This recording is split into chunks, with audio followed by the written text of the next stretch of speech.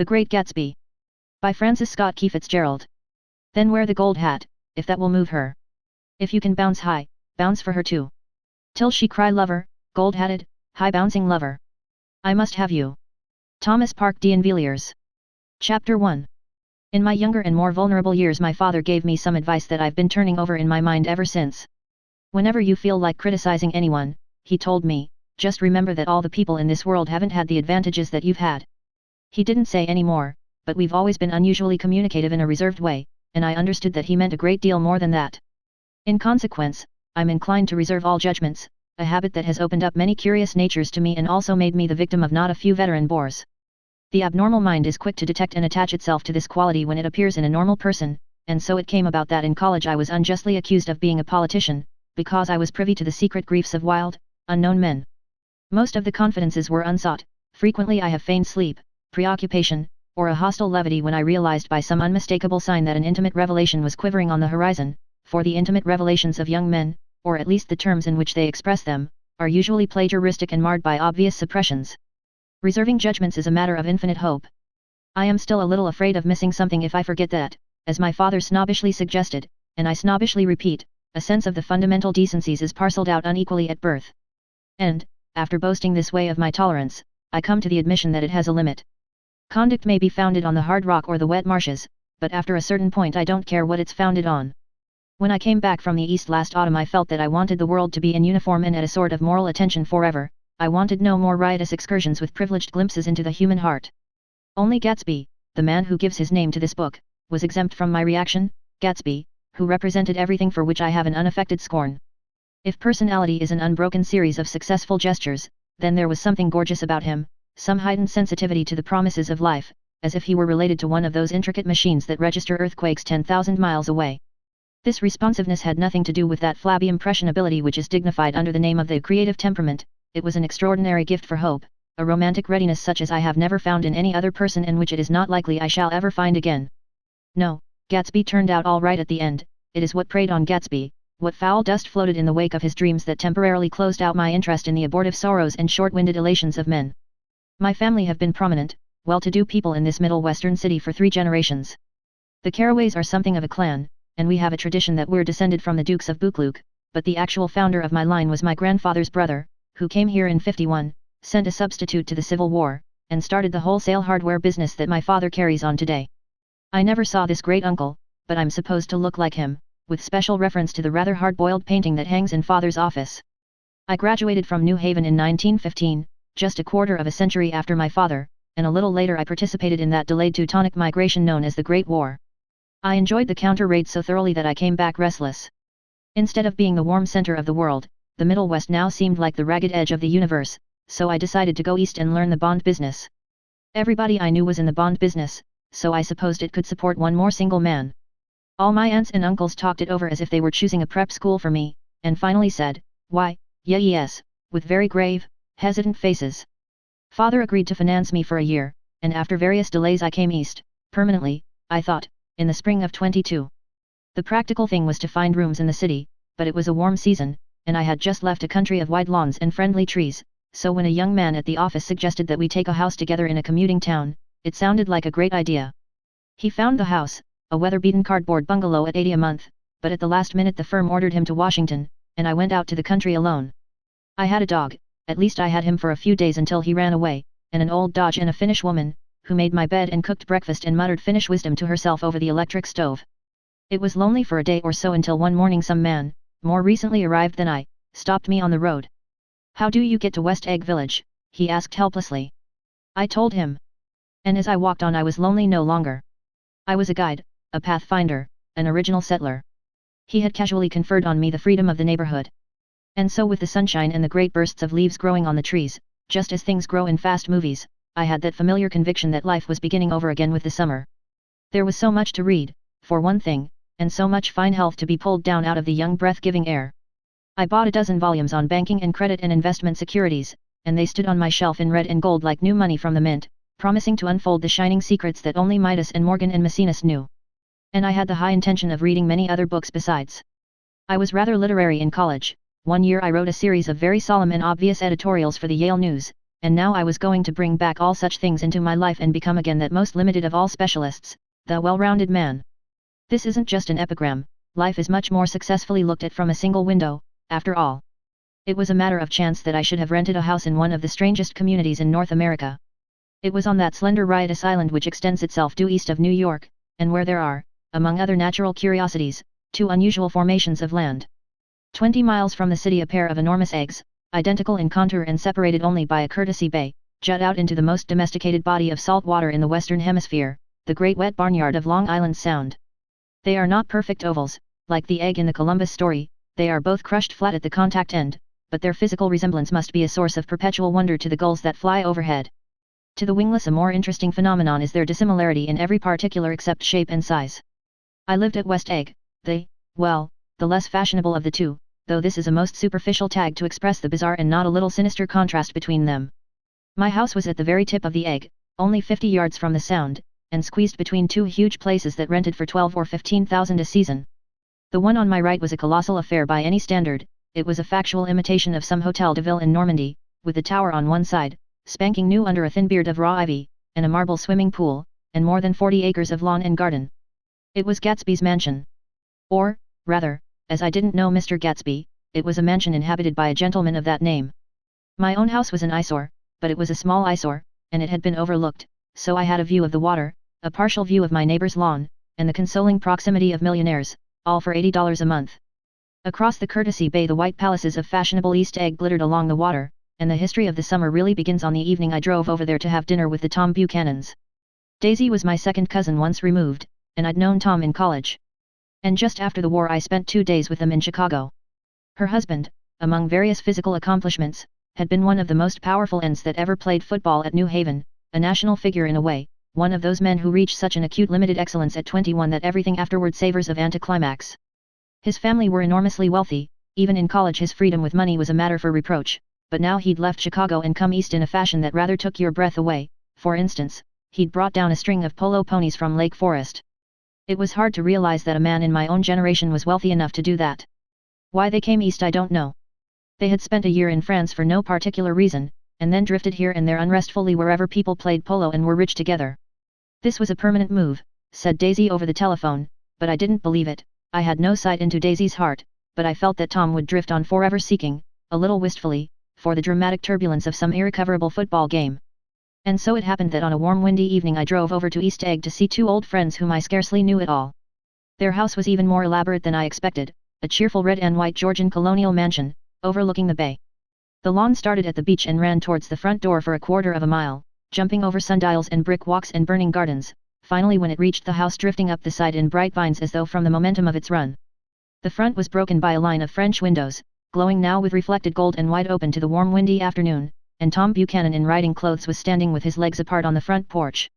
He had changed since his New Haven years. Now he was a sturdy straw-haired man of 30, with a rather hard mouth and a supercilious manner. Two shining arrogant eyes had established dominance over his face and gave him the appearance of always leaning aggressively forward. Not even the effeminate swank of his riding clothes could hide the enormous power of that body. He seemed to fill those glistening boots until he strained the top lacing, and you could see a great pack of muscle shifting when his shoulder moved under his thin coat. It was a body capable of enormous leverage, a cruel body. His speaking voice, a gruff husky tenor, added to the impression of fractiousness he conveyed. There was a touch of paternal contempt in it, even toward people he liked, and there were men at New Haven who had hated his guts. Now, don't think my opinion on these matters is final, he seemed to say, just because I'm stronger and more of a man than you are. We were in the same senior society, and while we were never intimate I always had the impression that he approved of me and wanted me to like him with some harsh, defiant wistfulness of his own. We talked for a few minutes on the sunny porch. I've got a nice place here, he said, his eyes flashing about restlessly. Turning me around by one arm, he moved a broad flat hand along the front vista, including in its sweep a sunken Italian garden, a half-acre of deep, pungent roses, and a snub-nosed motorboat that bumped the tide offshore. It belonged to Domain, the oil man.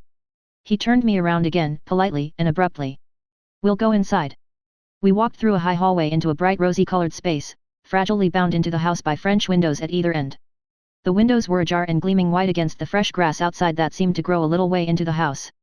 A breeze blew through the room, blew curtains in at one end and out the other like pale flags, twisting them up toward the frosted wedding cake of the ceiling, and then rippled over the wine-colored rug, making a shadow on it as wind does on the sea. The only completely stationary object in the room was an enormous couch on which two young women were buoyed up as though upon an anchored balloon. They were both in white, and their dresses were rippling and fluttering as if they had just been blown back in after a short flight around the house. I must have stood for a few moments listening to the whip and snap of the curtains and the groan of a picture on the wall. Then there was a boom as Tom Buchanan shut the rear windows and the caught wind died out about the room, and the curtains and the rugs and the two young women ballooned slowly to the floor. The younger of the two was a stranger to me. She was extended full length at her end of the divan, completely motionless, and with her chin raised a little, as if she were balancing something on it which was quite likely to fall. If she saw me out of the corner of her eyes she gave no hint of it. Indeed, I was almost surprised into murmuring an apology for having disturbed her by coming in. The other girl, Daisy, made an attempt to rise. She leaned slightly forward with a conscientious expression, then she laughed, an absurd, charming little laugh, and I laughed too and came forward into the room. I'm paralyzed with happiness. She laughed again, as if she said something very witty, and held my hand for a moment, looking up into my face, promising that there was no one in the world she so much wanted to see. That was a way she had. She hinted in a murmur that the surname of the balancing girl was Baker. I've heard it said that Daisy's murmur was only to make people lean toward her, an irrelevant criticism that made it no less charming. At any rate, Miss Baker's lips fluttered, she nodded at me almost imperceptibly, and then quickly tipped her head back again. The object she was balancing had obviously tottered a little and given her something of a fright. Again a sort of apology arose to my lips. Almost any exhibition of complete self-sufficiency draws a stunned tribute from me. I looked back at my cousin, who began to ask me questions in her low, thrilling voice. It was the kind of voice that the ear follows up and down, as if each speech is an arrangement of notes that will never be played again.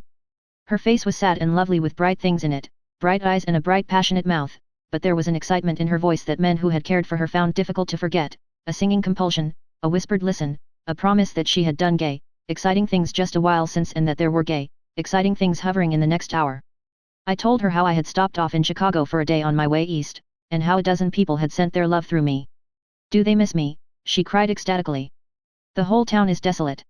All the cars have the left rear wheel painted black as a mourning wreath, and there's a persistent wail all night along the North Shore. How gorgeous! Let's go back, Tom. Tomorrow. Then she added irrelevantly, you ought to see the baby. I'd like to. She's asleep. She's 3 years old. Haven't you ever seen her? Never. Well, you ought to see her. She's... Tom Buchanan, who had been hovering restlessly about the room, stopped and rested his hand on my shoulder. What you doing, Nick? I'm a Bond man. Who with? I told him. Never heard of them, he remarked decisively. This annoyed me. You will, I answered shortly. You will if you stay in the East. Oh, I'll stay in the East, don't you worry, he said, glancing at Daisy and then back at me, as if he were alert for something more. I'd be a goddamned fool to live anywhere else. At this point Miss Baker said, absolutely, with such suddenness that I started. It was the first word she had uttered since I came into the room. Evidently it surprised her as much as it did me, for she yawned and with a series of rapid, deft movements stood up into the room. I'm stiff, she complained, I've been lying on that sofa for as long as I can remember.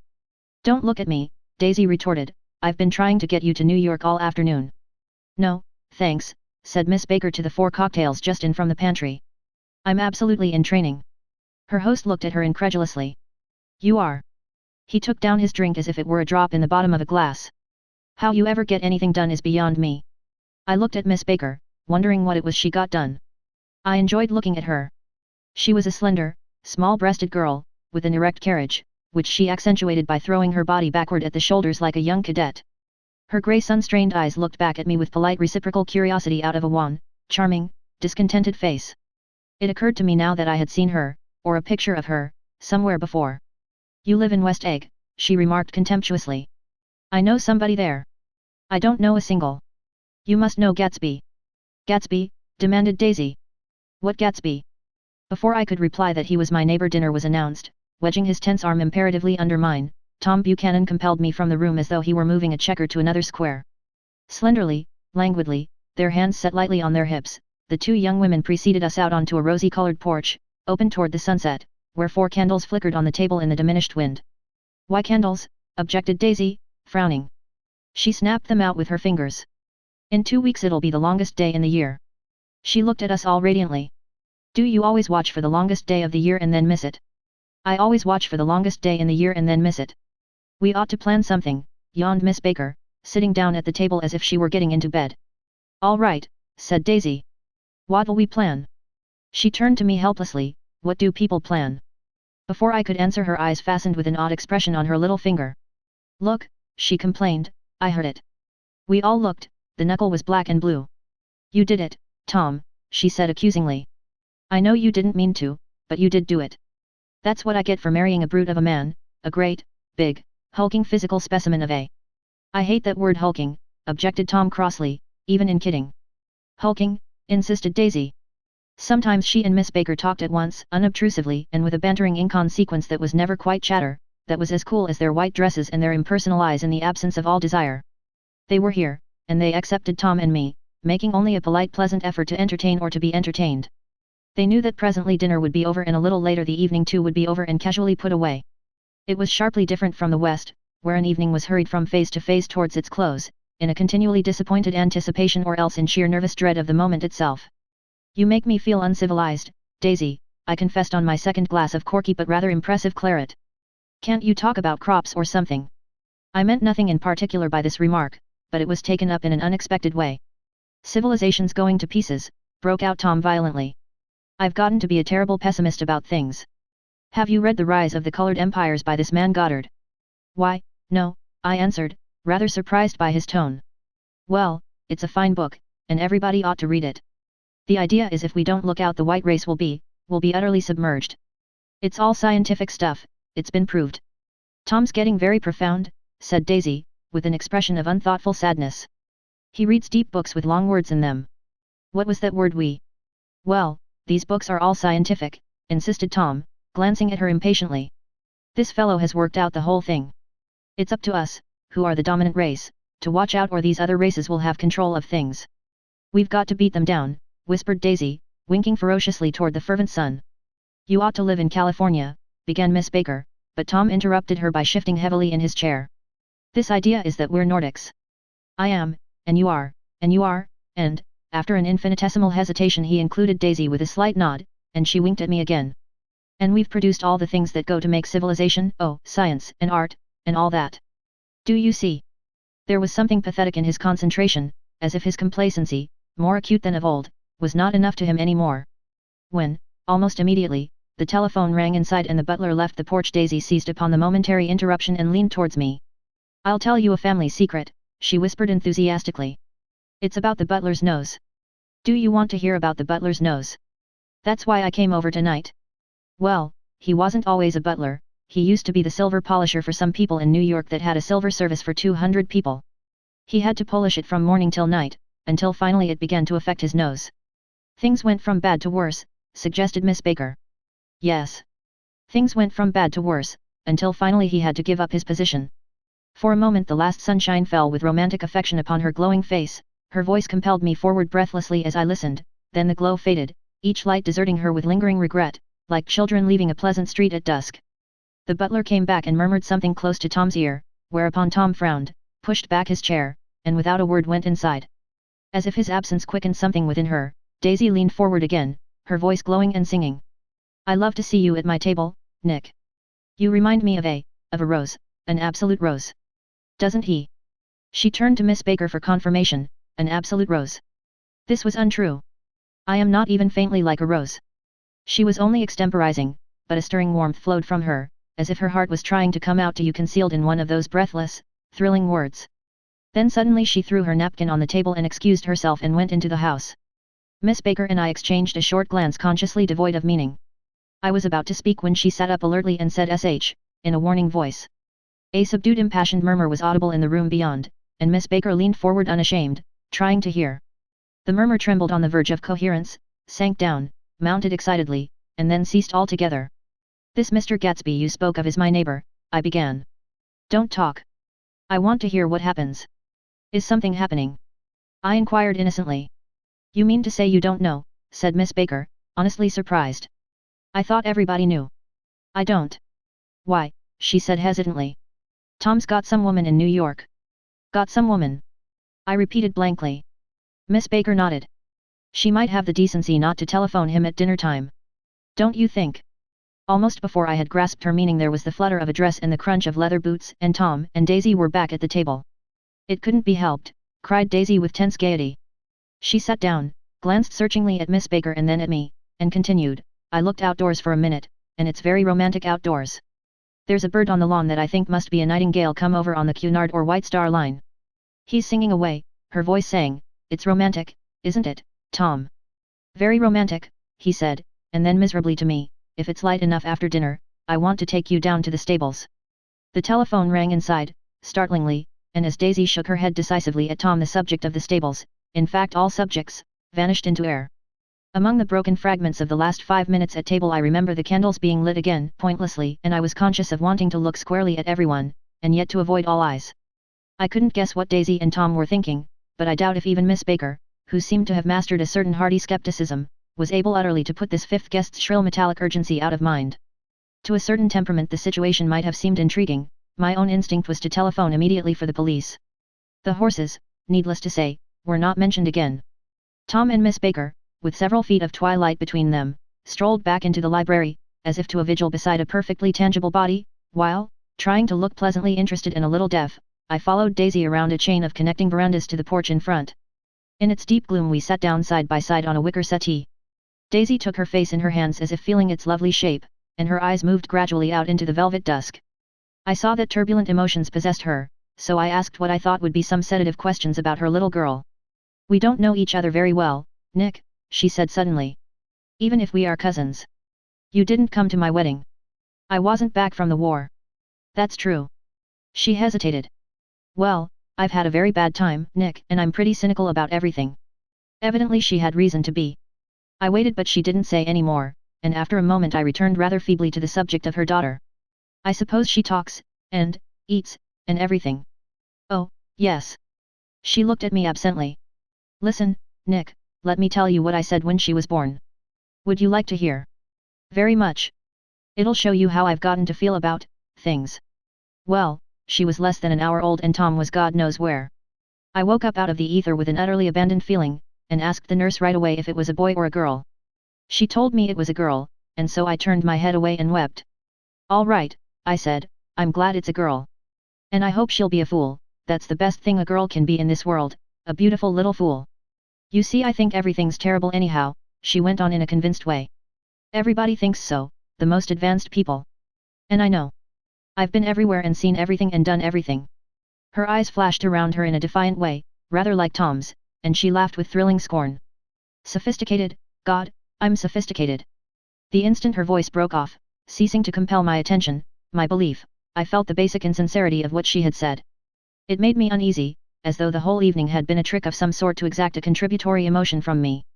I waited, and sure enough, in a moment she looked at me with an absolute smirk on her lovely face, as if she had asserted her membership in a rather distinguished secret society to which she and Tom belonged. Inside, the crimson room bloomed with light. Tom and Miss Baker sat at either end of the long couch and she read aloud to him from the Saturday Evening Post, the words, murmurous and uninflected, running together in a soothing tune. The lamplight, bright on his boots and dull on the autumn leaf yellow of her hair, glinted along the paper as she turned a page with a flutter of slender muscles in her arms. When we came in she held us silent for a moment with a lifted hand. To be continued, she said, tossing the magazine on the table, in our very next issue. Her body asserted itself with a restless movement of her knee, and she stood up. 10 o'clock, she remarked, apparently finding the time on the ceiling. Time for this good girl to go to bed. Jordan's going to play in the tournament tomorrow, explained Daisy, over at Westchester. Oh, you're Jordan Baker. I knew now why her face was familiar, its pleasing contemptuous expression had looked out at me from many rotogravure pictures of the sporting life at Asheville and Hot Springs and Palm Beach. I had heard some story of her too, a critical, unpleasant story, but what it was I had forgotten long ago. Good night, she said softly. Wake me at 8, won't you? If you'll get up. I will. Good night, Mr. Carraway. See you anon. Of course you will, confirmed Daisy. In fact I think I'll arrange a marriage. Come over often, Nick, and I'll sort of, fling you together. You know, lock you up accidentally in linen closets and push you out to sea in a boat, and all that sort of thing. Good night, called Miss Baker from the stairs. I haven't heard a word. She's a nice girl, said Tom after a moment. They oughtn't to let her run around the country this way. Who oughtn't to? Inquired Daisy coldly. Her family. Her family is one aunt about 1,000 years old. Besides, Nick's going to look after her, aren't you, Nick? She's going to spend lots of weekends out here this summer. I think the home influence will be very good for her. Daisy and Tom looked at each other for a moment in silence. Is she from New York? I asked quickly. From Louisville. Our white girlhood was passed together there. Our beautiful white. Did you give Nick a little heart-to-heart talk on the veranda? Demanded Tom suddenly. Did I? She looked at me. I can't seem to remember, but I think we talked about the Nordic race. Yes, I'm sure we did.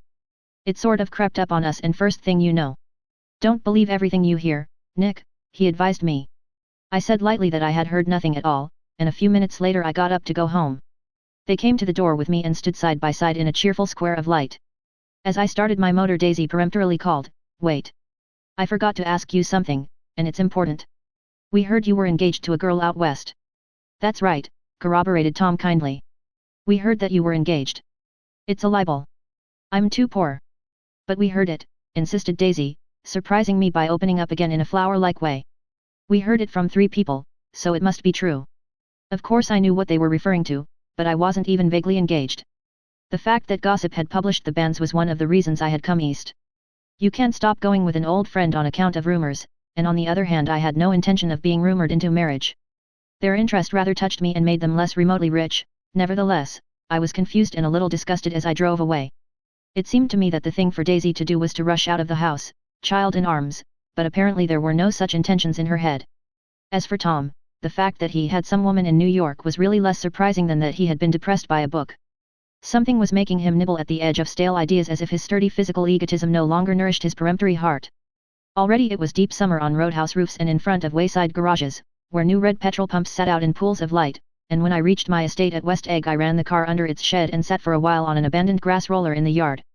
The wind had blown off, leaving a loud, bright night, with wings beating in the trees and a persistent organ sound as the full bellows of the earth blew the frogs full of life. The silhouette of a moving cat wavered across the moonlight, and, turning my head to watch it, I saw that I was not alone. 50 feet away a figure had emerged from the shadow of my neighbor's mansion and was standing with his hands in his pockets regarding the silver pepper of the stars.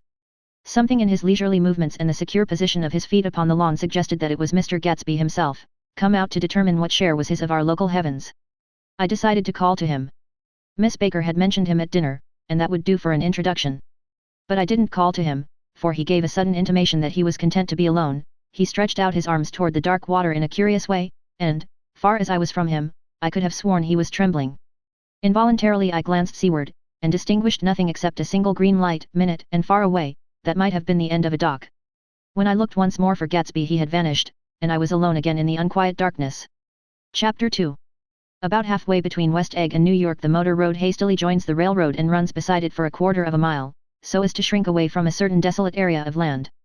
This is a valley of ashes, a fantastic farm where ashes grow like wheat into ridges and hills and grotesque gardens, where ashes take the forms of houses and chimneys and rising smoke and, finally, with the transcendent effort, of ash-grey men, who move dimly and already crumbling through the powdery air. Occasionally a line of grey cars crawls along an invisible track, gives out a ghastly creak, and comes to rest, and immediately the ash-grey men swarm up with leaden spades and stir up an impenetrable cloud, which screens their obscure operations from your sight. But above the grey land and the spasms of bleak dust which drift endlessly over it, you perceive, after a moment, the eyes of Dr. T.J. Eckelberg. The eyes of Dr. T.J. Eckelberg are blue and gigantic, their retinas are 1 yard high. They look out of no face, but, instead, from a pair of enormous yellow spectacles which pass over a non-existent nose. Evidently some wild wag of an oculist set them there to fatten his practice in the borough of Queens, and then sank down himself into eternal blindness, or forgot them and moved away.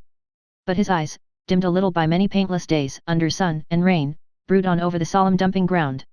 The Valley of Ashes is bounded on one side by a small foul river, and, when the drawbridge is up to let barges through, the passengers on waiting trains can stare at the dismal scene for as long as half an hour. There is always a halt there of at least a minute, and it was because of this that I first met Tom Buchanan's mistress. The fact that he had one was insisted upon wherever he was known. His acquaintances resented the fact that he turned up in popular cafes with her and, leaving her at a table, sauntered about, chatting with whomsoever he knew. Though I was curious to see her, I had no desire to meet her, but I did. I went up to New York with Tom on the train one afternoon, and when we stopped by the ash heaps he jumped to his feet and, taking hold of my elbow, literally forced me from the car. "We're getting off," he insisted. "I want you to meet my girl." I think he'd tanked up a good deal at luncheon, and his determination to have my company bordered on violence. The supercilious assumption was that on Sunday afternoon I had nothing better to do. I followed him over a low whitewashed railroad fence, and we walked back 100 yards along the road under Dr. Eckelberg's persistent stare. The only building in sight was a small block of yellow brick sitting on the edge of the wasteland, a sort of compact main street ministering to it, and contiguous to absolutely nothing.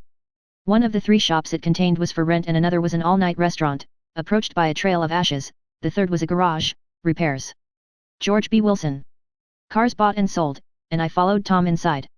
The interior was unprosperous and bare, the only car visible was the dust-covered wreck of a Ford which crouched in a dim corner. It had occurred to me that this shadow of a garage must be a blind, and that sumptuous and romantic apartments were concealed overhead, when the proprietor himself appeared in the door of an office, wiping his hands on a piece of waste. He was a blond, spiritless man, anemic, and faintly handsome. When he saw us a damp gleam of hope sprang into his light blue eyes. "Hello, Wilson, old man," said Tom, slapping him jovially on the shoulder. "How's business?" "I can't complain," answered Wilson unconvincingly. "When are you going to sell me that car?" "Next week, I've got my man working on it now." "Works pretty slow, don't he?" "No, he doesn't," said Tom coldly. "And if you feel that way about it, maybe I'd better sell it somewhere else after all." "I don't mean that," explained Wilson quickly. "I just meant..." His voice faded off and Tom glanced impatiently around the garage. Then I heard footsteps on a stairs, and in a moment the thickish figure of a woman blocked out the light from the office door. She was in the middle 30s, and faintly stout, but she carried her flesh sensuously as some women can. Her face, above a spotted dress of dark blue crepe de chine, contained no facet or gleam of beauty, but there was an immediately perceptible vitality about her as if the nerves of her body were continually smoldering. She smiled slowly and, walking through her husband as if he were a ghost, shook hands with Tom, looking him flush in the eye. Then she wet her lips, and without turning around spoke to her husband in a soft, coarse voice. "Get some chairs, why don't you, so somebody can sit down?" "Oh, sure," agreed Wilson hurriedly, and went toward the little office, mingling immediately with the cement color of the walls. A white ashen dust veiled his dark suit and his pale hair as it veiled everything in the vicinity, except his wife, who moved close to Tom. "I want to see you," said Tom intently. "Get on the next train." "All right. I'll meet you by the newsstand on the lower level." She nodded and moved away from him just as George Wilson emerged with 2 chairs from his office door. We waited for her down the road and out of sight. It was a few days before the 4th of July, and a grey, scrawny Italian child was setting torpedoes in a row along the railroad track.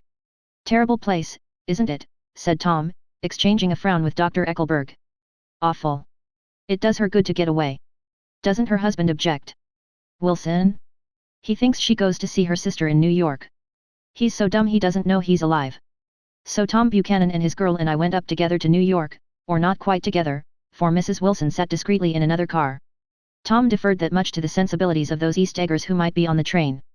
She had changed her dress to a brown figured muslin, which stretched tight over her rather wide hips as Tom helped her to the platform in New York.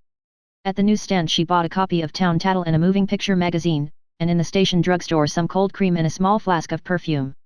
Upstairs, in the solemn echoing drive she let 4 taxicabs drive away before she selected a new one, lavender-colored with grey upholstery, and in this we slid out from the mass of the station into the glowing sunshine. But immediately she turned sharply from the window and, leaning forward, tapped on the front glass.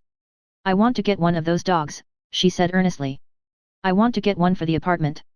They're nice to have, a dog." We backed up to a grey old man who bore an absurd resemblance to John D. Rockefeller. In a basket swung from his neck cowered a dozen very recent puppies of an indeterminate breed. "What kind are they?" asked Mrs. Wilson eagerly, as he came to the taxi window. "All kinds." "What kind do you want, lady?" "I'd like to get one of those police dogs, I don't suppose you got that kind." The man peered doubtfully into the basket, plunged in his hand and drew one up, wriggling, by the back of the neck. "That's no police dog," said Tom. "No, it's not exactly a police dog," said the man with disappointment in his voice. "It's more of an Airedale."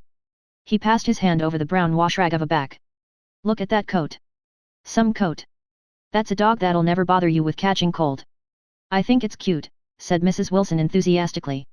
"How much is it?" "That dog." He looked at it admiringly. "That dog will cost you $10. The Airedale, undoubtedly there was an Airedale concerned in it somewhere, though its feet were startlingly white, changed hands and settled down into Mrs. Wilson's lap, where she fondled the weatherproof coat with rapture. "Is it a boy or a girl?" she asked delicately. "That dog? That dog's a boy." "It's a bitch," said Tom decisively. "Here's your money. Go and buy 10 more dogs with it." We drove over to Fifth Avenue, warm and soft, almost pastoral, on the summer Sunday afternoon. I wouldn't have been surprised to see a great flock of white sheep turn the corner. Hold on, I said, I have to leave you here. No you don't, interposed Tom quickly. Myrtle'll be hurt if you don't come up to the apartment. Won't you, Myrtle? Come on, she urged. I'll telephone my sister Catherine. She's said to be very beautiful by people who ought to know. Well, I'd like to, but... We went on, cutting back again over the park toward the West Hundreds. At 158th Street the cab stopped at one slice in a long white cake of apartment houses. Throwing a regal homecoming glance around the neighborhood, Mrs. Wilson gathered up her dog and her other purchases, and went haughtily in. I'm going to have the McKees come up, she announced as we rose in the elevator. And, of course, I got to call up my sister, too. The apartment was on the top floor, a small living room, a small dining room, a small bedroom, and a bath. The living room was crowded to the doors with a set of tapestried furniture entirely too large for it, so that to move about was to stumble continually over scenes of ladies swinging in the gardens of Versailles. The only picture was an over-enlarged photograph, apparently a hen sitting on a blurred rock. Looked at from a distance, however, the hen resolved itself into a bonnet, and the countenance of a stout old lady beamed down into the room. Several old copies of Town Tattle lay on the table together with a copy of Simon Called Peter, and some of the small scandal magazines of Broadway. Mrs. Wilson was first concerned with the dog. A reluctant elevator boy went for a box full of straw and some milk, to which he added on his own initiative a tin of large, hard dog biscuits, one of which decomposed apathetically in the saucer of milk all afternoon. Meanwhile Tom brought out a bottle of whiskey from a locked bureau door. I have been drunk just twice in my life, and the second time was that afternoon, so everything that happened has a dim, hazy cast over it, although until after 8 o'clock the apartment was full of cheerful sun. Sitting on Tom's lap Mrs. Wilson called up several people on the telephone, then there were no cigarettes, and I went out to buy some at the drugstore on the corner. When I came back they had both disappeared, so I sat down discreetly in the living room and read a chapter of Simon Called Peter, either it was terrible stuff or the whiskey distorted things, because it didn't make any sense to me. Just as Tom and Myrtle, after the first drink Mrs. Wilson and I called each other by our first names, reappeared, company commenced to arrive at the apartment door. The sister, Catherine, was a slender, worldly girl of about 30, with a solid, sticky bob of red hair, and a complexion powdered milky white. Her eyebrows had been plucked and then drawn on again at a more rakish angle, but the efforts of nature toward the restoration of the old alignment gave a blurred air to her face. When she moved about there was an incessant clicking as innumerable pottery bracelets jingled up and down upon her arms. She came in with such a proprietary haste, and looked around so possessively at the furniture that I wondered if she lived here. But when I asked her she laughed immoderately, repeated my question aloud, and told me she lived with a girlfriend at a hotel. Mr. McKee was a pale, feminine man from the flat below. He had just shaved, for there was a white spot of lather on his cheekbone, and he was most respectful in his greeting to everyone in the room. He informed me that he was in the artistic game, and I gathered later that he was a photographer and had made the dim enlargement of Mrs. Wilson's mother which hovered like an ectoplasm on the wall. His wife was shrill, languid, handsome, and horrible. She told me with pride that her husband had photographed her 127 times since they had been married. Mrs. Wilson had changed her costume some time before, and was now attired in an elaborate afternoon dress of cream-colored chiffon, which gave out a continual rustle as she swept about the room. With the influence of the dress her personality had also undergone a change. The intense vitality that had been so remarkable in the garage was converted into impressive hauteur. Her laughter, her gestures, her assertions became more violently affected moment by moment, and as she expanded the room grew smaller around her, until she seemed to be revolving on a noisy, creaking pivot through the smoky air. My dear, she told her sister in a high, mincing shout, most of these fellas will cheat you every time. All they think of is money. I had a woman up here last week to look at my feet, and when she gave me the bill you'd have thought she had my appendicitis out. What was the name of the woman? Asked Mrs. McKee. Mrs. Eberhardt. She goes around looking at people's feet in their own homes. I like your dress, remarked Mrs. McKee, I think it's adorable. Mrs. Wilson rejected the compliment by raising her eyebrow in disdain. It's just a crazy old thing, she said. I just slip it on sometimes when I don't care what I look like. But it looks wonderful on you, if you know what I mean, pursued Mrs. McKee. If Chester could only get you in that pose I think he could make something of it. We all looked in silence at Mrs. Wilson, who removed a strand of hair from over her eyes and looked back at us with a brilliant smile. Mr. McKee regarded her intently with his head on one side, and then moved his hand back and forth slowly in front of his face. I should change the light, he said after a moment. I'd like to bring out the modeling of the features. And I'd try to get hold of all the back hair. I wouldn't think of changing the light, cried Mrs. McKee. I think it's... Her husband said sh, and we all looked at the subject again, whereupon Tom Buchanan yawned audibly and got to his feet. You McKees have something to drink, he said. Get some more ice and mineral water, Myrtle, before everybody goes to sleep. I told that boy about the ice. Myrtle raised her eyebrows in despair at the shiftlessness of the lower orders. These people. You have to keep after them all the time. She looked at me and laughed pointlessly. Then she flounced over to the dog, kissed it with ecstasy, and swept into the kitchen, implying that a dozen chefs awaited her orders there. I've done some nice things out on Long Island, asserted Mr. McKee. Tom looked at him blankly. 2 of them we have framed downstairs. 2 what? Demanded Tom. 2 studies. One of them I call Montauk Point, the gulls, and the other I call Montauk Point, the sea. The sister Catherine sat down beside me on the couch. Do you live down on Long Island, too? She inquired. I live at West Egg. Really? I was down there at a party about a month ago. At a man named Gatsby's. Do you know him? I live next door to him. Well, they say he's a nephew or a cousin of Kaiser Wilhelm's. That's where all his money comes from. Really? She nodded. I'm scared of him. I'd hate to have him get anything on me. This absorbing information about my neighbor was interrupted by Mrs. McKee's pointing suddenly at Catherine. Chester, I think you could do something with her, she broke out, but Mr. McKee only nodded in a bored way, and turned his attention to Tom. I'd like to do more work on Long Island, if I could get the entry. All I ask is that they should give me a start. Ask Myrtle, said Tom, breaking into a short shout of laughter as Mrs. Wilson entered with a tray. She'll give you a letter of introduction, won't you, Myrtle? Do what? She asked, startled. You'll give McKee a letter of introduction to your husband, so he can do some studies of him. His lips moved silently for a moment as he invented, George B. Wilson at the gasoline pump, or something like that. Catherine leaned close to me and whispered in my ear. Neither of them can stand the person they're married to. Can't they? Can't stand them. She looked at Myrtle and then at Tom. What I say is, why go on living with them if they can't stand them? If I was them I'd get a divorce and get married to each other right away. Doesn't she like Wilson either?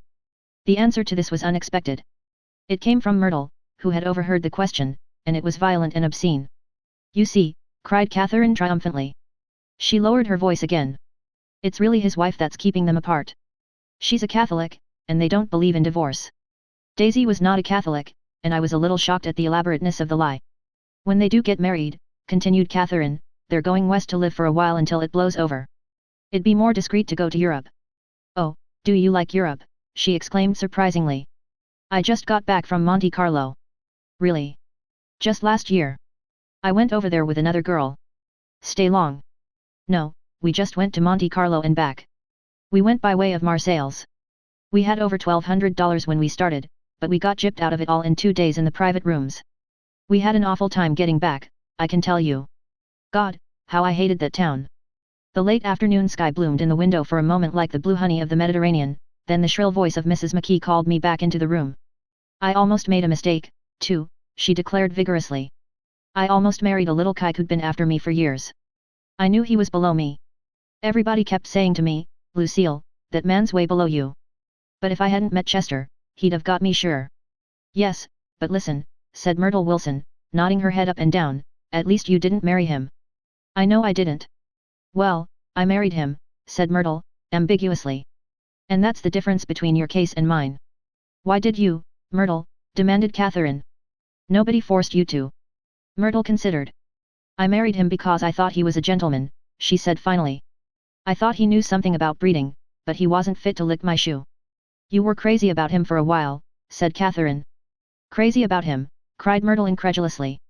Who said I was crazy about him? I never was any more crazy about him than I was about that man there. She pointed suddenly at me, and everyone looked at me accusingly. I tried to show by my expression that I expected no affection. The only crazy I was when I married him. I knew right away I made a mistake. He borrowed somebody's best suit to get married in, and never even told me about it, and the man came after it one day when he was out. Oh, is that your suit? I said. This is the first I ever heard about it. But I gave it to him and then I lay down and cried to beat the band all afternoon. She really ought to get away from him, resumed Catherine to me. They've been living over that garage for 11 years. And Tom's the first sweetie she ever had. The bottle of whiskey, a second one, was now in constant demand by all present, excepting Catherine, who felt just as good on nothing at all. Tom rang for the janitor and sent him for some celebrated sandwiches, which were a complete supper in themselves. I wanted to get out and walk eastward toward the park through the soft twilight, but each time I tried to go I became entangled in some wild, strident argument which pulled me back, as if with ropes, into my chair. Yet high over the city our line of yellow windows must have contributed their share of human secrecy to the casual watcher in the darkening streets, and I saw him too, looking up and wondering. I was within and without, simultaneously enchanted and repelled by the inexhaustible variety of life. Myrtle pulled her chair close to mine, and suddenly her warm breath poured over me the story of her first meeting with Tom. It was on the two little seats facing each other that are always the last ones left on the train. I was going up to New York to see my sister and spend the night. He had on a dress suit and patent leather shoes, and I couldn't keep my eyes off him, but every time he looked at me I had to pretend to be looking at the advertisement over his head. When we came into the station he was next to me, and his white shirt front pressed against my arm, and so I told him I'd have to call a policeman, but he knew I lied. I was so excited that when I got into a taxi with him I didn't hardly know I wasn't getting into a subway train. All I kept thinking about, over and over, was you can't live forever, you can't live forever. She turned to Mrs. McKee and the room rang full of her artificial laughter.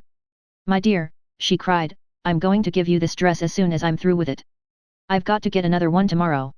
I'm going to make a list of all the things I've got to get.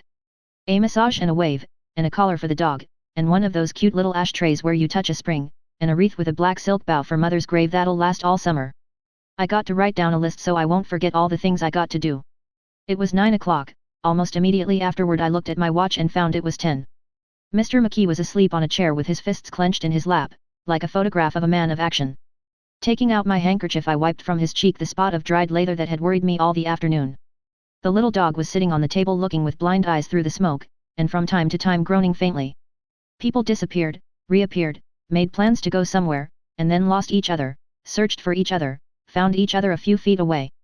Sometime toward midnight Tom Buchanan and Mrs. Wilson stood face to face discussing, in impassioned voices, whether Mrs. Wilson had any right to mention Daisy's name. Daisy! Daisy! Daisy! Shouted Mrs. Wilson. I'll say it whenever I want to. Daisy! Die! Making a short deft movement, Tom Buchanan broke her nose with his open hand. Then there were bloody towels upon the bathroom floor, and women's voices scolding, and high over the confusion a long broken wail of pain. Mr. McKee awoke from his doze and started in a daze toward the door. When he had gone halfway he turned around and stared at the scene, his wife and Catherine scolding and consoling as they stumbled here and there among the crowded furniture with articles of aid, and the despairing figure on the couch, bleeding fluently, and trying to spread a copy of Town Tattle over the tapestry scenes of Versailles. Then Mr. McKee turned and continued on out the door. Taking my hat from the chandelier, I followed. Come to lunch someday, he suggested, as we groaned down in the elevator. Where? Anywhere. Keep your hands off the lever, snapped the elevator boy. I beg your pardon, said Mr. McKee with dignity, I didn't know I was touching it. All right, I agreed, I'll be glad to. I was standing beside his bed and he was sitting up between the sheets, clad in his underwear, with a great portfolio in his hands. Beauty and the Beast. Loneliness. Old Grocery Horse. Brook and Bridge. Then I was lying half asleep in the cold lower level of the Pennsylvania station, staring at the Morning Tribune, and waiting for the 4 o'clock train. Chapter 3. There was music from my neighbor's house through the summer nights. In his blue gardens men and girls came and went like moths among the whisperings and the champagne and the stars.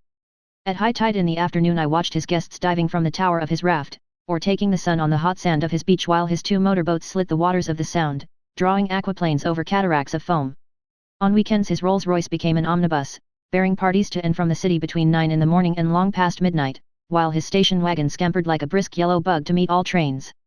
And on Mondays 8 servants, including an extra gardener, toiled all day with mops and scrubbing brushes and hammers and garden shears, repairing the ravages of the night before. Every Friday 5 crates of oranges and lemons arrived from a fruiter in New York. Every Monday these same oranges and lemons left his back door in a pyramid of pulpless halves. There was a machine in the kitchen which could extract the juice of 200 oranges in half an hour if a little button was pressed 200 times by a butler's thumb. At least once a fortnight a corps of caterers came down with several hundred feet of canvas and enough colored lights to make a Christmas tree of Gatsby's enormous garden. On buffet tables, garnished with glistening hors d'oeuvre, spiced baked hams crowded against salads of harlequin designs and pastry pigs and turkeys bewitched to a dark gold. In the main hall a bar with a real brass rail was set up, and stocked with gins and liquors and with cordials so long forgotten that most of his female guests were too young to know one from another. By 7 o'clock the orchestra has arrived, no thin 5-piece affair, but a whole pitful of oboes and trombones and saxophones and viols and cornets and piccolos, and low and high drums. The last swimmers have come in from the beach now and are dressing upstairs. The cars from New York are parked 5 deep in the drive, and already the halls and salons and verandas are gaudy with primary colors, and hair bobbed in strange new ways, and shawls beyond the dreams of Castile. The bar is in full swing, and floating rounds of cocktails permeate the garden outside, until the air is alive with chatter and laughter, and casual innuendo and introductions forgotten on the spot, and enthusiastic meetings between women who never knew each other's names. The lights grow brighter as the earth lurches away from the sun, and now the orchestra is playing yellow cocktail music, and the opera of voices pitches a key higher. Laughter is easier minute by minute, spilled with prodigality, tipped out at a cheerful word. The groups change more swiftly, swell with new arrivals, dissolve and form in the same breath. Already there are wanderers, confident girls who weave here and there among the stouter and more stable, become for a sharp, joyous moment the center of a group, and then, excited with triumph, glide on through the sea change of faces and voices and color under the constantly changing light. Suddenly one of these gypsies, in trembling opal, seizes a cocktail out of the air, dumps it down for courage and, moving her hands like Frisco, dances out alone on the canvas platform. A momentary hush, the orchestra leader varies his rhythm obligingly for her, and there is a burst of chatter as the erroneous news goes around that she is Gilda Gray's understudy from the Follies. The party has begun. I believe that on the first night I went to Gatsby's house I was one of the few guests who had actually been invited. People were not invited, they went there. They got into automobiles which bore them out to Long Island, and somehow they ended up at Gatsby's door.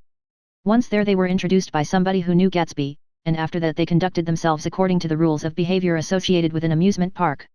Sometimes they came and went without having met Gatsby at all, came for the party with a simplicity of heart that was its own ticket of admission. I had been actually invited. A chauffeur in a uniform of robin's egg blue crossed my lawn early that Saturday morning with a surprisingly formal note from his employer. The honor would be entirely Gatsby's, it said, if I would attend his little party that night.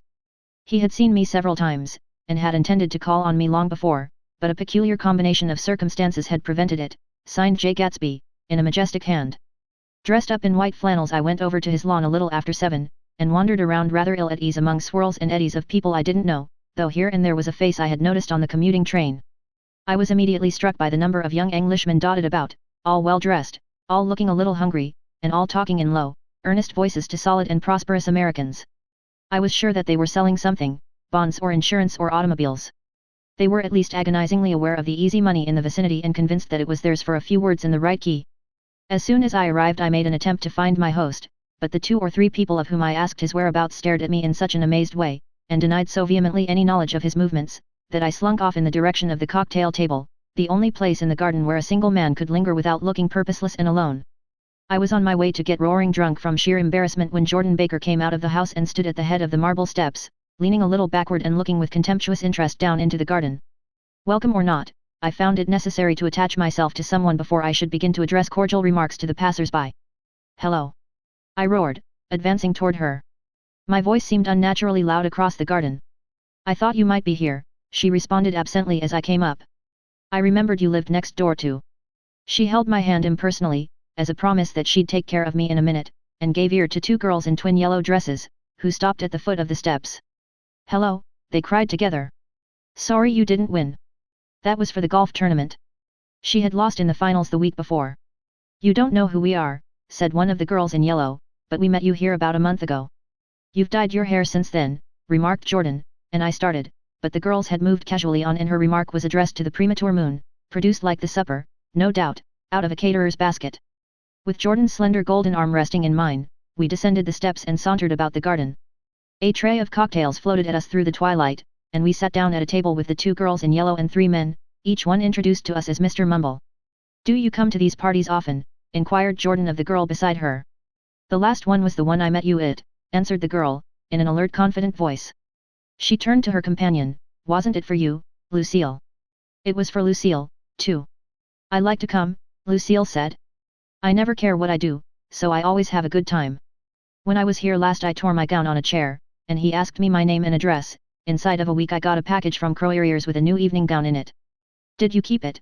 Asked Jordan. Sure I did. I was going to wear it tonight, but it was too big in the bust and had to be altered. It was gas blue with lavender beads. $265. There's something funny about a fellow that'll do a thing like that, said the other girl eagerly. He doesn't want any trouble with anybody. Who doesn't? I inquired. Gatsby. Somebody told me. The 2 girls and Jordan leaned together confidentially. Somebody told me they thought he killed a man once. A thrill passed over all of us. The 3 Mr. Mumbles bent forward and listened eagerly. I don't think it's so much that, argued Lucille skeptically, it's more that he was a German spy during the war. One of the men nodded in confirmation. I heard that from a man who knew all about him, grew up with him in Germany. he assured us positively. Oh, no, said the first girl, it couldn't be that, because he was in the American Army during the war.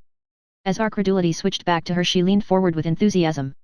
You look at him sometimes when he thinks nobody's looking at him. I'll bet he killed a man. She narrowed her eyes and shivered. Lucille shivered. We all turned and looked around for Gatsby.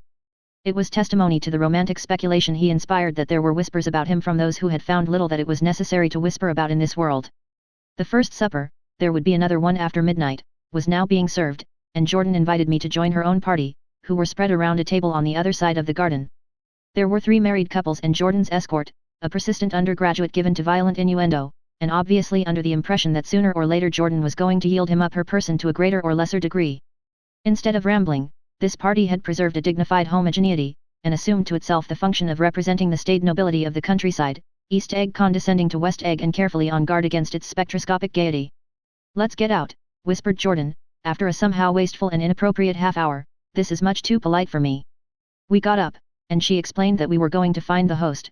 I had never met him, she said, and it was making me uneasy. The undergraduate nodded in a cynical, melancholy way. The bar, where we glanced first, was crowded, but Gatsby was not there. She couldn't find him from the top of the steps, and he wasn't on the veranda. On a chance we tried an important-looking door, and walked into a high Gothic library, panelled with carved English oak, and probably transported complete from some ruin overseas. A stout, middle-aged man, with enormous owl-eyed spectacles, was sitting somewhat drunk on the edge of a great table, staring with unsteady concentration at the shelves of books. As we entered he wheeled excitedly around and examined Jordan from head to foot. What do you think? He demanded impetuously. About what? He waved his hand toward the bookshelves. About that. As a matter of fact you needn't bother to ascertain. I ascertained. They're real. The books? He nodded. Absolutely real, have pages and everything. I thought they'd be a nice durable cardboard. Matter of fact, they're absolutely real. Pages and, here. Let me show you. Taking our skepticism for granted, he rushed to the bookcases and returned with volume 1 of the Stoddard Lectures. See, he cried triumphantly. It's a bona fide piece of printed matter. It fooled me. This fella's a regular Belasco. It's a triumph. What thoroughness. What realism. Knew when to stop, too, didn't cut the pages. But what do you want? What do you expect? He snatched the book from me and replaced it hastily on its shelf, muttering that if one brick was removed the whole library was liable to collapse. Who brought you? He demanded. Or did you just come? I was brought. Most people were brought. Jordan looked at him alertly, cheerfully, without answering. I was brought by a woman named Roosevelt, he continued. Mrs. Claude Roosevelt. Do you know her? I met her somewhere last night. I've been drunk for about a week now, and I thought it might sober me up to sit in a library. Has it? A little bit, I think. I can't tell yet. I've only been here an hour. Did I tell you about the books? They're real. There. You told us. We shook hands with him gravely and went back outdoors. There was dancing now on the canvas in the garden, old men pushing young girls backward in eternal graceless circles, superior couples holding each other tortuously, fashionably and keeping in the corners, and a great number of single girls dancing individually or relieving the orchestra for a moment of the burden of the banjo or the traps. By midnight the hilarity had increased. A celebrated tenor had sung in Italian, and a notorious contralto had sung in jazz, and between the numbers people were doing stunts all over the garden, while happy, vacuous bursts of laughter rose toward the summer sky. A pair of stage twins, who turned out to be the girls in yellow, did a baby act in costume, and champagne was served in glasses bigger than finger bowls. The moon had risen higher, and floating in the sound was a triangle of silver scales, trembling a little to the stiff, tinny drip of the banjos on the lawn. I was still with Jordan Baker. We were sitting at a table with a man of about my age and a rowdy little girl, who gave way upon the slightest provocation to uncontrollable laughter. I was enjoying myself now. I had taken 2 finger bowls of champagne, and the scene had changed before my eyes into something significant, elemental, and profound. At a lull in the entertainment the man looked at me and smiled. Your face is familiar, he said politely. Weren't you in the 1st Division during the war? Why yes. I was in the 28th Infantry. I was in the 16th until June 1918. I knew I'd seen you somewhere before. We talked for a moment about some wet, grey little villages in France. Evidently he lived in this vicinity, for he told me that he had just bought a hydroplane, and was going to try it out in the morning. Want to go with me, old sport? Just near the shore along the Sound. What time? Any time that suits you best. It was on the tip of my tongue to ask his name when Jordan looked around and smiled. Having a gay time now, she inquired. Much better. I turned again to my new acquaintance. This is an unusual party for me. I haven't even seen the host. I live over there. I waved my hand at the invisible hedge in the distance, and this man Gatsby sent over his chauffeur with an invitation. For a moment he looked at me as if he failed to understand. I'm Gatsby, he said suddenly. What? I exclaimed. Oh, I beg your pardon. I thought you knew, old sport. I'm afraid I'm not a very good host. He smiled understandingly, much more than understandingly. It was one of those rare smiles with a quality of eternal reassurance in it, that you may come across 4 or 5 times in life. It faced, or seemed to face, the whole eternal world for an instant, and then concentrated on you with an irresistible prejudice in your favor. It understood you just so far as you wanted to be understood, believed in you as you would like to believe in yourself, and assured you that it had precisely the impression of you that, at your best, you hoped to convey. Precisely at that point it vanished, and I was looking at an elegant young roughneck, a year or 2 over 30, whose elaborate formality of speech just missed being absurd. Some time before he introduced himself I'd got a strong impression that he was picking his words with care. Almost at the moment when Mr. Gatsby identified himself, a butler hurried toward him with the information that Chicago was calling him on the wire. He excused himself with a small bow that included each of us in turn. If you want anything just ask for it, old sport, he urged me. Excuse me. I will rejoin you later. When he was gone I turned immediately to Jordan, constrained to assure her of my surprise. I had expected that Mr. Gatsby would be a florid and corpulent person in his middle years. Who is he? I demanded. Do you know? He's just a man named Gatsby. Where is he from, I mean? And what does he do? Now you're started on the subject, she answered with a wan smile. Well, he told me once he was an Oxford man. A dim background started to take shape behind him, but at her next remark it faded away. However, I don't believe it. Why not? I don't know, she insisted, I just don't think he went there. Something in her tone reminded me of the other girls. I think he killed a man, and had the effect of stimulating my curiosity. I would have accepted without question the information that Gatsby sprang from the swamps of Louisiana or from the Lower East Side of New York. That was comprehensible. But young men didn't, at least in my provincial inexperience I believed they didn't, drift coolly out of nowhere and buy a palace on Long Island Sound. Anyhow, he gives large parties, said Jordan, changing the subject with an urban distaste for the concrete. And I like large parties. They're so intimate. At small parties there isn't any privacy. There was the boom of a bass drum, and the voice of the orchestra leader rang out suddenly above the echalalia of the garden. Ladies and gentlemen, he cried. At the request of Mr. Gatsby we are going to play for you Mr. Vladimir Tistov's latest work, which attracted so much attention at Carnegie Hall last May. If you read the papers you know there was a big sensation. He smiled with jovial condescension, and added, some sensation. Whereupon everybody laughed. The piece is known, he concluded lustily, as Vladimir Tistov's Jazz History of the World. The nature of Mr. Tistov's composition eluded me, because just as it began my eyes fell on Gatsby, standing alone on the marble steps and looking from one group to another with approving eyes. His tanned skin was drawn attractively tight on his face and his short hair looked as though it were trimmed every day. I could see nothing sinister about him. I wondered if the fact that he was not drinking helped to set him off from his guests, for it seemed to me that he grew more correct as the fraternal hilarity increased. When the Jazz History of the World was over, girls were putting their heads on men's shoulders in a puppyish, convivial way. Girls were swooning backward playfully into men's arms, even into groups, knowing that someone would arrest their falls, but no one swooned backward on Gatsby, and no French bob touched Gatsby's shoulder, and no singing quartets were formed with Gatsby's head for one link. I beg your pardon. Gatsby's butler was suddenly standing beside us. Miss Baker, he inquired. I beg your pardon, but Mr. Gatsby would like to speak to you alone. With me, she exclaimed in surprise. Yes, madam. She got up slowly, raising her eyebrows at me in astonishment, and followed the butler toward the house. I noticed that she wore her evening dress, all her dresses, like sports clothes, there was a jauntiness about her movements as if she had first learned to walk upon golf courses on clean, crisp mornings. I was alone and it was almost 2. For some time confused and intriguing sounds had issued from a long, many-windowed room which overhung the terrace. Eluding Jordan's undergraduate, who was now engaged in an obstetrical conversation with 2 chorus girls, and who implored me to join him, I went inside. The large room was full of people. One of the girls in yellow was playing the piano, and beside her stood a tall, red-haired young lady from a famous chorus, engaged in song. She had drunk a quantity of champagne, and during the course of her song she had decided, ineptly, that everything was very, very sad. She was not only singing, she was weeping too. Whenever there was a pause in the song she filled it with gasping, broken sobs and then took up the lyric again in a quavering soprano.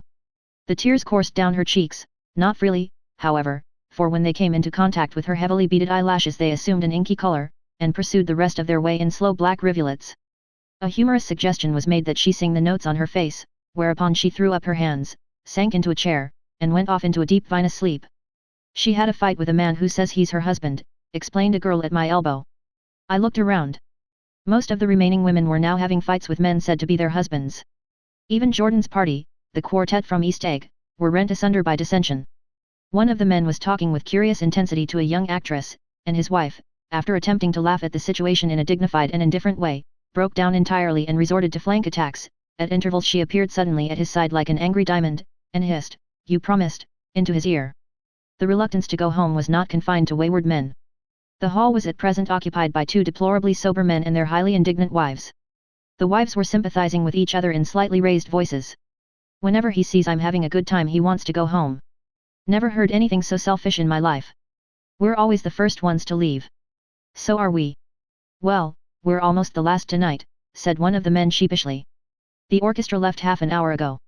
In spite of the wives' agreement that such malevolence was beyond credibility, the dispute ended in a short struggle, and both wives were lifted, kicking, into the night. As I waited for my hat in the hall the door of the library opened and Jordan Baker and Gatsby came out together. He was saying some last word to her, but the eagerness in his manner tightened abruptly into formality as several people approached him to say goodbye. Jordan's party were calling impatiently to her from the porch, but she lingered for a moment to shake hands. "I've just heard the most amazing thing," she whispered. "How long were we in there?" "Why, about an hour." "It was, simply amazing," she repeated abstractedly. "But I swore I wouldn't tell it and here I am tantalizing you." She yawned gracefully in my face. "Please come and see me.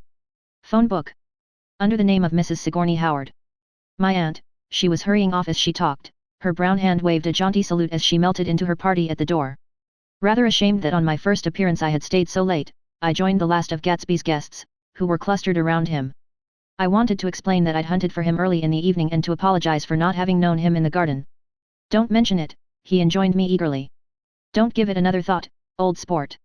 The familiar expression held no more familiarity than the hand which reassuringly brushed my shoulder. "And don't forget we're going up in the hydroplane tomorrow morning, at 9 o'clock. Then the butler, behind his shoulder. "Philadelphia wants you on the phone, sir." "All right, in a minute. Tell them I'll be right there. Good night." "Good night." "Good night." He smiled, and suddenly there seemed to be a pleasant significance in having been among the last to go, as if he had desired it all the time. "Good night, old sport." "Good night." But as I walked down the steps I saw that the evening was not quite over. 50 feet from the door a dozen headlights illuminated a bizarre and tumultuous scene. In the ditch beside the road, right side up, but violently shorn of one wheel, rested a new coupe which had left Gatsby's drive not 2 minutes before. The sharp jut of a wall accounted for the detachment of the wheel, which was now getting considerable attention from half a dozen curious chauffeurs. However, as they had left their cars blocking the road, a harsh, discordant din from those in the rear had been audible for some time, and added to the already violent confusion of the scene. A man in a long duster had dismounted from the wreck and now stood in the middle of the road, looking from the car to the tire and from the tire to the observers in a pleasant, puzzled way. "See," he explained.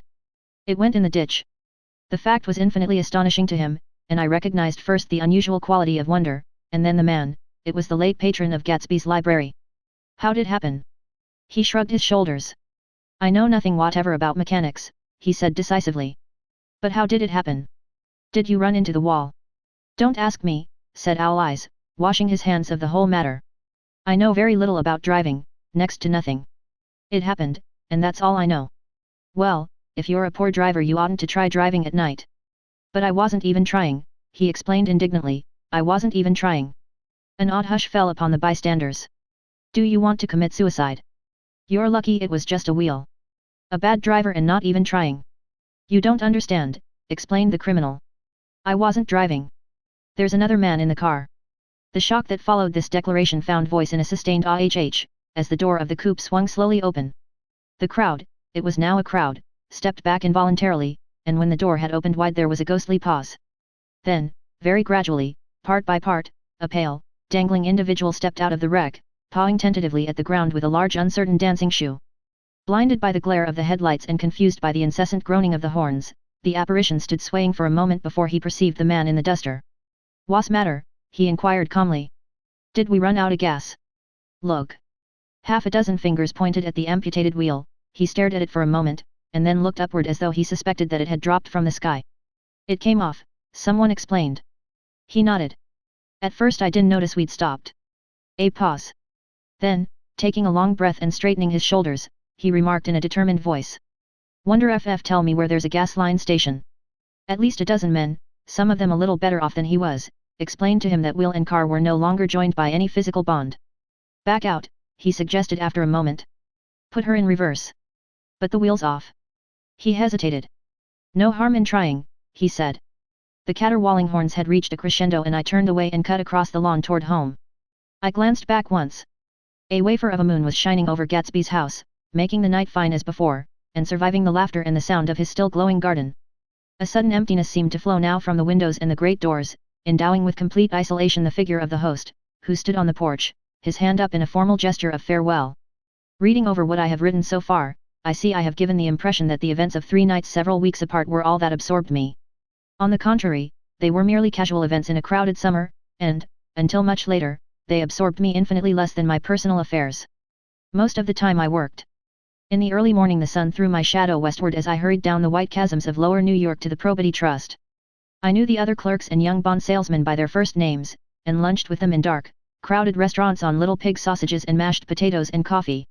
I even had a short affair with a girl who lived in Jersey City and worked in the accounting department, but her brother began throwing mean looks in my direction, so when she went on her vacation in July I let it blow quietly away. I took dinner usually at the Yale Club, for some reason it was the gloomiest event of my day, and then I went upstairs to the library and studied investments and securities for a conscientious hour. There were generally a few rioters around, but they never came into the library, so it was a good place to work. After that, if the night was mellow, I strolled down Madison Avenue past the old Murray Hill Hotel, and over 33rd Street to the Pennsylvania Station. I began to like New York, the racy, adventurous feel of it at night, and the satisfaction that the constant flicker of men and women and machines gives to the restless eye. I liked to walk up Fifth Avenue and pick out romantic women from the crowd and imagine that in a few minutes I was going to enter into their lives, and no one would ever know or disapprove. Sometimes, in my mind, I followed them to their apartments on the corners of hidden streets, and they turned and smiled back at me before they faded through a door into warm darkness. At the enchanted metropolitan twilight I felt a haunting loneliness sometimes, and felt it in others, poor young clerks who loitered in front of windows waiting until it was time for a solitary restaurant dinner, young clerks in the dusk, wasting the most poignant moments of night and life. Again at 8 o'clock, when the dark lanes of the 40s were lined 5 deep with throbbing taxicabs, bound for the theater district, I felt a sinking in my heart. Forms leaned together in the taxis as they waited, and voices sang, and there was laughter from unheard jokes, and lighted cigarettes made unintelligible circles inside. Imagining that I, too, was hurrying towards gaiety and sharing their intimate excitement, I wished them well. For a while I lost sight of Jordan Baker, and then in midsummer I found her again. At first I was flattered to go places with her, because she was a golf champion, and everyone knew her name. Then it was something more. I wasn't actually in love, but I felt a sort of tender curiosity. The bored haughty face that she turned to the world concealed something, most affectations conceal something eventually, even though they don't in the beginning, and one day I found what it was. When we were on a house party together up in Warwick, she left a borrowed car out in the rain with the top down, and then lied about it, and suddenly I remembered the story about her that had eluded me that night at Daisy's. At her first big golf tournament there was a row that nearly reached the newspapers, a suggestion that she had moved her ball from a bad lie in the semi-final round. The thing approached the proportions of a scandal, then died away. A caddy retracted his statement, and the only other witness admitted that he might have been mistaken. The incident and the name had remained together in my mind. Jordan Baker instinctively avoided clever, shrewd men, and now I saw that this was because she felt safer on a plane where any divergence from a code would be thought impossible. She was incurably dishonest. She wasn't able to endure being at a disadvantage and, given this unwillingness, I suppose she had begun dealing in subterfuges when she was very young in order to keep that cool, insolent smile turned to the world and yet satisfy the demands of her hard, jaunty body. It made no difference to me. Dishonesty in a woman is a thing you never blame deeply. I was casually sorry, and then I forgot. It was on that same house party that we had a curious conversation about driving a car. It started because she passed so close to some workmen that our fender flicked a button on one man's coat. "You're a rotten driver," I protested. "Either you ought to be more careful, or you oughtn't to drive at all." "I am careful." "No, you're not." "Well, other people are," she said lightly. "What's that got to do with it?" "They'll keep out of my way," she insisted. "It takes 2 to make an accident. Suppose you met somebody just as careless as yourself." "I hope I never will," she answered. I hate careless people. That's why I like you. Her grey, sun-strained eyes stared straight ahead, but she had deliberately shifted our relations, and for a moment I thought I loved her. But I am slow-thinking and full of interior rules that act as brakes on my desires, and I knew that first I had to get myself definitely out of that tangle back home. I'd been writing letters once a week and signing them, love, Nick, and all I could think of was how, when that certain girl played tennis, a faint mustache of perspiration appeared on her upper lip. Nevertheless, there was a vague understanding that had to be tactfully broken off before I was free. Everyone suspects himself of at least one of the cardinal virtues, and this is mine. I am one of the few honest people that I have ever known. Chapter 4. On Sunday morning, while church bells rang in the villages along shore, the world and its mistress returned to Gatsby's house and twinkled hilariously on his lawn. "He's a bootlegger," said the young ladies, moving somewhere between his cocktails and his flowers. "One time he killed a man who had found out that he was nephew to von Hindenburg and second cousin to the devil. Reach me a rose, honey, and pour me a last drop into that there crystal glass." Once I wrote down on the empty spaces of a timetable the names of those who came to Gatsby's house that summer. It is an old timetable now, disintegrating at its folds, and headed "This schedule in effect July 5, 1922. But I can still read the grey names, and they will give you a better impression than my generalities of those who accepted Gatsby's hospitality and paid him the subtle tribute of knowing nothing whatever about him. From East Egg, then, came the Chester Beckers and the Leaches, and a man named Bunsen, whom I knew at Yale, and Dr. Webster Civet, who was drowned last summer up in Maine. And the Hornbeams and the Willie Voltaires, and a whole clan named Blackbuck, who always gathered in a corner and flipped up their noses like goats at whosoever came near. And the Ismays and the Christies, or rather Hubert Auerbach and Mr. Christie's wife, and Edgar Beaver, whose hair, they say, turned cotton white one winter afternoon for no good reason at all. Clarence Endive was from East Egg, as I remember. He came only once, in white knickerbockers, and had a fight with a bum named Eddie in the garden. From farther out on the island came the Cheadles and the O.R.P. Schraders, and the Stonewall Jackson Abrams of Georgia, and the Fishguards and the Ripley Snells. Snell was there 3 days before he went to the penitentiary, so drunk out on the gravel drive that Mrs. Ulysses Sweat's automobile ran over his right hand. The Danceys came, too, and S.B. Whitebait, who was well over 60, and Maurice A. Flink, and the Hammerheads, and Beluga the tobacco importer, and Beluga's girls. From West Egg came the Poles and the Mulreadys and Cecil Roebuck and Cecil Shern and Gulick the state senator and Newton Orchid, who controlled films Par Excellence and Eckhost and Clyde Cohen and Don S. Schwartz, The Sun, and Arthur McCarty, all connected with the movies in one way or another. And the Catlips and the Bembergs and G. Earl Muldoon, brother to that Muldoon who afterwards strangled his wife. De Fontano the promoter came there, and Ed Legros and James B. Rotgut, Ferret and the De Jongs and Ernest Lilly, they came to Gemble, and when Ferret wandered into the garden it meant he was cleaned out and Associated Traction would have to fluctuate profitably next day. A man named Clip Springer was there so often that he became known as the Boarder. I doubt if he had any other home. Of theatrical people there were Gus Weyes and Horace O'Donovan and Lester Meyer and George Duckweed and Francis Bull. Also from New York were the Chromes and the Backysones and the Denekers and Russell Betty and the Corrigans and the Kellehers and the Dewars and the Scullys and S.W. Belcher and the Smirks and the Young Quinns, divorced now, and Henry L. Palmetto, who killed himself by jumping in front of a subway train in Times Square. Benny McClenahan arrived always with 4 girls. They were never quite the same ones in physical person, but they were so identical one with another that it inevitably seemed they had been there before. I have forgotten their names, Jacqueline, I think, or else Consula or Gloria or Judy or June, and their last names were either the melodious names of flowers and months or the sterner ones of the great American capitalists whose cousins, if pressed, they would confess themselves to be. In addition to all these I can remember that Faustina O'Brien came there at least once and the Baedeker girls and young Brewer, who had his nose shot off in the war, and Mr. Al Bruxberger and Miss Hogg, his fiancée, and Ardita Fitzpeters and Mr. P. Jewett, once head of the American Legion, and Miss Claudia Hibb, with a man reputed to be her chauffeur, and a prince of something, whom we called Duke, and whose name, if I ever knew it, I have forgotten. All these people came to Gatsby's house in the summer. At 9 o'clock, one morning late in July, Gatsby's gorgeous car lurched up the rocky drive to my door and gave out a burst of melody from its 3-noted horn. It was the first time he had called on me, though I had gone to 2 of his parties, mounted in his hydroplane, and, at his urgent invitation, made frequent use of his beach. "Good morning, old sport. You're having lunch with me today and I thought we'd ride up together." He was balancing himself on the dashboard of his car with that resourcefulness of movement that is so peculiarly American, that comes, I suppose, with the absence of lifting work in youth and, even more, with the formless grace of our nervous, sporadic games. This quality was continually breaking through his punctilious manner in the shape of restlessness. He was never quite still, there was always a tapping foot somewhere or the impatient opening and closing of a hand. He saw me looking with admiration at his car. "It's pretty, isn't it, old sport?" He jumped off to give me a better view. Haven't you ever seen it before? I'd seen it. Everybody had seen it. It was a rich cream color, bright with nickel, swollen here and there in its monstrous length with triumphant hat boxes and supper boxes and tool boxes, and terraced with a labyrinth of windshields that mirrored a dozen suns. Sitting down behind many layers of glass in a sort of green leather conservatory, we started to town. I had talked with him perhaps half a dozen times in the past month and found, to my disappointment, that he had little to say. So my first impression, that he was a person of some undefined consequence, had gradually faded and he had become simply the proprietor of an elaborate roadhouse next door. And then came that disconcerting ride. We hadn't reached West Egg Village before Gatsby began leaving his elegant sentences unfinished and slapping himself indecisively on the knee of his caramel-colored suit.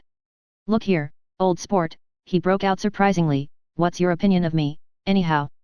A little overwhelmed, I began the generalized evasions which that question deserves. "Well, I'm going to tell you something about my life," he interrupted. "I don't want you to get a wrong idea of me from all these stories you hear." So he was aware of the bizarre accusations that flavored conversation in his halls. "I'll tell you God's truth." His right hand suddenly ordered divine retribution to stand by. "I am the son of some wealthy people in the Middle West, all dead now. I was brought up in America but educated at Oxford, because all my ancestors have been educated there for many years. It is a family tradition." He looked at me sideways, and I knew why Jordan Baker had believed he was lying. He hurried the phrase "educated at Oxford," or swallowed it, or choked on it, as though it had bothered him before. And with this doubt, his whole statement fell to pieces, and I wondered if there wasn't something a little sinister about him, after all. "What part of the Middle West?" I inquired casually. "San Francisco." "I see. My family all died and I came into a good deal of money." His voice was solemn, as if the memory of that sudden extinction of a clan still haunted him. For a moment I suspected that he was pulling my leg, but a glance at him convinced me otherwise. "After that I lived like a young Raja in all the capitals of Europe, Paris, Venice, Rome, collecting jewels, chiefly rubies, hunting big game, painting a little, things for myself only, and trying to forget something very sad that had happened to me long ago." With an effort I managed to restrain my incredulous laughter. The very phrases were worn so threadbare that they evoked no image except that of a turbaned character leaking sawdust at every pore as he pursued a tiger through the Bois de Boulogne. "Then came the war, old sport. It was a great relief, and I tried very hard to die, but I seemed to bear an enchanted life. I accepted a commission as first lieutenant when it began. In the Argonne Forest I took the remains of my machine gun battalion so far forward that there was a half-mile gap on either side of us where the infantry couldn't advance. We stayed there 2 days and 2 nights, 130 men with 16 Lewis guns, and when the infantry came up at last they found the insignia of 3 German divisions among the piles of dead. I was promoted to be a major, and every Allied government gave me a decoration, even Montenegro, little Montenegro down on the Adriatic Sea. Little Montenegro." He lifted up the words and nodded at them, with his smile. The smile comprehended Montenegro's troubled history and sympathized with the brave struggles of the Montenegrin people. It appreciated fully the chain of national circumstances which had elicited this tribute from Montenegro's warm little heart. My incredulity was submerged in fascination now, it was like skimming hastily through a dozen magazines. He reached in his pocket, and a piece of metal, slung on a ribbon, fell into my palm. "That's the one from Montenegro." To my astonishment, the thing had an authentic look. "Ordere di Danilo," ran the circular legend, "Montenegro, Nicholas Rex. Turn it. Major J. Gatsby," I read, "for valor extraordinary. Here's another thing I always carry. A souvenir of Oxford days. It was taken in Trinity Quad, the man on my left is now the Earl of Doncaster." It was a photograph of half a dozen young men in blazers loafing in an archway through which were visible a host of spires. There was Gatsby, looking a little, not much, younger, with a cricket bat in his hand. Then it was all true. I saw the skins of tigers flaming in his palace on the Grand Canal, I saw him opening a chest of rubies to ease, with their crimson-lighted depths, the gnawings of his broken heart. "I'm going to make a big request of you today," he said, pocketing his souvenirs with satisfaction, "so I thought you ought to know something about me. I didn't want you to think I was just some nobody. You see, I usually find myself among strangers because I drift here and there trying to forget the sad things that happened to me." He hesitated. "You'll hear about it this afternoon. At lunch." "No, this afternoon. I happened to find out that you are taking Miss Baker to tea." "Do you mean you're in love with Miss Baker?" "No, old sport, I'm not. But Miss Baker has kindly consented to speak to you about this matter." I hadn't the faintest idea what this matter was, but I was more annoyed than interested. I hadn't asked Jordan to tea in order to discuss Mr. J. Gatsby. I was sure the request would be something utterly fantastic, and for a moment I was sorry I'd ever set foot upon his overpopulated lawn. He wouldn't say another word. His correctness grew on him as we neared the city. We passed Port Roosevelt, where there was a glimpse of red-belted ocean-going ships, and sped along a cobbled slum lined with the dark, undesert saloons of the faded gilt 1900s. Then the Valley of Ashes opened out on both sides of us, and I had a glimpse of Mrs. Wilson straining at the garage pump with panting vitality as we went by. With fenders spread like wings we scattered light through half Astoria, only half, for as we twisted among the pillars of the elevated I heard the familiar jug-jug spat, of a motorcycle, and a frantic policeman rode alongside. "All right, old sport," called Gatsby. We slowed down. Taking a white card from his wallet, he waved it before the man's eyes. "Right you are," agreed the policeman, tipping his cap. "Know you next time, Mr. Gatsby." "Excuse me. What was that?" I inquired. "The picture of Oxford. I was able to do the commissioner a favor once, and he sends me a Christmas card every year. Over the Great Bridge, with the sunlight through the girders making a constant flicker upon the moving cars, with the city rising up across the river in white heaps and sugar lumps all built with a wish out of non-olfactory money. The city scene from the Queensborough Bridge is always the city scene for the first time, in its first wild promise of all the mystery and the beauty in the world. A dead man passed us in a hearse heaped with blooms, followed by 2 carriages with drawn blinds, and by more cheerful carriages for friends. The friends looked out at us with the tragic eyes and short upper lips of southeastern Europe, and I was glad that the sight of Gatsby's splendid car was included in their somber holiday. As we crossed Blackwell's Island a limousine passed us, driven by a white chauffeur, in which sat 3 modish Negroes, 2 bucks, and a girl. I laughed aloud as the yolks of their eyeballs rolled toward us in haughty rivalry. Anything can happen now that we've slid over this bridge, I thought, anything at all. Even Gatsby could happen, without any particular wonder. Roaring noon. In a well-fanned 42nd Street cellar I met Gatsby for lunch. Blinking away the brightness of the street outside, my eyes picked him out obscurely in the anteroom, talking to another man. "Mr. Carraway, this is my friend Mr. Wolfsheim." A small, flat-nosed Jew raised his large head and regarded me with 2 fine growths of hair which luxuriated in either nostril. After a moment I discovered his tiny eyes in the half-darkness. "So I took one look at him," said Mr. Wolfsheim, shaking my hand earnestly, "and what do you think I did?" "What?" I inquired politely. But evidently he was not addressing me, for he dropped my hand and covered Gatsby with his expressive nose. I handed the money to Cat's Paw and I said, "All right, Cat's Paw, don't pay him a penny till he shuts his mouth." He shut it then and there. Gatsby took an arm of each of us and moved forward into the restaurant, whereupon Mr. Wolfsheim swallowed a new sentence he was starting and lapsed into a somnambulatory abstraction. "Highballs?" asked the head waiter. "This is a nice restaurant here," said Mr. Wolfsheim, looking at the Presbyterian nymphs on the ceiling. "But I like across the street better." "Yes, highballs," agreed Gatsby, and then to Mr. Wolfsheim, "It's too hot over there." "Hot and small, yes," said Mr. Wolfsheim, "but full of memories." "What place is that?" I asked. "The Old Metropole." "The Old Metropole," brooded Mr. Wolfsheim gloomily. "Filled with faces dead and gone. Filled with friends gone now forever. I can't forget so long as I live the night they shot Rosie Rosenthal there. It was 6 of us at the table, and Rosie had eaten and drunk a lot all evening. When it was almost morning the waiter came up to him with a funny look and says somebody wants to speak to him outside. "All right," says Rosie, and begins to get up, and I pulled him down in his chair. "Let the bastards come in here if they want you, Rosie, but don't you, so help me, move outside this room." It was 4 o'clock in the morning then, and if we'd have raised the blinds we'd have seen daylight. "Did he go?" I asked innocently. "Sure he went." Mr. Wolfsheim's nose flashed at me indignantly. He turned around in the door and says, "Don't let that waiter take away my coffee." Then he went out on the sidewalk, and they shot him 3 times in his full belly and drove away. 4 of them were electrocuted, I said, remembering. 5, with Becker. His nostrils turned to me in an interested way. "I understand you're looking for a business connection." The juxtaposition of these 2 remarks was startling. Gatsby answered for me. "Oh, no," he exclaimed, "this isn't the man." "No." Mr. Wolfsheim seemed disappointed. "This is just a friend. I told you we'd talk about that some other time." "I beg your pardon," said Mr. Wolfsheim, "I had a wrong man." A succulent hash arrived, and Mr. Wolfsheim, forgetting the more sentimental atmosphere of the old metropole, began to eat with ferocious delicacy. His eyes, meanwhile, roved very slowly all around the room. He completed the arc by turning to inspect the people directly behind. I think that, except for my presence, he would have taken one short glance beneath our own table. "Look here, old sport," said Gatsby, leaning toward me, "I'm afraid I made you a little angry this morning in the car." There was the smile again, but this time I held out against it. "I don't like mysteries," I answered, "and I don't understand why you won't come out frankly and tell me what you want. Why has it all got to come through Miss Baker?" "Oh, it's nothing underhand," he assured me, Miss Baker's a great sportswoman, you know, and she'd never do anything that wasn't all right. Suddenly he looked at his watch, jumped up, and hurried from the room, leaving me with Mr. Wolfsheim at the table. He has to telephone, said Mr. Wolfsheim, following him with his eyes. Fine fellow, isn't he? Handsome to look at and a perfect gentleman. Yes. He's an Oxford man. Oh. He went to Oxford College in England. You know Oxford College?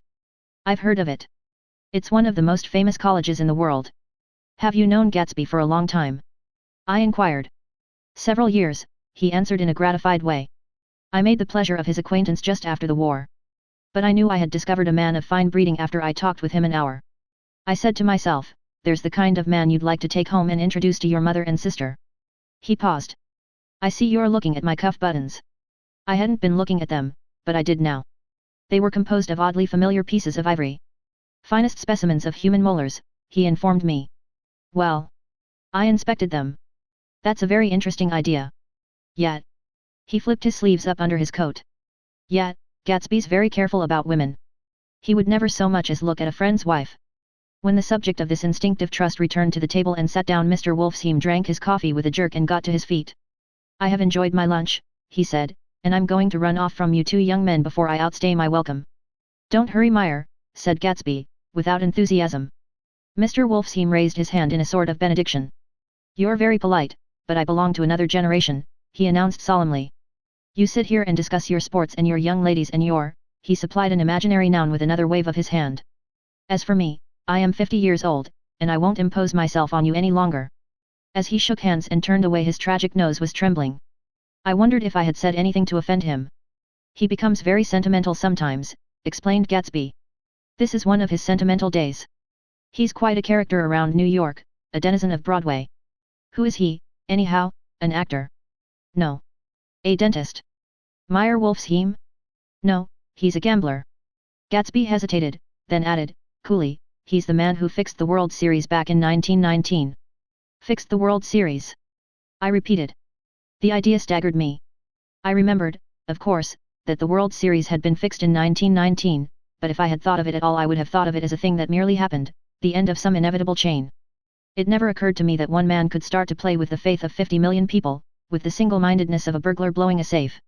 How did he happen to do that? I asked after a minute. He just saw the opportunity. Why isn't he in jail? They can't get him, old sport. He's a smart man. I insisted on paying the check. As the waiter brought my change I caught sight of Tom Buchanan across the crowded room. Come along with me for a minute, I said, I've got to say hello to someone. When he saw us, Tom jumped up and took half a dozen steps in our direction. Where've you been? He demanded eagerly. Daisy's furious because you haven't called up. This is Mr. Gatsby, Mr. Buchanan. They shook hands briefly, and a strained, unfamiliar look of embarrassment came over Gatsby's face. How've you been, anyhow? Demanded Tom of me. How'd you happen to come up this far to eat? I've been having lunch with Mr. Gatsby. I turned toward Mr. Gatsby, but he was no longer there. One October day in 1917. Said Jordan Baker that afternoon, sitting up very straight on a straight chair in the tea garden at the Plaza Hotel. I was walking along from one place to another, half on the sidewalks and half on the lawns. I was happier on the lawns because I had on shoes from England with rubber knobs on the soles that bit into the soft ground. I had on a new plaid skirt also that blew a little in the wind, and whenever this happened the red, white, and blue banners in front of all the houses stretched out stiff and said tut tut tut tut, in a disapproving way. The largest of the banners and the largest of the lawns belonged to Daisy Fay's house. She was just 18, 2 years older than me, and by far the most popular of all the young girls in Louisville. She dressed in white, and had a little white roadster, and all day long the telephone rang in her house and excited young officers from Camp Taylor demanded the privilege of monopolizing her that night. Anyways, for an hour. When I came opposite her house that morning her white roadster was beside the curb, and she was sitting in it with a lieutenant I had never seen before. They were so engrossed in each other that she didn't see me until I was 5 feet away.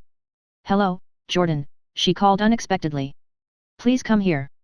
I was flattered that she wanted to speak to me, because of all the older girls I admired her most. She asked me if I was going to the Red Cross to make bandages. I was. Well, then, would I tell them that she couldn't come that day? The officer looked at Daisy while she was speaking, in a way that every young girl wants to be looked at sometime, and because it seemed romantic to me I have remembered the incident ever since. His name was J. Gatsby, and I didn't lay eyes on him again for over 4 years, even after I'd met him on Long Island I didn't realize it was the same man. That was 1917. By the next year I had a few beaux myself, and I began to play in tournaments, so I didn't see Daisy very often. She went with a slightly older crowd, when she went with anyone at all.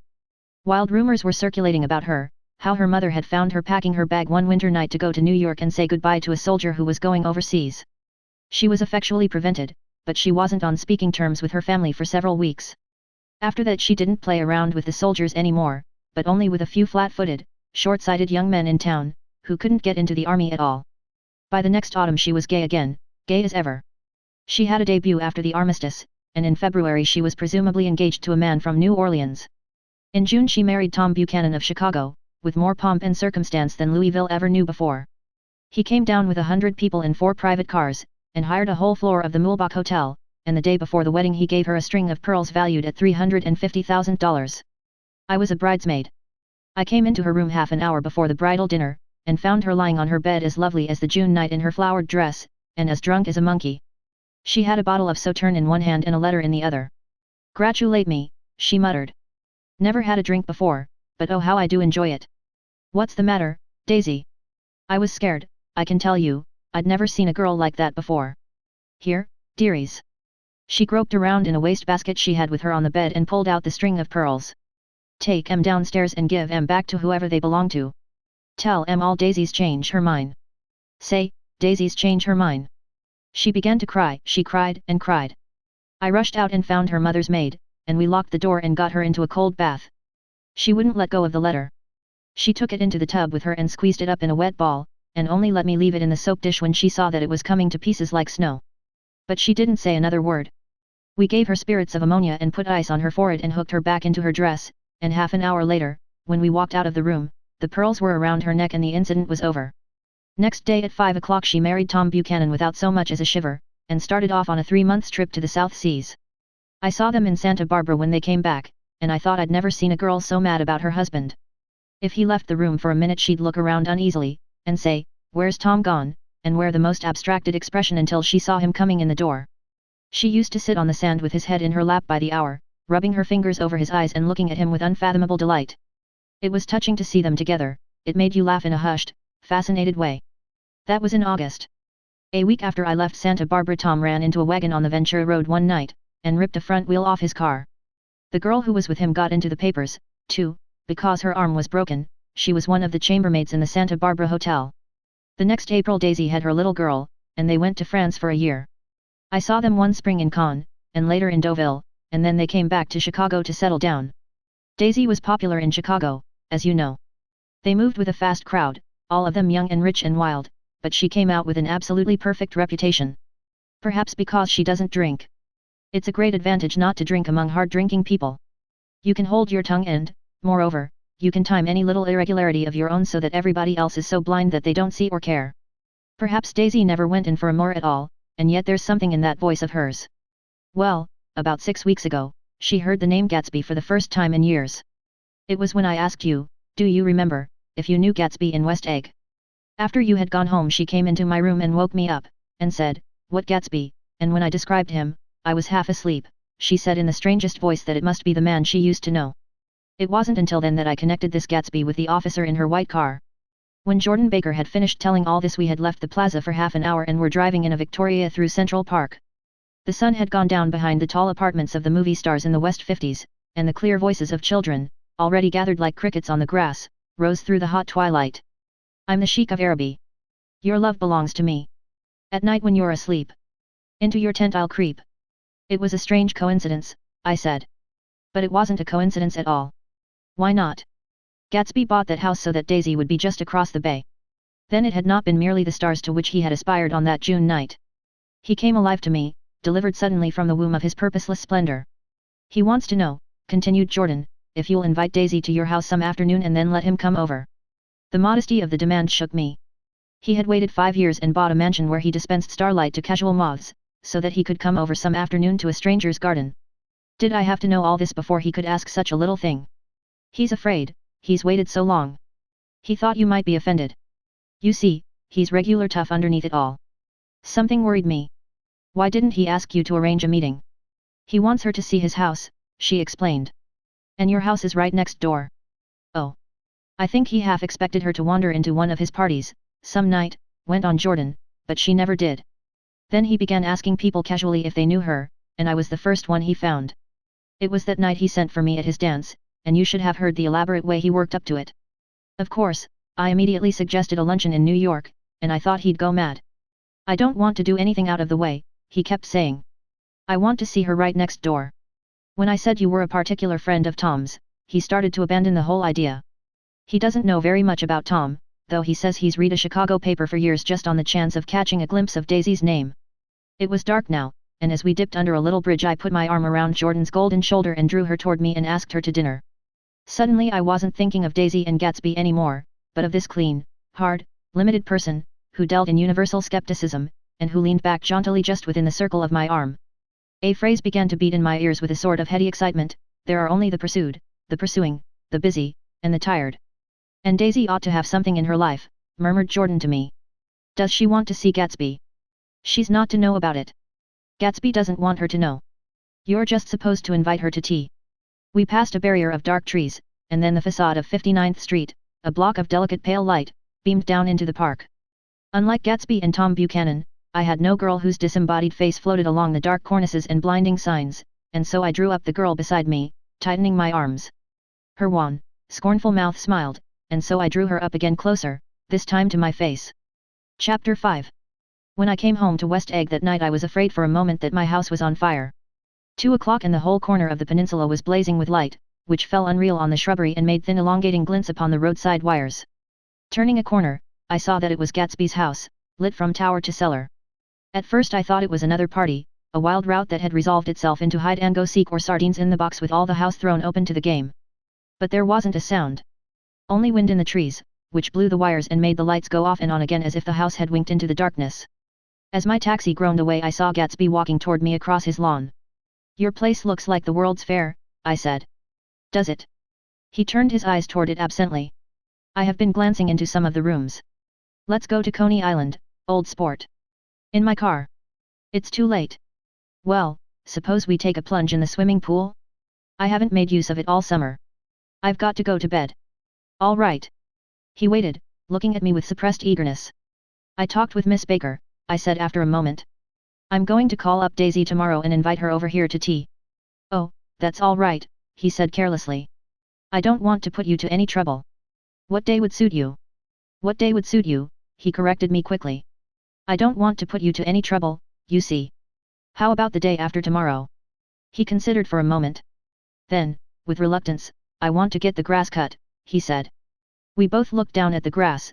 There was a sharp line where my ragged lawn ended and the darker, well-kept expanse of his began. I suspected that he meant my grass. There's another little thing, he said uncertainly, and hesitated. Would you rather put it off for a few days? I asked. Oh, it isn't about that. At least, he fumbled with a series of beginnings. Why, I thought, why, look here, old sport, you don't make much money, do you? Not very much. This seemed to reassure him and he continued more confidently. I thought you didn't, if you'll pardon my, you see, I carry on a little business on the side, a sort of sideline, you understand. And I thought that if you don't make very much, you're selling bonds, aren't you, old sport? Trying to. Well, this would interest you. It wouldn't take up much of your time and you might pick up a nice bit of money. It happens to be a rather confidential sort of thing. I realize now that under different circumstances that conversation might have been one of the crises of my life. But, because the offer was obviously and tactlessly for a service to be rendered, I had no choice except to cut him off there. I've got my hands full, I said. I'm much obliged but I couldn't take on any more work. You wouldn't have to do any business with Wolf's Heem. Evidently he thought that I was shying away from the connection mentioned at lunch, but I assured him he was wrong. He waited a moment longer, hoping I'd begin a conversation, but I was too absorbed to be responsive, so he went unwillingly home. The evening had made me lightheaded and happy. I think I walked into a deep sleep as I entered my front door. So I don't know whether or not Gatsby went to Coney Island, or for how many hours he glanced into rooms while his house blazed gaudily on. I called up Daisy from the office next morning, and invited her to come to tea. Don't bring Tom, I warned her. What? Don't bring Tom. Who is Tom? She asked innocently. The day agreed upon was pouring rain. At 11 o'clock a man in a raincoat, dragging a lawnmower, tapped at my front door and said that Mr. Gatsby had sent him over to cut my grass. This reminded me that I had forgotten to tell my Finn to come back, so I drove into West Egg Village to search for her among soggy whitewashed alleys and to buy some cups and lemons and flowers. The flowers were unnecessary, for at 2 o'clock a greenhouse arrived from Gatsby's, with innumerable receptacles to contain it. An hour later the front door opened nervously, and Gatsby in a white flannel suit, silver shirt and gold-colored tie, hurried in. He was pale, and there were dark signs of sleeplessness beneath his eyes. "Is everything all right?" he asked immediately. "The grass looks fine, if that's what you mean." "What grass?" he inquired blankly. "Oh, the grass in the yard." He looked out the window at it, but, judging from his expression, I don't believe he saw a thing. "Looks very good," he remarked vaguely. "One of the papers said they thought the rain would stop about 4. I think it was the Journal. Have you got everything you need in the shape of tea?" I took him into the pantry, where he looked a little reproachfully at the Finn. Together we scrutinized the 12 lemon cakes from the delicatessen shop. "Will they do?" I asked. Of course. They're fine," and he added hollowly, "old sport." The rain cooled about 3:30 to a damp mist, through which occasional thin drops swam like dew. Gatsby looked with vacant eyes through a copy of Clay's Economics, starting at the finished tread that shook the kitchen floor, and peering towards the bleared windows from time to time as if a series of invisible but alarming happenings were taking place outside. Finally he got up and informed me, in an uncertain voice, that he was going home. "Why's that?" "Nobody's coming to tea. It's too late." He looked at his watch as if there was some pressing demand on his time elsewhere. "I can't wait all day." "Don't be silly, it's just 2 minutes to 4. He sat down miserably, as if I had pushed him, and simultaneously there was the sound of a motor turning into my lane. We both jumped up, and, a little harrowed myself, I went out into the yard. Under the dripping bare lilac trees a large open car was coming up the drive. It stopped. Daisy's face, tipped sideways beneath a 3-cornered lavender hat, looked out at me with a bright ecstatic smile. "Is this absolutely where you live, my dearest one?" The exhilarating ripple of her voice was a wild tonic in the rain. I had to follow the sound of it for a moment, up and down, with my ear alone, before any words came through. A damp streak of hair lay like a dash of blue paint across her cheek, and her hand was wet with glistening drops as I took it to help her from the car. "Are you in love with me?" she said low in my ear, "or why did I have to come alone? That's the secret of Castle Rack Rent. Tell your chauffeur to go far away and spend an hour. Come back in an hour, Ferdy." Then in a grave murmur, "His name is Ferdy. Does the gasoline affect his nose?" "I don't think so," she said innocently. "Why?" We went in. To my overwhelming surprise the living room was deserted. "Well, that's funny," I exclaimed. "What's funny?" She turned her head as there was a light dignified knocking at the front door. I went out and opened it. Gatsby, pale as death, with his hands plunged like weights in his coat pockets, was standing in a puddle of water glaring tragically into my eyes. With his hands still in his coat pockets he stalked by me into the hall, turned sharply as if he were on a wire, and disappeared into the living room. It wasn't a bit funny. Aware of the loud beating of my own heart I pulled the door to against the increasing rain. For half a minute there wasn't a sound. Then from the living room I heard a sort of choking murmur and part of a laugh, followed by Daisy's voice on a clear artificial note. "I certainly am awfully glad to see you again." A pause, it endured horribly. I had nothing to do in the hall, so I went into the room. Gatsby, his hands still in his pockets, was reclining against the mantelpiece in a strained counterfeit of perfect ease, even of boredom. His head leaned back so far that it rested against the face of a defunct mantelpiece clock, and from this position his distraught eyes stared down at Daisy, who was sitting, frightened but graceful, on the edge of a stiff chair. "We've met before," muttered Gatsby. His eyes glanced momentarily at me, and his lips parted with an abortive attempt at a laugh.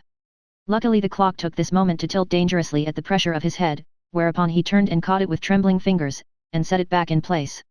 Then he sat down, rigidly, his elbow on the arm of the sofa and his chin in his hand. "I'm sorry about the clock," he said. My own face had now assumed a deep tropical burn. I couldn't muster up a single commonplace out of the 1,000 in my head. "It's an old clock," I told them idiotically. I think we all believed for a moment that it had smashed in pieces on the floor. "We haven't met for many years," said Daisy, her voice as matter-of-fact as it could ever be. 5 years next November." The automatic quality of Gatsby's answer set us all back at least another minute. I had them both on their feet with the desperate suggestion that they help me make tea in the kitchen when the demoniac Finn brought it in on a tray. Amid the welcome confusion of cups and cakes a certain physical decency established itself. Gatsby got himself into a shadow and, while Daisy and I talked, looked conscientiously from one to the other of us with tense, unhappy eyes.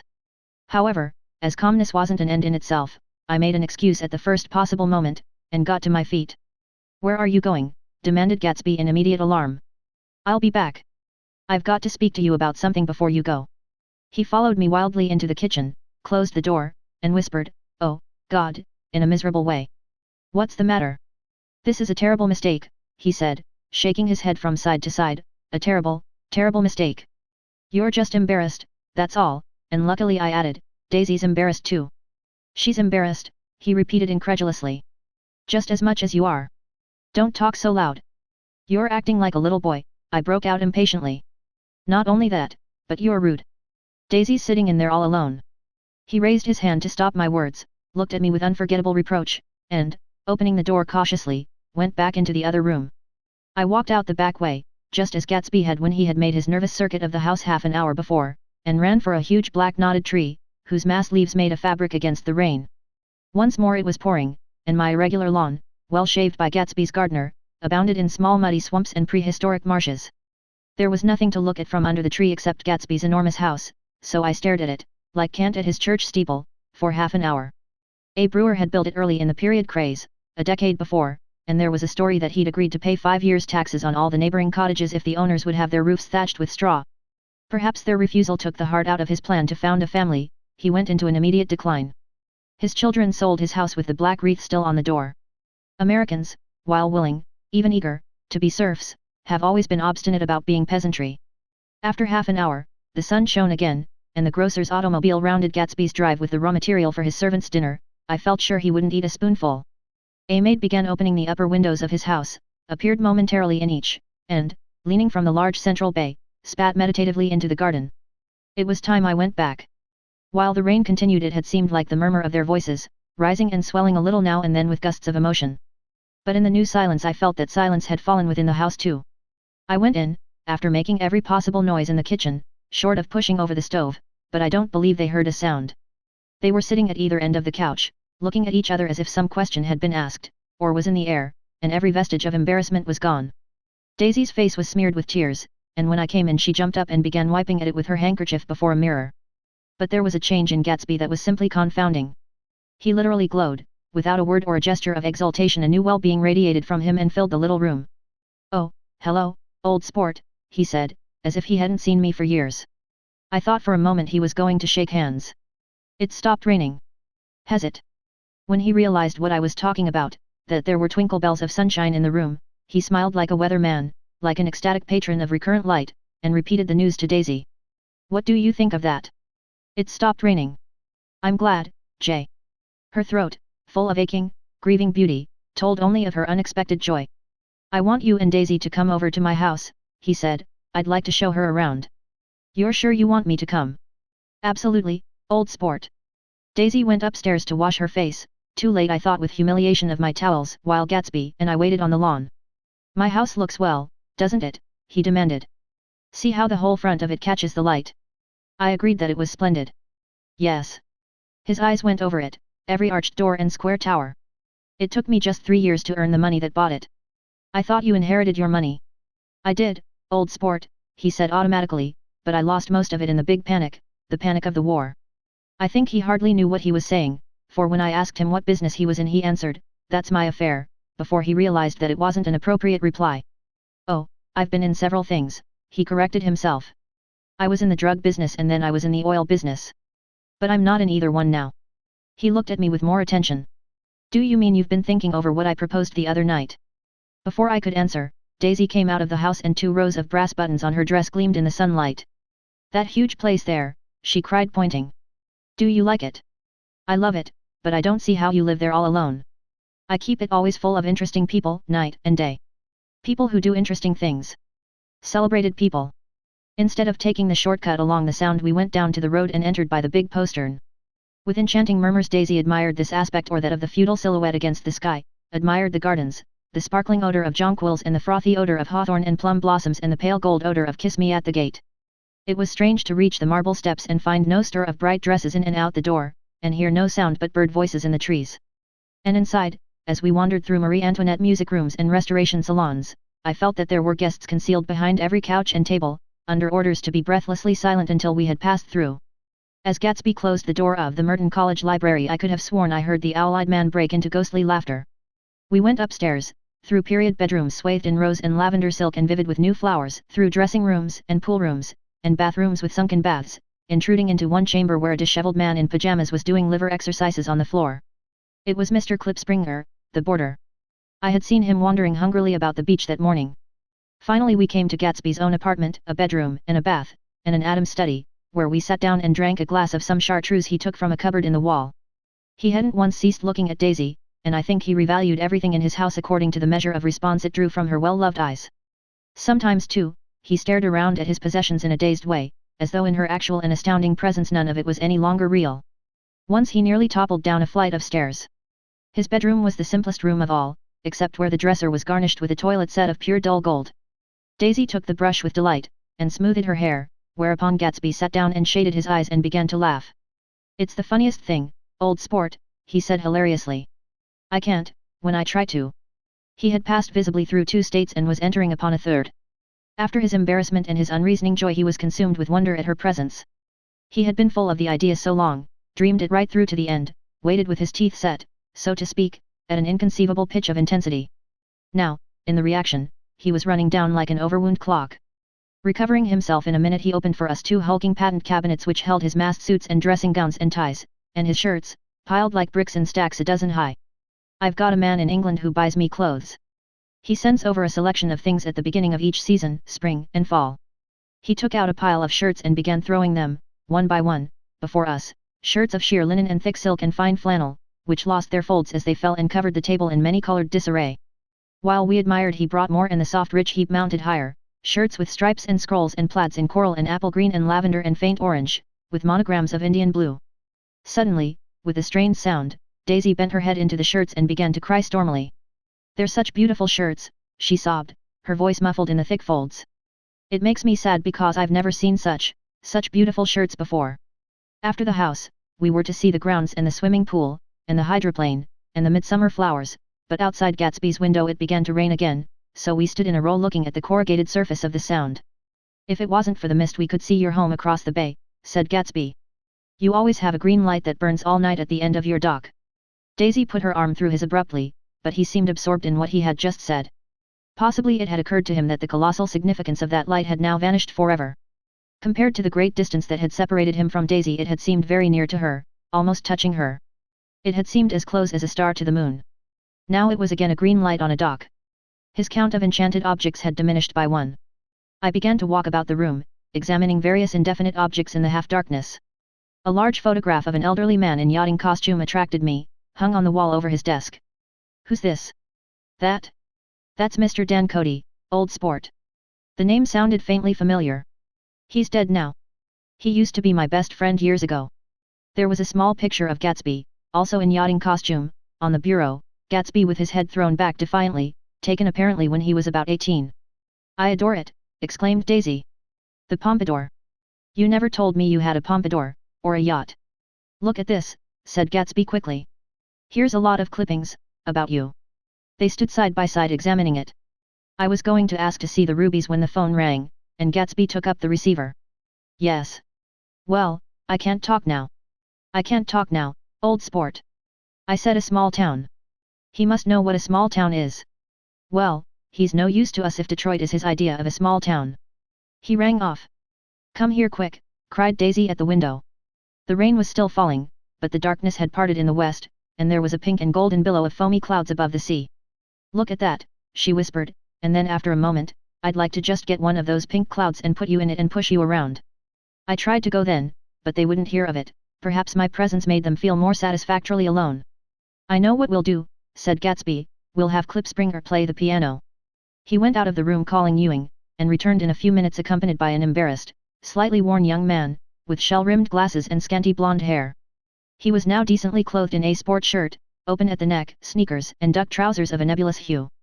"Did we interrupt your exercise?" inquired Daisy politely.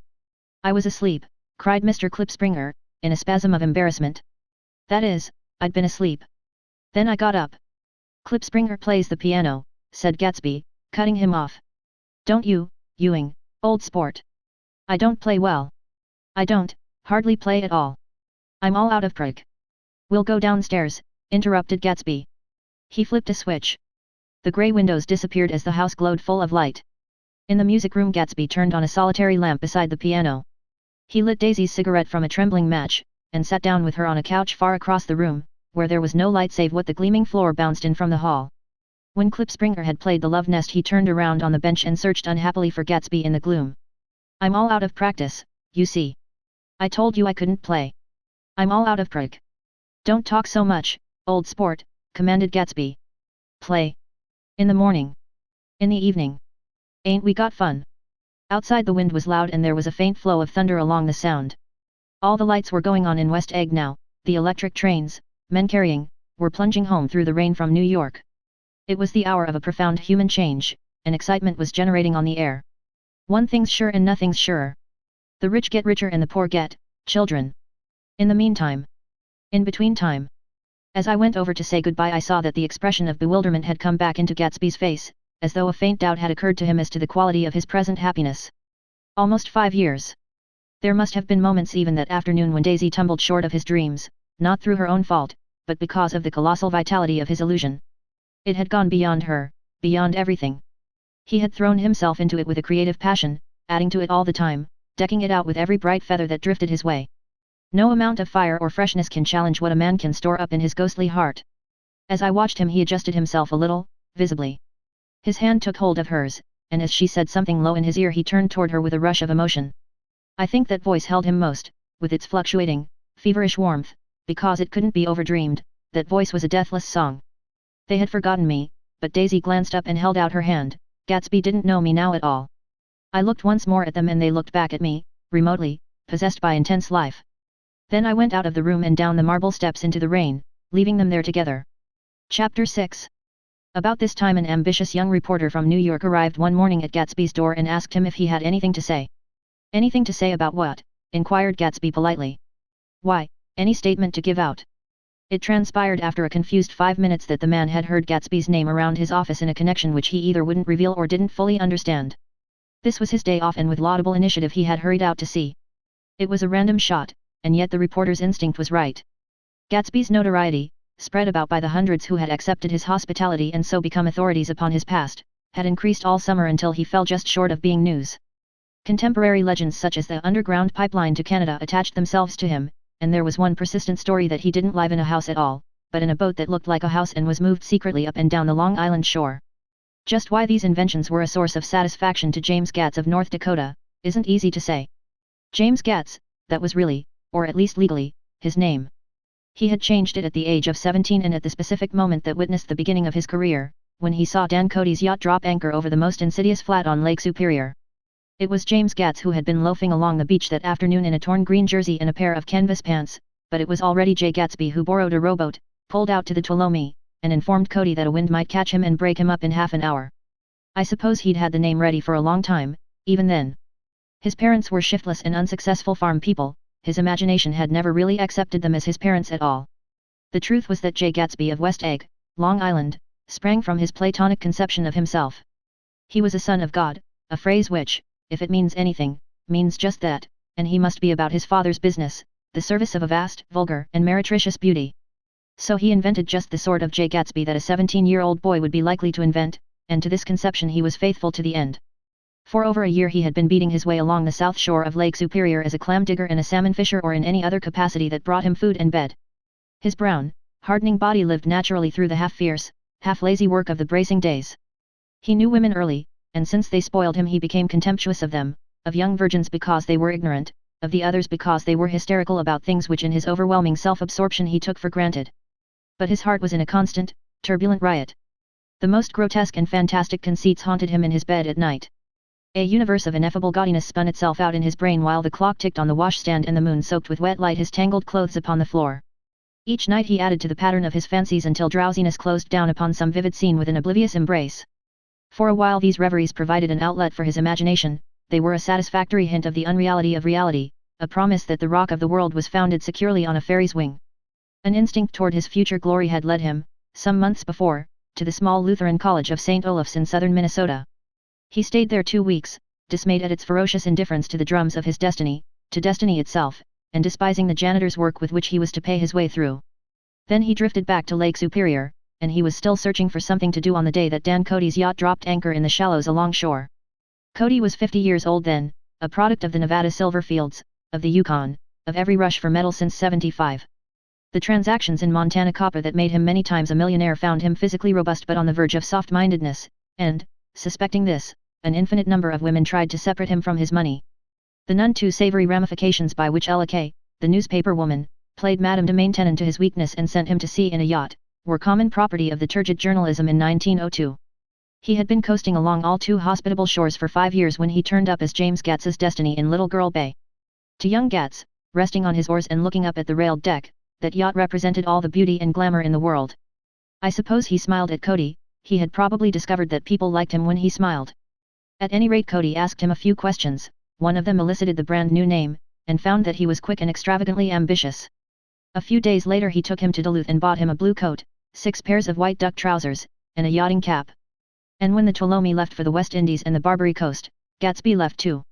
He was employed in a vague personal capacity. While he remained with Cody he was in turn steward, mate, skipper, secretary, and even jailer, for Dan Cody sober knew what lavish doings Dan Cody drunk might soon be about, and he provided for such contingencies by reposing more and more trust in Gatsby.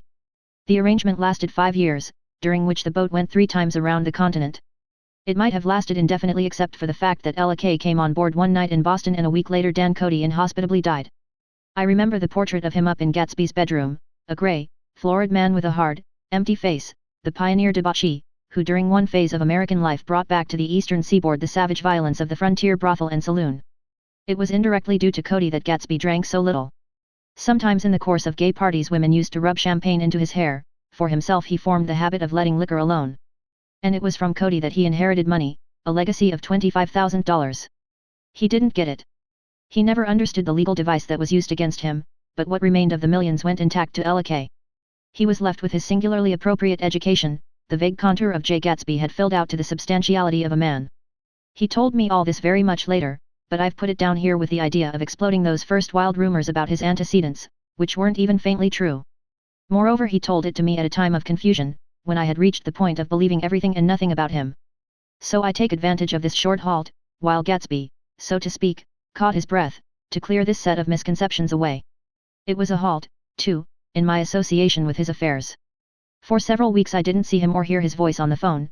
Mostly I was in New York, trotting around with Jordan and trying to ingratiate myself with her senile aunt, but finally I went over to his house one Sunday afternoon. I hadn't been there 2 minutes when somebody brought Tom Buchanan in for a drink. I was startled, naturally, but the really surprising thing was that it hadn't happened before. They were a party of 3 on horseback, Tom and a man named Sloane and a pretty woman in a brown riding habit, who had been there previously. "I'm delighted to see you," said Gatsby, standing on his porch. "I'm delighted that you dropped in." As though they cared. "Sit right down. Have a cigarette or a cigar." He walked around the room quickly, ringing bells. "I'll have something to drink for you in just a minute." He was profoundly affected by the fact that Tom was there. But he would be uneasy anyhow until he had given them something, realizing in a vague way that that was all they came for. Mr. Sloane wanted nothing. "A lemonade?" "No, thanks." "A little champagne?" "Nothing at all, thanks." "I'm sorry. Did you have a nice ride?" "Very good roads around here." "I suppose the automobiles?" "Yeah." Moved by an irresistible impulse, Gatsby turned to Tom, who had accepted the introduction as a stranger. "I believe we've met somewhere before, Mr. Buchanan." "Oh, yes," said Tom, gruffly polite, but obviously not remembering. "So we did. I remember very well. About 2 weeks ago." "That's right. You were with Nick here." "I know your wife," continued Gatsby, almost aggressively. "That's so." Tom turned to me. "You live near here, Nick?" "Next door." "That's so." Mr. Sloane didn't enter into the conversation, but lounged back haughtily in his chair. The woman said nothing either, until unexpectedly, after 2 highballs, she became cordial. "We'll all come over to your next party, Mr. Gatsby," she suggested. "What do you say?" "Certainly, I'd be delighted to have you." "Be ver nice," said Mr. Sloane, without gratitude. "Well, think ought to be starting home." "Please don't hurry," Gatsby urged them. He had control of himself now, and he wanted to see more of Tom. Why don't you stay for supper? I wouldn't be surprised if some other people dropped in from New York." "You come to supper with me," said the lady enthusiastically. "Both of you." This included me. Mr. Sloane got to his feet. "Come along," he said, but to her only. "I mean it," she insisted. I'd love to have you. Lots of room. Gatsby looked at me questioningly. He wanted to go and he didn't see that Mr. Sloane had determined he shouldn't. I'm afraid I won't be able to, I said. Well, you come, she urged, concentrating on Gatsby. Mr. Sloane murmured something close to her ear. We won't be late if we start now, she insisted aloud. I haven't got a horse, said Gatsby. I used to ride in the army, but I've never bought a horse. I'll have to follow you in my car. Excuse me for just a minute. The rest of us walked out on the porch, where Sloane and the lady began an impassioned conversation aside. My God, I believe the man's coming, said Tom.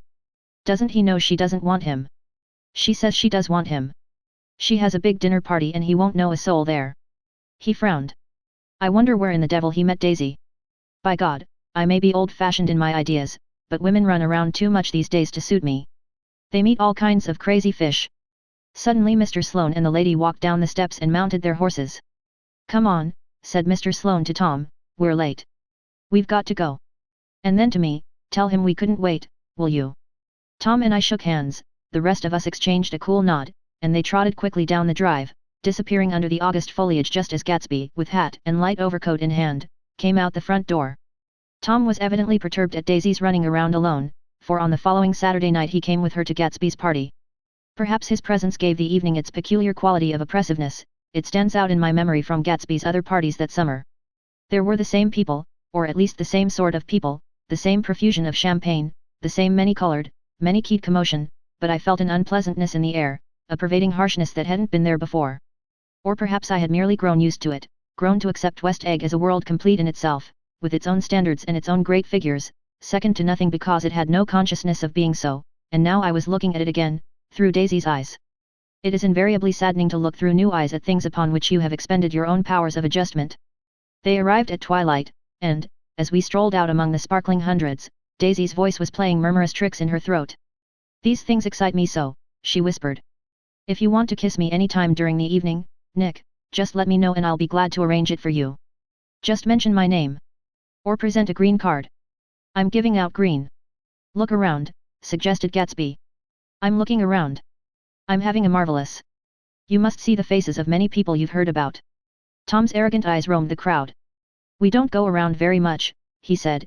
In fact, I was just thinking I don't know a soul here. Perhaps you know that lady. Gatsby indicated a gorgeous, scarcely human orchid of a woman who sat in state under a white plum tree. Tom and Daisy stared, with that peculiarly unreal feeling that accompanies the recognition of a hitherto ghostly celebrity of the movies. She's lovely, said Daisy. The man bending over her is her director. He took them ceremoniously from group to group. Mrs. Buchanan, and Mr. Buchanan, after an instant's hesitation he added, the polo player. Oh no, objected Tom quickly, not me. But evidently the sound of it pleased Gatsby, for Tom remained the polo player for the rest of the evening. I've never met so many celebrities, Daisy exclaimed. I liked that man, what was his name, with the sort of blue nose? Gatsby identified him, adding that he was a small producer. Well, I liked him anyhow. I'd a little rather not be the polo player, said Tom pleasantly, I'd rather look at all these famous people in oblivion. Daisy and Gatsby danced. I remember being surprised by his graceful, conservative foxtrot, I had never seen him dance before. Then they sauntered over to my house and sat on the steps for half an hour, while at her request I remained watchfully in the garden. In case there's a fire or a flood, she explained, or any act of God. Tom appeared from his oblivion as we were sitting down to supper together. Do you mind if I eat with some people over here? He said. A fellow's getting off some funny stuff. Go ahead, answered Daisy genially, and if you want to take down any addresses here's my little gold pencil. She looked around after a moment and told me the girl was common but pretty, and I knew that except for the half hour she'd been alone with Gatsby she wasn't having a good time. We were at a particularly tipsy table. That was my fault, Gatsby had been called to the phone, and I'd enjoyed these same people only 2 weeks before. But what had amused me then turned septic on the air now.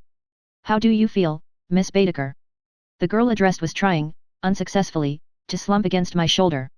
At this inquiry she sat up and opened her eyes. Wah! A massive and lethargic woman, who had been urging Daisy to play golf with her at the local club tomorrow, spoke in Miss Baedeker's defense. Oh, she's all right now. When she's had 5 or 6 cocktails she always starts screaming like that. I tell her she ought to leave it alone. I do leave it alone, affirmed the accused hollowly. We heard you yelling, so I said to Doc Civet here, there's somebody that needs your help, document. She's much obliged, I'm sure, said another friend, without gratitude, but you got her dress all wet when you stuck her head in the pool. Anything I hate is to get my head stuck in a pool, mumbled Miss Baedeker. They almost drowned me once over in New Jersey. Then you ought to leave it alone, countered Dr. Civet. Speak for yourself, cried Miss Baedeker violently. Your hand shakes. I wouldn't let you operate on me. It was like that. Almost the last thing I remember was standing with Daisy and watching the moving picture director and his star. They were still under the white plum tree and their faces were touching except for a pale, thin ray of moonlight between. It occurred to me that he had been very slowly bending toward her all evening to attain this proximity, and even while I watched I saw him stoop one ultimate degree and kiss at her cheek. I like her, said Daisy, I think she's lovely. But the rest offended her, and inarguably because it wasn't a gesture but an emotion.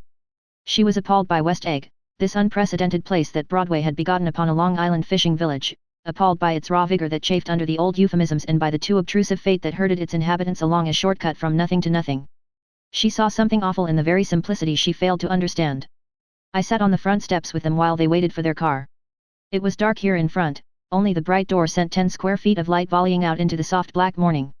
Sometimes a shadow moved against a dressing room blind above, gave way to another shadow, an indefinite procession of shadows, who rouged and powdered in an invisible glass. Who is this Gatsby anyhow? Demanded Tom suddenly. Some big bootlegger. Where'd you hear that? I inquired. I didn't hear it. I imagined it. A lot of these newly rich people are just big bootleggers, you know. Not Gatsby, I said shortly. He was silent for a moment. The pebbles of the drive crunched under his feet. Well, he certainly must have strained himself to get this menagerie together. A breeze stirred the grey haze of Daisy's fur collar. At least they are more interesting than the people we know, she said with an effort. You didn't look so interested. Well, I was. Tom laughed and turned to me. Did you notice Daisy's face when that girl asked her to put her under a cold shower? Daisy began to sing with the music in a husky, rhythmic whisper, bringing out a meaning in each word that it had never had before and would never have again. When the melody rose her voice broke up sweetly, following it, in a way contralto voices have, and each change tipped out a little of her warm human magic upon the air. Lots of people come who haven't been invited, she said suddenly. That girl hadn't been invited. They simply force their way in and he's too polite to object. I'd like to know who he is and what he does, insisted Tom. And I think I'll make a point of finding out. I can tell you right now, she answered. He owns some drugstores, a lot of drugstores. He built them up himself. The dilatory limousine came rolling up the drive. Good night, Nick, said Daisy. Her glance left me and sought the lighted top of the steps, where 3 o'clock in the morning, a neat, sad little waltz of that year, was drifting out the open door. After all, in the very casualness of Gatsby's party there were romantic possibilities totally absent from her world. What was it up there in the song that seemed to be calling her back inside? What would happen now in the dim, incalculable hours? Perhaps some unbelievable guest would arrive, a person infinitely rare and to be marveled at, some authentically radiant young girl who with one fresh glance at Gatsby, one moment of magical encounter, would blot out those 5 years of unwavering devotion. I stayed late that night. Gatsby asked me to wait until he was free, and I lingered in the garden until the inevitable swimming party had run up, chilled and exalted, from the black beach, until the lights were extinguished in the guest rooms overhead. When he came down the steps at last the tanned skin was drawn unusually tight on his face, and his eyes were bright and tired. She didn't like it, he said immediately. Of course she did. She didn't like it, he insisted. She didn't have a good time. He was silent, and I guessed at his unutterable depression. I feel far away from her, he said. It's hard to make her understand. You mean about the dance? The dance? He dismissed all the dances he had given with a snap of his fingers. Old sport, the dance is unimportant. He wanted nothing less of Daisy than that she should go to Tom and say, I never loved you. After she had obliterated 4 years with that sentence they could decide upon the more practical measures to be taken. One of them was that, after she was free, they were to go back to Louisville and be married from her house, just as if it were 5 years ago. And she doesn't understand, he said. She used to be able to understand. We'd sit for hours. He broke off and began to walk up and down a desolate path of fruit rinds and discarded favors and crushed flowers. I wouldn't ask too much of her, I ventured. You can't repeat the past. Can't repeat the past, he cried incredulously. Why of course you can. He looked around him wildly, as if the past were lurking here in the shadow of his house, just out of reach of his hand. I'm going to fix everything just the way it was before, he said, nodding determinedly. She'll see. He talked a lot about the past, and I gathered that he wanted to recover something, some idea of himself perhaps, that had gone into loving Daisy. His life had been confused and disordered since then, but if he could once return to a certain starting place and go over it all slowly, he could find out what that thing was. One autumn night, 5 years before, they had been walking down the street when the leaves were falling, and they came to a place where there were no trees and the sidewalk was white with moonlight. They stopped here and turned toward each other. Now it was a cool night with that mysterious excitement in it which comes at the two changes of the year. The quiet lights in the houses were humming out into the darkness and there was a stir and bustle among the stars. Out of the corner of his eye Gatsby saw that the blocks of the sidewalks really formed a ladder and mounted to a secret place above the trees. He could climb to it, if he climbed alone, and once there he could suck on the pap of life, gulp down the incomparable milk of wonder. His heart beat faster as Daisy's white face came up to his own. He knew that when he kissed this girl, and forever wed his unutterable visions to her perishable breath, his mind would never romp again like the mind of God. So he waited, listening for a moment longer to the tuning fork that had been struck upon a star. Then he kissed her. At his lips' touch she blossomed for him like a flower and the incarnation was complete. Through all he said, even through his appalling sentimentality, I was reminded of something, an elusive rhythm, a fragment of lost words, that I had heard somewhere a long time ago. For a moment a phrase tried to take shape in my mouth and my lips parted like a dumb man's, as though there was more struggling upon them than a wisp of startled air. But they made no sound, and what I had almost remembered was uncommunicable forever. Chapter 7. It was when curiosity about Gatsby was at its highest that the lights in his house failed to go on one Saturday night, and, as obscurely as it had begun, his career as Trimalchio was over. Only gradually did I become aware that the automobiles which turned expectantly into his drive stayed for just a minute and then drove sulkily away. Wondering if he were sick I went over to find out. An unfamiliar butler with a villainous face squinted at me suspiciously from the door. "Is Mr. Gatsby sick?" "Nope." After a pause he added sir in a dilatory, grudging way. I hadn't seen him around, and I was rather worried. "Tell him Mr. Carraway came over." "Who?" he demanded rudely. "Carraway." "Carraway. All right, I'll tell him." Abruptly he slammed the door. My Finn informed me that Gatsby had dismissed every servant in his house a week ago and replaced them with half a dozen others, who never went into West Egg Village to be bribed by the tradesmen, but ordered moderate supplies over the telephone.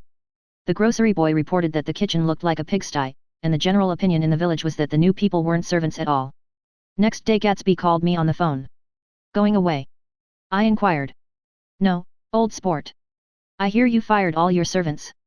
I wanted somebody who wouldn't gossip. Daisy comes over quite often, in the afternoons. So the whole caravansary had fallen in like a card house at the disapproval in her eyes. "There's some people Wolfsheim wanted to do something for. They're all brothers and sisters. They used to run a small hotel." "I see." He was calling up at Daisy's request. Would I come to lunch at her house tomorrow? Miss Baker would be there. Half an hour later Daisy herself telephoned and seemed relieved to find that I was coming. Something was up.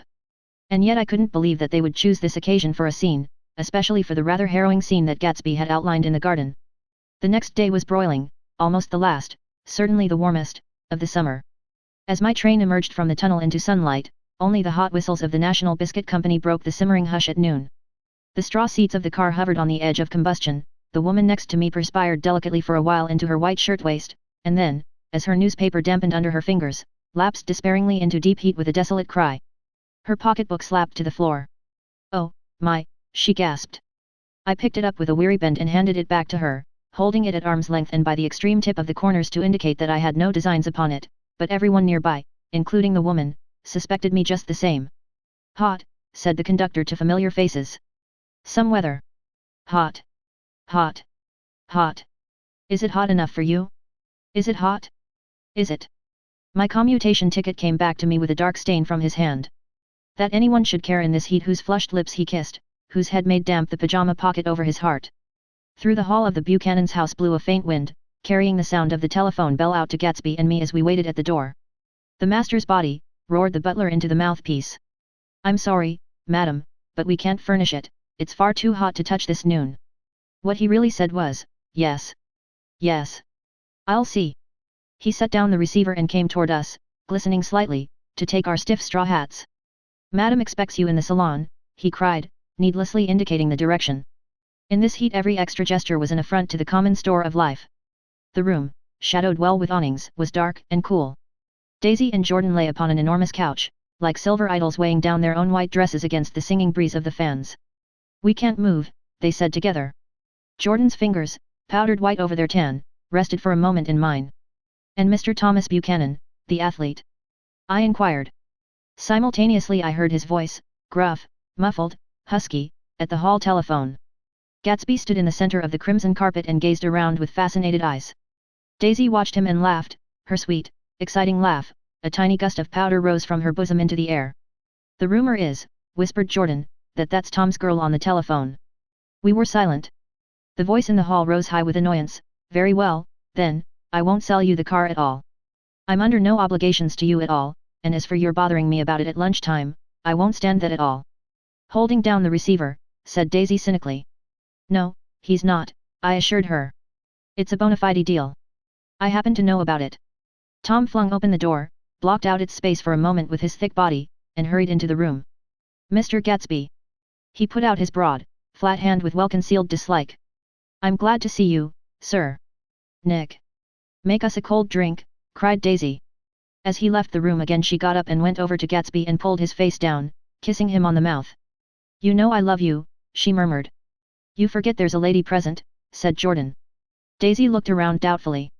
"You kiss Nick too? What a low, vulgar girl." "I don't care," cried Daisy, and began to clog on the brick fireplace. Then she remembered the heat and sat down guiltily on the couch just as a freshly laundered nurse leading a little girl came into the room. "Blessed Precious," she crooned, holding out her arms. "Come to your own mother that loves you." The child, relinquished by the nurse, rushed across the room and rooted shyly into her mother's dress. "The Blessed Precious. Did mother get powder on your old yellowy hair? Stand up now, and say, how to do." Gatsby and I in turn leaned down and took the small reluctant hand. Afterward he kept looking at the child with surprise. I don't think he had ever really believed in its existence before. "I got dressed before luncheon," said the child, turning eagerly to Daisy. "That's because your mother wanted to show you off." Her face bent into the single wrinkle of the small white neck. "You dream, you. You absolute little dream." "Yes," admitted the child calmly. "Aunt Jordan's got on a white dress too. How do you like mother's friends?" Daisy turned her around so that she faced Gatsby. "Do you think they're pretty? Where's Daddy?" "She doesn't look like her father," explained Daisy. "She looks like me. She's got my hair and shape of the face." Daisy sat back upon the couch. The nurse took a step forward and held out her hand. "Come, Pammy. Goodbye, sweetheart." With a reluctant backward glance the well-disciplined child held to her nurse's hand and was pulled out the door, just as Tom came back, preceding 4 gin rickeys that clicked full of ice. Gatsby took up his drink. "They certainly look cool," he said, with visible tension. We drank in long, greedy swallows. "I read somewhere that the sun's getting hotter every year," said Tom genially. "It seems that pretty soon the Earth's going to fall into the sun, or wait a minute, it's just the opposite, the sun's getting colder every year." "Come outside," he suggested to Gatsby, "I'd like you to have a look at the place." I went with them out to the veranda. On the green sound, stagnant in the heat, one small sail crawled slowly toward the fresher sea. Gatsby's eyes followed it momentarily. He raised his hand and pointed across the bay. "I'm right across from you." "So you are." Our eyes lifted over the rose beds and the hot lawn and the weedy refuse of the dog days along shore. Slowly the white wings of the boat moved against the blue cool limit of the sky. Ahead lay the scalloped ocean and the abounding Blessed Isles. "There's sport for you," said Tom, nodding. "I'd like to be out there with him for about an hour." We had luncheon in the dining room, darkened too against the heat, and drank down nervous gaiety with the cold ale. "What'll we do with ourselves this afternoon?" cried Daisy, "and the day after that, and the next 30 years. "Don't be morbid," Jordan said. "Life starts all over again when it gets crisp in the fall." "But it's so hot," insisted Daisy, on the verge of tears, "and everything's so confused. Let's all go to town." Her voice struggled on through the heat, beating against it, molding its senselessness into forms. "I've heard of making a garage out of a stable," Tom was saying to Gatsby, "but I'm the first man who ever made a stable out of a garage." "Who wants to go to town?" demanded Daisy insistently. Gatsby's eyes floated toward her. "Ah," she cried, "you look so cool." Their eyes met, and they stared together at each other, alone in space. With an effort she glanced down at the table. "You always look so cool," she repeated. She had told him that she loved him, and Tom Buchanan saw. He was astounded. His mouth opened a little, and he looked at Gatsby, and then back at Daisy as if he had just recognized her as someone he knew a long time ago. "You resemble the advertisement of the man," she went on innocently. "You know the advertisement of the man." "All right," broke in Tom quickly, "I'm perfectly willing to go to town. Come on, we're all going to town." He got up, his eyes still flashing between Gatsby and his wife. No one moved. "Come on." His temper cracked a little. "What's the matter, anyhow? If we're going to town, let's start." His hand, trembling with his effort at self-control, bore to his lips the last of his glass of ale. Daisy's voice got us to our feet and out onto the blazing gravel drive.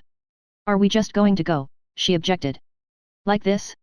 Aren't we going to let anyone smoke a cigarette first? Everybody smoked all through lunch. Oh, let's have fun, she begged him. It's too hot to fuss. He didn't answer. Have it your own way, she said. Come on, Jordan. They went upstairs to get ready while we three men stood there shuffling the hot pebbles with our feet. A silver curve of the moon hovered already in the western sky. Gatsby started to speak, changed his mind, but not before Tom wheeled and faced him expectantly. Have you got your stables here? Asked Gatsby with an effort. About a quarter of a mile down the road. Oh. A pause. I don't see the idea of going to town, broke out Tom savagely. Women get these notions in their heads. Shall we take anything to drink? Called Daisy from an upper window. I'll get some whiskey, answered Tom. He went inside. Gatsby turned to me rigidly. I can't say anything in his house, old sport. She's got an indiscreet voice, I remarked. It's full of, I hesitated. Her voice is full of money, he said suddenly. That was it. I'd never understood before. It was full of money, that was the inexhaustible charm that rose and fell in it, the jingle of it, the cymbal song of it. High in a white palace the king's daughter, the golden girl. Tom came out of the house wrapping a quart bottle in a towel, followed by Daisy and Jordan wearing small tight hats of metallic cloth and carrying light capes over their arms. Shall we all go in my car? Suggested Gatsby. He felt the hot, green leather of the seat. I ought to have left it in the shade. Is it standard shift? Demanded Tom. Yes. Well, you take my coupe and let me drive your car to town. The suggestion was distasteful to Gatsby. I don't think there's much gas, he objected. Plenty of gas, said Tom boisterously. He looked at the gauge. And if it runs out I can stop at a drugstore. You can buy anything at a drugstore nowadays. A pause followed this apparently pointless remark. Daisy looked at Tom frowning, and an indefinable expression, at once definitely unfamiliar and vaguely recognizable, as if I had only heard it described in words, passed over Gatsby's face. Come on, Daisy, said Tom, pressing her with his hand toward Gatsby's car. I'll take you in this circus wagon. He opened the door, but she moved out from the circle of his arm. You take Nick and Jordan. We'll follow you in the coupe. She walked close to Gatsby, touching his coat with her hand. Jordan and Tom and I got into the front seat of Gatsby's car. Tom pushed the unfamiliar gears tentatively, and we shot off into the oppressive heat, leaving them out of sight behind. Did you see that? Demanded Tom. See what? He looked at me keenly, realizing that Jordan and I must have known all along. You think I'm pretty dumb, don't you? He suggested. Perhaps I am, but I have almost a second sight, sometimes, that tells me what to do. Maybe you don't believe that, but science. He paused. The immediate contingency overtook him, pulled him back from the edge of theoretical abyss. I've made a small investigation of this fellow, he continued. I could have gone deeper if I'd known. Do you mean you've been to a medium? Inquired Jordan humorously. What? Confused, he stared at us as we laughed. A medium? About Gatsby? About Gatsby? No, I haven't. I said I'd been making a small investigation of his past. And you found he was an Oxford man, said Jordan helpfully. An Oxford man? He was incredulous. Like hell he is. He wears a pink suit. Nevertheless he's an Oxford man. Oxford, New Mexico, snorted Tom contemptuously, or something like that. Listen, Tom. If you're such a snob, why did you invite him to lunch? Demanded Jordan crossly. Daisy invited him, she knew him before we were married, God knows where. We were all irritable now with the fading ale, and aware of it we drove for a while in silence. Then as Dr. T.J. Eckelberg's faded eyes came into sight down the road, I remembered Gatsby's caution about gasoline. We've got enough to get us to town, said Tom. But there's a garage right here, objected Jordan. I don't want to get stalled in this baking heat. Tom threw on both brakes impatiently, and we slid to an abrupt dusty stop under Wilson's sign. After a moment the proprietor emerged from the interior of his establishment and gazed hollow-eyed at the car. Let's have some gas, cried Tom roughly. What do you think we stopped for? To admire the view. I'm sick, said Wilson without moving. Been sick all day. What's the matter? I'm all run down. Well, shall I help myself? Tom demanded. You sounded well enough on the phone. With an effort Wilson left the shade and support of the doorway and, breathing hard, unscrewed the cap of the tank. In the sunlight his face was green. I didn't mean to interrupt your lunch, he said. But I need money pretty bad, and I was wondering what you were going to do with your old car. How do you like this one? inquired Tom. I bought it last week. It's a nice yellow one, said Wilson, as he strained at the handle. Like to buy it? Big chance, Wilson smiled faintly. No, but I could make some money on the other. What do you want money for, all of a sudden? I've been here too long. I want to get away. My wife and I want to go west. Your wife does? Exclaimed Tom, startled. She's been talking about it for 10 years. He rested for a moment against the pump, shading his eyes. And now she's going whether she wants to or not. I'm going to get her away. The coupe flashed by us with a flurry of dust and the flash of a waving hand. What do I owe you? Demanded Tom harshly. I just got wised up to something funny the last 2 days, remarked Wilson. That's why I want to get away. That's why I've been bothering you about the car. What do I owe you? $20. The relentless beating heat was beginning to confuse me and I had a bad moment there before I realized that so far his suspicions hadn't alighted on Tom. He had discovered that Myrtle had some sort of life apart from him in another world, and the shock had made him physically sick. I stared at him and then at Tom, who had made a parallel discovery less than an hour before, and it occurred to me that there was no difference between men in intelligence or race, so profound as the difference between the sick and the well. Wilson was so sick that he looked guilty, unforgivably guilty, as if he had just got some poor girl with child. I'll let you have that car, said Tom. I'll send it over tomorrow afternoon. That locality was always vaguely disquieting, even in the broad glare of afternoon, and now I turned my head as though I had been warned of something behind. Over the ash heaps the giant eyes of Dr. T.J. Eckelberg kept their vigil, but I perceived, after a moment, that other eyes were regarding us with peculiar intensity from less than 20 feet away. In one of the windows over the garage the curtains had been moved aside a little, and Myrtle Wilson was peering down at the car. So engrossed was she that she had no consciousness of being observed, and one emotion after another crept into her face like objects into a slowly developing picture.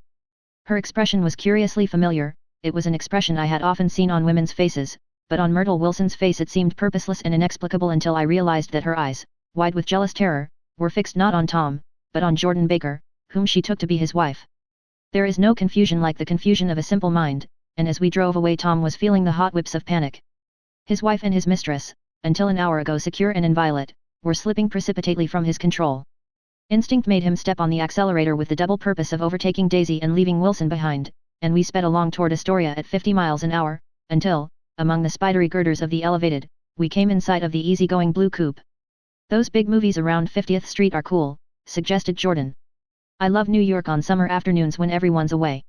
There's something very sensuous about it, overripe, as if all sorts of funny fruits were going to fall into your hands.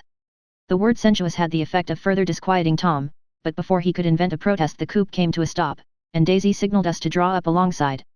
Where are we going? She cried. How about the movies? It's so hot, she complained. You go. We'll ride around and meet you after. With an effort her wit rose faintly. We'll meet you on some corner. I'll be the man smoking 2 cigarettes. We can't argue about it here, Tom said impatiently, as a truck gave out a cursing whistle behind us.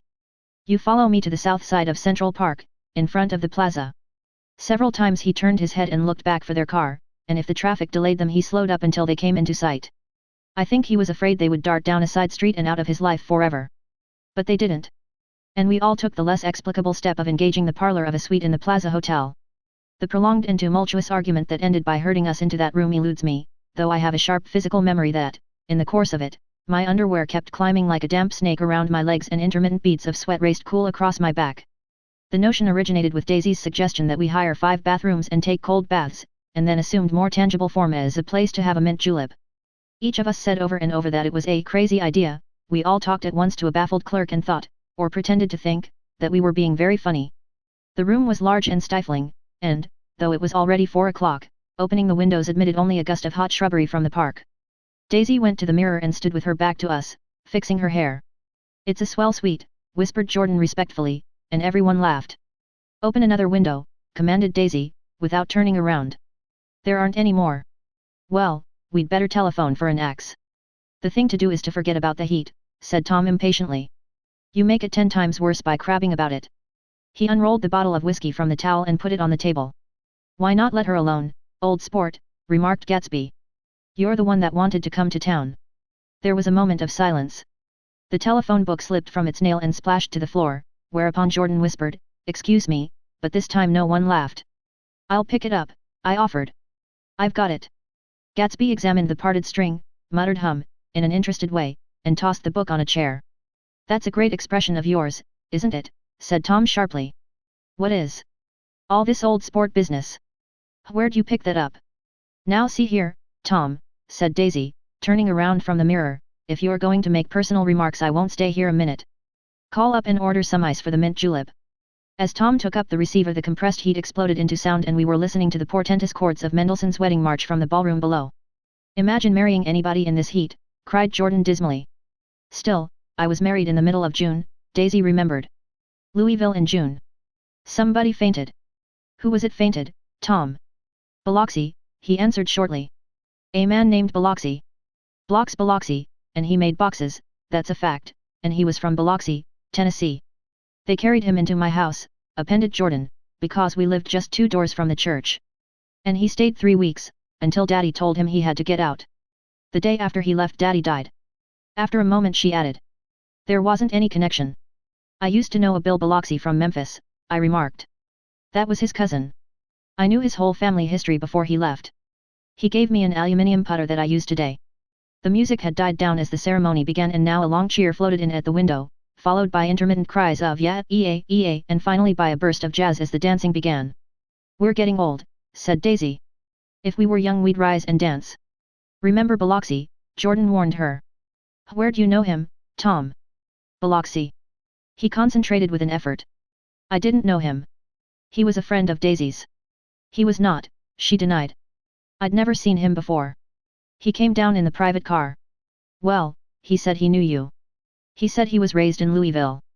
Asa Bird brought him around at the last minute and asked if we had room for him. Jordan smiled. He was probably bumming his way home. He told me he was president of your class at Yale.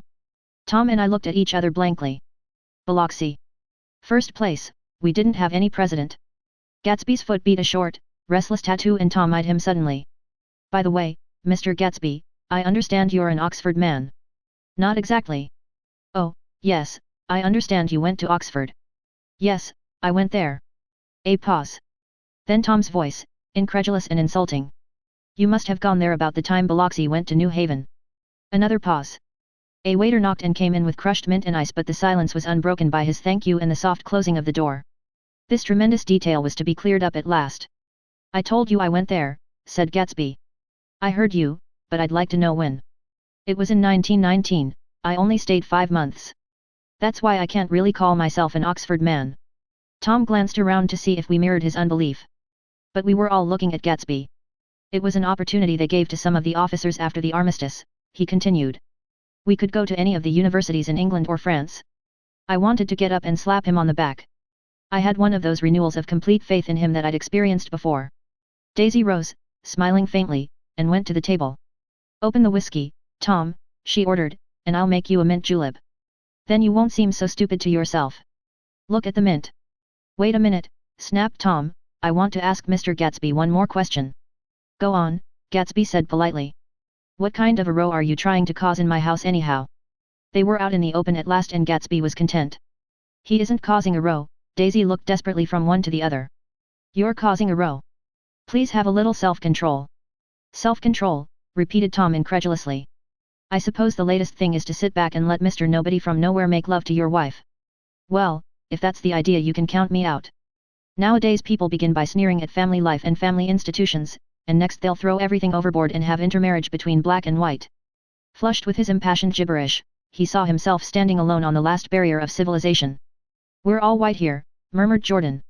I know I'm not very popular. I don't give big parties. I suppose you've got to make your house into a pigsty in order to have any friends, in the modern world. Angry as I was, as we all were, I was tempted to laugh whenever he opened his mouth. The transition from libertine to prig was so complete. I've got something to tell you, old sport, began Gatsby. But Daisy guessed at his intention. Please don't, she interrupted helplessly. Please let's all go home. Why don't we all go home? That's a good idea, I got up. Come on, Tom. Nobody wants a drink. I want to know what Mr. Gatsby has to tell me. Your wife doesn't love you, said Gatsby. She's never loved you. She loves me. You must be crazy, exclaimed Tom automatically. Gatsby sprang to his feet, vivid with excitement. She never loved you, do you hear? He cried. She only married you because I was poor and she was tired of waiting for me. It was a terrible mistake, but in her heart she never loved anyone except me. At this point Jordan and I tried to go, but Tom and Gatsby insisted with competitive firmness that we remain, as though neither of them had anything to conceal and it would be a privilege to partake vicariously of their emotions. Sit down, Daisy, Tom's voice groped unsuccessfully for the paternal note. What's been going on? I want to hear all about it. I told you what's been going on, said Gatsby. Going on for 5 years, and you didn't know. Tom turned to Daisy sharply. You've been seeing this fellow for 5 years. Not seeing, said Gatsby. No, we couldn't meet. But both of us loved each other all that time, old sport, and you didn't know. I used to laugh sometimes, but there was no laughter in his eyes, to think that you didn't know. Oh, that's all. Tom tapped his thick fingers together like a clergyman and leaned back in his chair. You're crazy, he exploded. I can't speak about what happened 5 years ago, because I didn't know Daisy then, and I'll be damned if I see how you got within a mile of her unless you brought the groceries to the back door. But all the rest of that's a goddamned lie. Daisy loved me when she married me and she loves me now. No, said Gatsby, shaking his head. She does, though. The trouble is that sometimes she gets foolish ideas in her head and doesn't know what she's doing. He nodded sagely. And what's more, I love Daisy too. Once in a while I go off on a spree and make a fool of myself, but I always come back, and in my heart I love her all the time. You're revolting, said Daisy. She turned to me, and her voice, dropping an octave lower, filled the room with thrilling scorn. Do you know why we left Chicago? I'm surprised that they didn't treat you to the story of that little spree. Gatsby walked over and stood beside her. Daisy, that's all over now, he said earnestly. It doesn't matter anymore. Just tell him the truth, that you never loved him, and it's all wiped out forever. She looked at him blindly. Why, how could I love him, possibly? You never loved him. She hesitated. Her eyes fell on Jordan and me with a sort of appeal, as though she realized at last what she was doing, and as though she had never, all along, intended doing anything at all. But it was done now. It was too late. I never loved him, she said, with perceptible reluctance. Not at Kapiolani, demanded Tom suddenly. No. From the ballroom beneath, muffled and suffocating chords were drifting up on hot waves of air. Not that day I carried you down from the punch bowl to keep your shoes dry. There was a husky tenderness in his tone. Daisy. Please don't. Her voice was cold, but the rancor was gone from it. She looked at Gatsby. There, Jay, she said, but her hand as she tried to light a cigarette was trembling. Suddenly she threw the cigarette and the burning match on the carpet. Oh, you want too much, she cried to Gatsby. I love you now, isn't that enough? I can't help what's past. She began to sob helplessly. I did love him once, but I loved you too. Gatsby's eyes opened and closed. You loved me too, he repeated. Even that's a lie, said Tom savagely.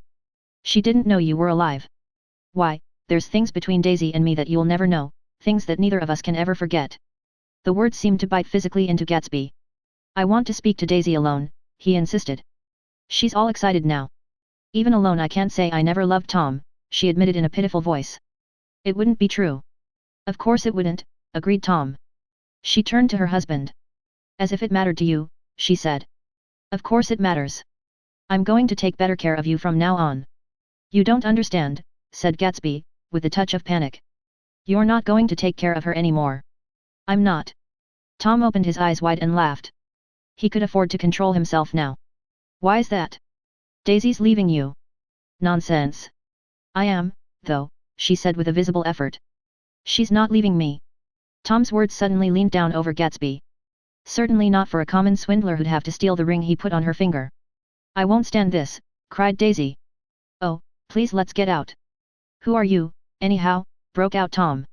You're one of that bunch that hangs around with Meyer Wolfsheim, that much I happen to know. I've made a little investigation into your affairs, and I'll carry it further tomorrow. You can suit yourself about that, old sport, said Gatsby steadily. I found out what your drugstores were. He turned to us and spoke rapidly. He and this Wolfsheim bought up a lot of side street drugstores here and in Chicago and sold grain alcohol over the counter. That's one of his little stunts. I picked him for a bootlegger the first time I saw him, and I wasn't far wrong. What about it? Said Gatsby politely. I guess your friend Walter Chase wasn't too proud to come in on it. And you left him in the lurch, didn't you? You let him go to jail for a month over in New Jersey. God. You ought to hear Walter on the subject of you. He came to us dead broke. He was very glad to pick up some money, old sport. Don't you call me old sport, cried Tom. Gatsby said nothing. Walter could have you up on the betting laws too, but Wolf's heme scared him into shutting his mouth. That unfamiliar yet recognizable look was back again in Gatsby's face. That drugstore business was just small change, continued Tom slowly, but you've got something on now that Walter's afraid to tell me about. I glanced at Daisy, who was staring terrified between Gatsby and her husband, and at Jordan, who had begun to balance an invisible but absorbing object on the tip of her chin. Then I turned back to Gatsby, and was startled at his expression. He looked, and this is said in all contempt for the babbled slander of his garden, as if he had killed a man. For a moment the set of his face could be described in just that fantastic way. It passed, and he began to talk excitedly to Daisy, denying everything, defending his name against accusations that had not been made. But with every word she was drawing further and further into herself, so he gave that up, and only the dead dream fought on as the afternoon slipped away, trying to touch what was no longer tangible, struggling unhappily, undespairingly, toward that lost voice across the room. The voice begged again to go. Please, Tom. I can't stand this anymore. Her frightened eyes told that whatever intentions, whatever courage she had had, were definitely gone. You two start on home, Daisy, said Tom. In Mr. Gatsby's car. She looked at Tom, alarmed now, but he insisted with magnanimous scorn. Go on. He won't annoy you. I think he realizes that his presumptuous little flirtation is over. They were gone, without a word, snapped out, made accidental, isolated, like ghosts, even from our pity. After a moment Tom got up and began wrapping the unopened bottle of whiskey in the towel. Want any of this stuff? Jordan. Nick. I didn't answer. Nick. He asked again. What? Want any? No. I just remembered that today's my birthday. I was 30. Before me stretched the portentous, menacing road of a new decade. It was 7 o'clock when we got into the coupe with him and started for Long Island. Tom talked incessantly, exulting and laughing, but his voice was as remote from Jordan and me as the foreign clamor on the sidewalk or the tumult of the elevated overhead. Human sympathy has its limits, and we were content to let all their tragic arguments fade with the city lights behind. 30, the promise of a decade of loneliness, a thinning list of single men to know, a thinning briefcase of enthusiasm, thinning hair. But there was Jordan beside me, who, unlike Daisy, was too wise ever to carry well-forgotten dreams from age to age. As we passed over the dark bridge her wan face fell lazily against my coat's shoulder and the formidable stroke of 30 died away with the reassuring pressure of her hand. So we drove on toward death through the cooling twilight. The young Greek, Michaelis, who ran the coffee joint beside the ash heaps was the principal witness at the inquest. He had slept through the heat until after 5, when he strolled over to the garage, and found George Wilson sick in his office, really sick, pale as his own pale hair and shaking all over. Michaelis advised him to go to bed, but Wilson refused, saying that he'd miss a lot of business if he did. While his neighbor was trying to persuade him, a violent racket broke out overhead. I've got my wife locked in up there, explained Wilson calmly. She's going to stay there till the day after tomorrow, and then we're going to move away. Michaelis was astonished. They had been neighbors for 4 years, and Wilson had never seemed faintly capable of such a statement. Generally he was one of these worn-out men. When he wasn't working, he sat on a chair in the doorway and stared at the people and the cars that passed along the road. When anyone spoke to him he invariably laughed in an agreeable, colorless way. He was his wife's man and not his own. So naturally Michaelis tried to find out what had happened, but Wilson wouldn't say a word. Instead he began to throw curious, suspicious glances at his visitor and ask him what he'd been doing at certain times on certain days. Just as the latter was getting uneasy, some workmen came past the door bound for his restaurant, and Michaelis took the opportunity to get away, intending to come back later. But he didn't. He supposed he forgot to, that's all.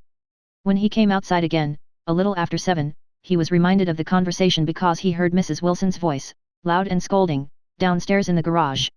Beat me, he heard her cry. Throw me down and beat me, you dirty little coward.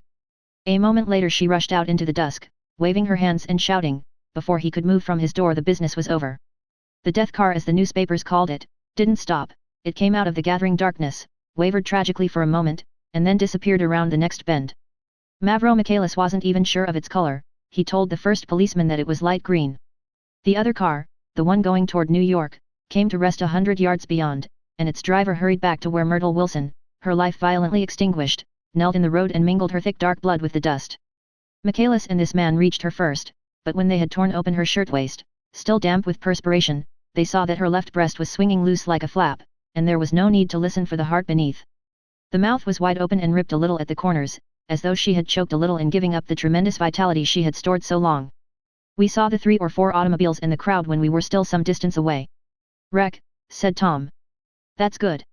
Wilson will have a little business at last. He slowed down, but still without any intention of stopping, until, as we came nearer, the hushed, intent faces of the people at the garage door made him automatically put on the brakes. "We'll take a look," he said doubtfully, "just a look." I became aware now of a hollow, wailing sound which issued incessantly from the garage, a sound which as we got out of the coupe and walked toward the door resolved itself into the words "Oh, my God," uttered over and over in a gasping moan. "There's some bad trouble here," said Tom excitedly. He reached up on tiptoes and peered over a circle of heads into the garage, which was lit only by a yellow light in a swinging metal basket overhead. Then he made a harsh sound in his throat, and with a violent thrusting movement of his powerful arms pushed his way through. The circle closed up again with a running murmur of expostulation. It was a minute before I could see anything at all. Then new arrivals deranged the line, and Jordan and I were pushed suddenly inside. Myrtle Wilson's body, wrapped in a blanket, and then in another blanket, as though she suffered from a chill in the hot night, lay on a work table by the wall, and Tom, with his back to us, was bending over it, motionless. Next to him stood a motorcycle policeman taking down names with much sweat and correction in a little book. At first I couldn't find the source of the high, groaning words that echoed clamorously through the bare garage. Then I saw Wilson standing on the raised threshold of his office, swaying back and forth and holding to the doorposts with both hands. Some man was talking to him in a low voice and attempting, from time to time, to lay a hand on his shoulder, but Wilson neither heard nor saw. His eyes would drop slowly from the swinging light to the laden table by the wall, and then jerk back to the light again, and he gave out incessantly his high, horrible call. "Oh, my God! Oh, my God! Oh, God! Oh, my God!" Presently Tom lifted his head with a jerk and, after staring around the garage with glazed eyes, addressed a mumbled incoherent remark to the policeman. "MAV," the policeman was saying. "Oh. No, R," corrected the man, "MAVRO. "Listen to me," muttered Tom fiercely. "R," said the policeman. "Oh. G. G." He looked up as Tom's broad hand fell sharply on his shoulder. "What you want, fella? What happened, that's what I want to know." "Otto hit her. Instantly killed." "Instantly killed," repeated Tom, staring. "She ran out in a road. Son of a bitch didn't even stop his car." "There was 2 cars," said Michaelis, "one comin', one goin', see." "Going where?" asked the policeman keenly. "One goin' each way." "Well, his hand rose toward the blankets but stopped halfway and fell to his side. "She ran out there and the one comin' from New York knocked right into her, goin' 30 or 40 miles an hour." "What's the name of this place here?" demanded the officer. "Hasn't got any name." A pale well-dressed Negro stepped near. "It was a yellow car," he said, "big yellow car." "No. See the accident?" asked the policeman. "No, but the car passed me down the road, going faster than 40. Going 50, 60. Come here and let's have your name. Look out now. I want to get his name." Some words of this conversation must have reached Wilson, swaying in the office door, for suddenly a new theme found voice among his grasping cries. "You don't have to tell me what kind of car it was. I know what kind of car it was." Watching Tom, I saw the wad of muscle back of his shoulder tighten under his coat. He walked quickly over to Wilson and, standing in front of him, seized him firmly by the upper arms. "You've got to pull yourself together," he said with soothing gruffness. Wilson's eyes fell upon Tom. He started up on his tiptoes and then would have collapsed to his knees had not Tom held him upright. "Listen," said Tom, shaking him a little. "I just got here a minute ago, from New York. I was bringing you that coupe we've been talking about. That yellow car I was driving this afternoon wasn't mine, do you hear? I haven't seen it all afternoon." Only the Negro and I were near enough to hear what he said, but the policeman caught something in the tone and looked over with truculent eyes. "What's all that?" he demanded. "I'm a friend of his." Tom turned his head but kept his hands firm on Wilson's body. "He says he knows the car that did it. It was a yellow car." Some dim impulse moved the policeman to look suspiciously at Tom. "And what color's your car?" "It's a blue car, a coupe." "We've come straight from New York," I said. Someone who had been driving a little behind us confirmed this, and the policeman turned away. "Now, if you'll let me have that name again correct." Picking up Wilson like a doll, Tom carried him into the office, set him down in a chair, and came back.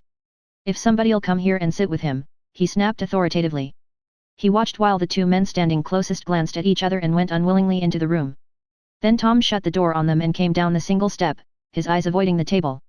As he passed close to me he whispered, "Let's get out." Self-consciously, with his authoritative arms breaking the way, we pushed through the still gathering crowd, passing a hurried doctor, case in hand, who had been sent for in Wild Hope half an hour ago. Tom drove slowly until we were beyond the bend, then his foot came down hard, and the coupe raced along through the night. In a little while I heard a low husky sob, and saw that the tears were overflowing down his face. "The goddamned coward," he whimpered. He didn't even stop his car. The Buchanan's house floated suddenly toward us through the dark rustling trees. Tom stopped beside the porch and looked up at the second floor, where 2 windows bloomed with light among the vines. "Daisy's home," he said. As we got out of the car he glanced at me and frowned slightly. "I ought to have dropped you in West Egg, Nick. There's nothing we can do tonight." A change had come over him, and he spoke gravely, and with decision. As we walked across the moonlight gravel to the porch he disposed of the situation in a few brisk phrases. "I'll telephone for a taxi to take you home, and while you're waiting you and Jordan better go in the kitchen and have them get you some supper, if you want any." He opened the door. "Come in." "No, thanks. But I'd be glad if you'd order me the taxi. I'll wait outside." Jordan put her hand on my arm. "Won't you come in, Nick?" "No, thanks. I was feeling a little sick and I wanted to be alone." But Jordan lingered for a moment more. "It's only 9:30, she said. I'd be damned if I'd go in, I'd had enough of all of them for one day, and suddenly that included Jordan too. She must have seen something of this in my expression, for she turned abruptly away and ran up the porch steps into the house. I sat down for a few minutes with my head in my hands, until I heard the phone taken up inside and the butler's voice calling a taxi. Then I walked slowly down the drive away from the house, intending to wait by the gate. I hadn't gone 20 yards when I heard my name and Gatsby stepped from between 2 bushes into the path. I must have felt pretty weird by that time, because I could think of nothing except the luminosity of his pink suit under the moon. "What are you doing?" I inquired. "Just standing here, old sport." Somehow, that seemed a despicable occupation. For all I knew he was going to rob the house in a moment, I wouldn't have been surprised to see sinister faces, the faces of Wolf Shiem's people, behind him in the dark shrubbery. "Did you see any trouble on the road?" he asked after a minute. "Yes." He hesitated. "Was she killed?" "Yes. I thought so," I told Daisy I thought so. "It's better that the shock should all come at once. She stood it pretty well." He spoke as if Daisy's reaction was the only thing that mattered. "I got to West Egg by a side road," he went on, "and left the car in my garage. I don't think anybody saw us, but of course I can't be sure. I disliked him so much by this time that I didn't find it necessary to tell him he was wrong." "Who was the woman?" he inquired. "Her name was Wilson. Her husband owns the garage." "How the devil did it happen?" "Well, I tried to swing the wheel," he broke off, and suddenly I guessed at the truth. "Was Daisy driving?" "Yes," he said after a moment, "but of course I'll say I was. You see, when we left New York she was very nervous and she thought it would steady her to drive, and this woman rushed out at us just as we were passing a car coming the other way. It all happened in a minute, but it seemed to me that she wanted to speak to us, thought we were somebody she knew.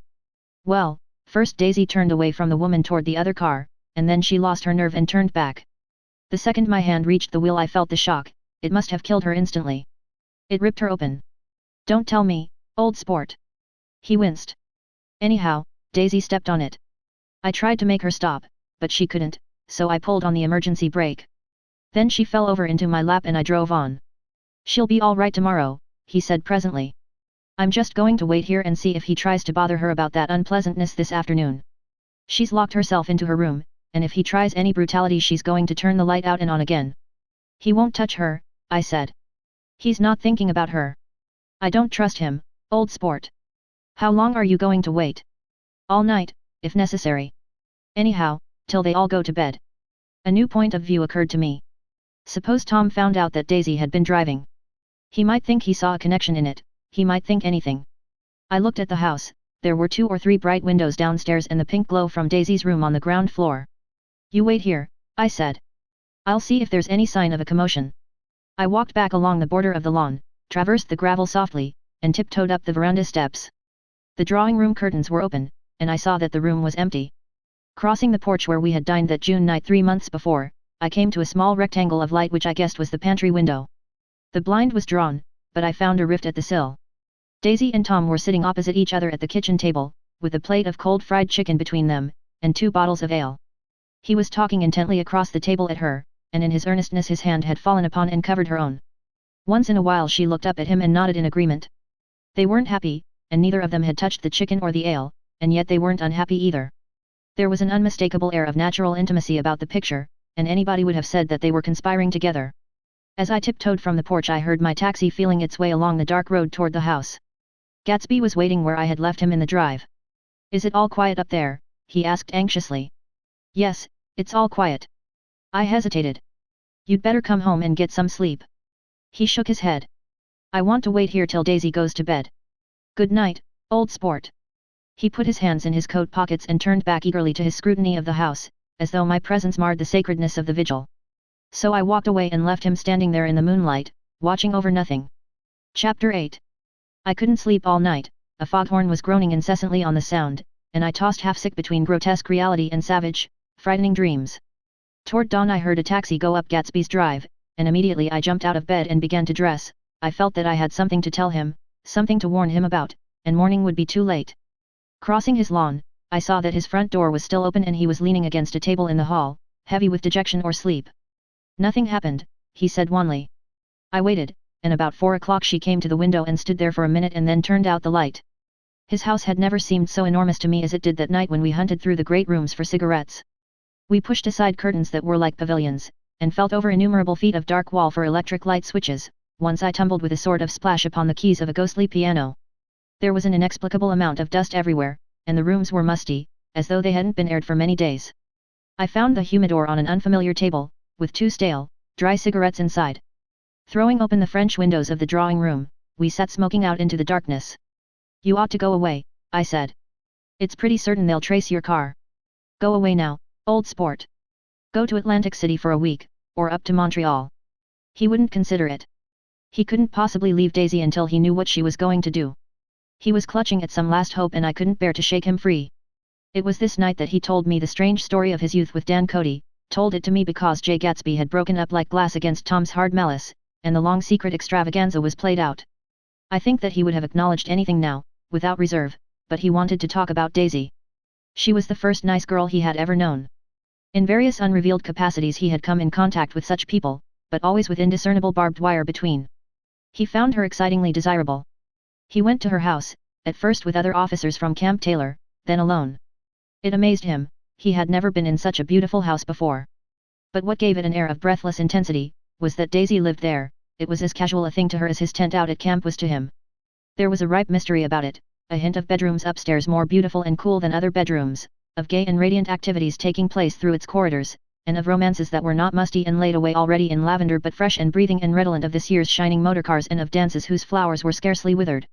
It excited him, too, that many men had already loved Daisy, it increased her value in his eyes. He felt their presence all about the house, pervading the air with the shades and echoes of still vibrant emotions.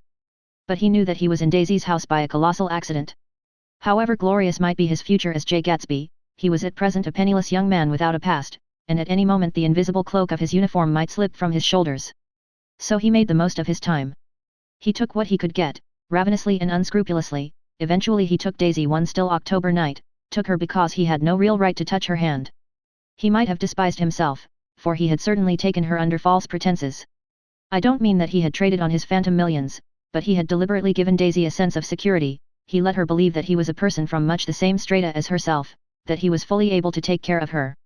As a matter of fact, he had no such facilities, he had no comfortable family standing behind him, and he was liable at the whim of an impersonal government to be blown anywhere about the world. But he didn't despise himself and it didn't turn out as he had imagined. He had intended, probably, to take what he could and go, but now he found that he had committed himself to the following of a grail. He knew that Daisy was extraordinary, but he didn't realize just how extraordinary a nice girl could be.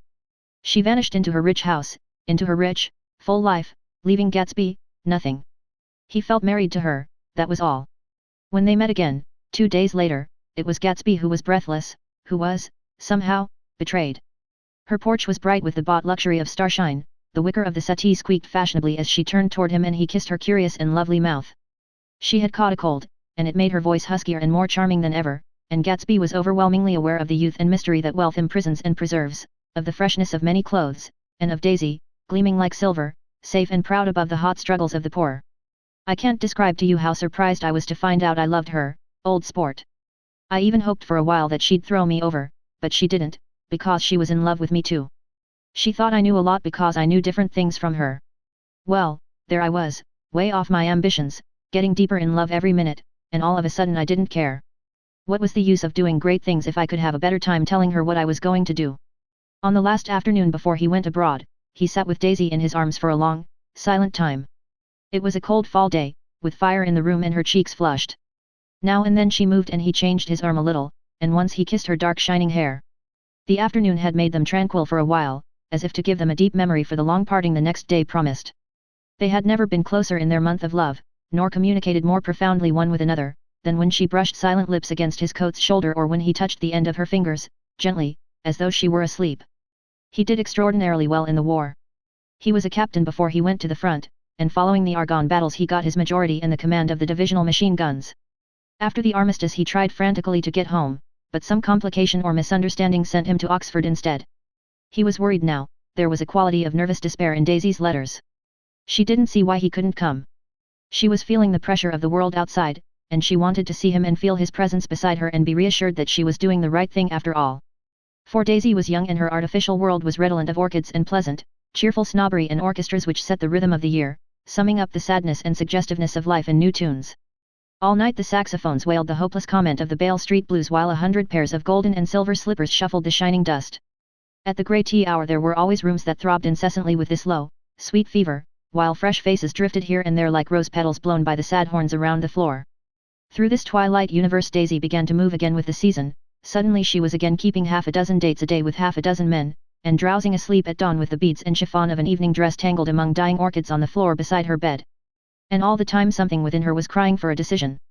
She wanted her life shaped now, immediately, and the decision must be made by some force, of love, of money, of unquestionable practicality, that was close at hand. That force took shape in the middle of spring with the arrival of Tom Buchanan. There was a wholesome bulkiness about his person and his position, and Daisy was flattered. Doubtless there was a certain struggle and a certain relief. The letter reached Gatsby while he was still at Oxford. It was dawn now on Long Island and we went about opening the rest of the windows downstairs, filling the house with grey turning, gold turning light. The shadow of a tree fell abruptly across the dew and ghostly birds began to sing among the blue leaves. There was a slow, pleasant movement in the air, scarcely a wind, promising a cool, lovely day. I don't think she ever loved him. Gatsby turned around from a window and looked at me challengingly. You must remember, old sport, she was very excited this afternoon. He told her those things in a way that frightened her, that made it look as if I was some kind of cheap sharper. And the result was she hardly knew what she was saying. He sat down gloomily. Of course she might have loved him just for a minute, when they were first married, and loved me more even then, do you see? Suddenly he came out with a curious remark. In any case, he said, it was just personal. What could you make of that, except to suspect some intensity in his conception of the affair that couldn't be measured? He came back from France when Tom and Daisy were still on their wedding trip, and made a miserable but irresistible journey to Louisville on the last of his army pay. He stayed there a week, walking the streets where their footsteps had clicked together through the November night and revisiting the out-of-the-way places to which they had driven in her white car. Just as Daisy's house had always seemed to him more mysterious and gay than other houses, so his idea of the city itself, even though she was gone from it, was pervaded with a melancholy beauty. He left feeling that if he had searched harder, he might have found her, that he was leaving her behind. The day coach, he was penniless now, was hot.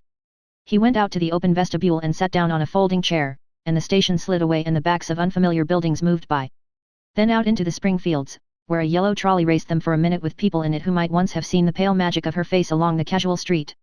The track curved and now it was going away from the sun, which, as it sank lower, seemed to spread itself in benediction over the vanishing city where she had drawn her breath. He stretched out his hand desperately as if to snatch only a wisp of air, to save a fragment of the spot that she had made lovely for him.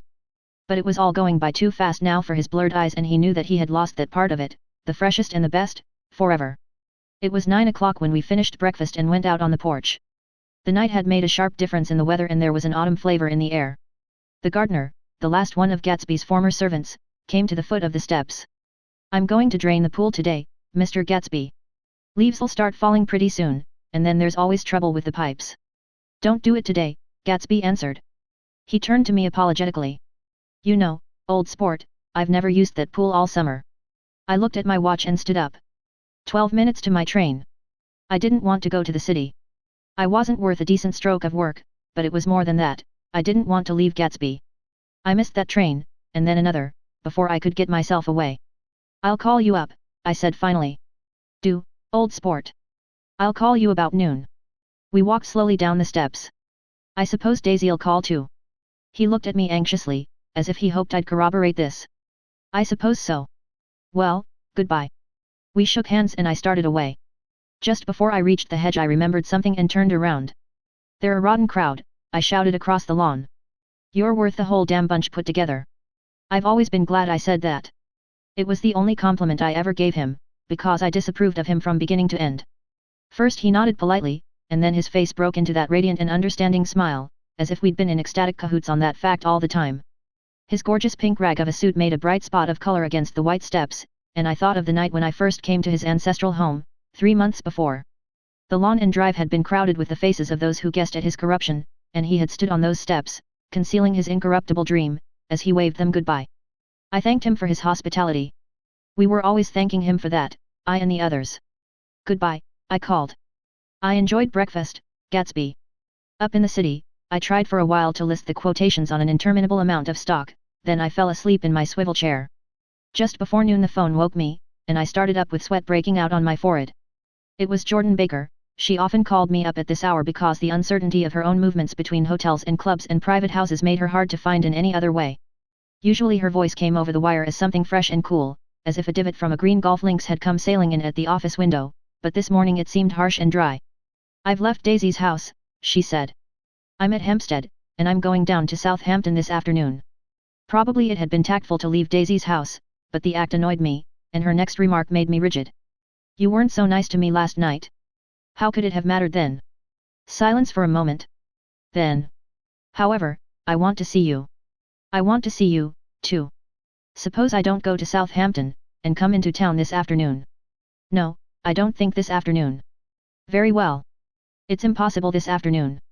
Various. We talked like that for a while, and then abruptly we weren't talking any longer.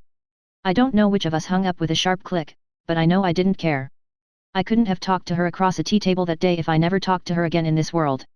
I called Gatsby's house a few minutes later, but the line was busy. I tried 4 times, finally an exasperated central told me the wire was being kept open for long distance from Detroit. Taking out my timetable, I drew a small circle around the 3:50 train. Then I leaned back in my chair and tried to think. It was just noon. When I passed the ash heaps on the train that morning I had crossed deliberately to the other side of the car. I supposed there'd be a curious crowd around there all day with little boys searching for dark spots in the dust, and some garrulous man telling over and over what had happened, until it became less and less real even to him and he could tell it no longer, and Myrtle Wilson's tragic achievement was forgotten.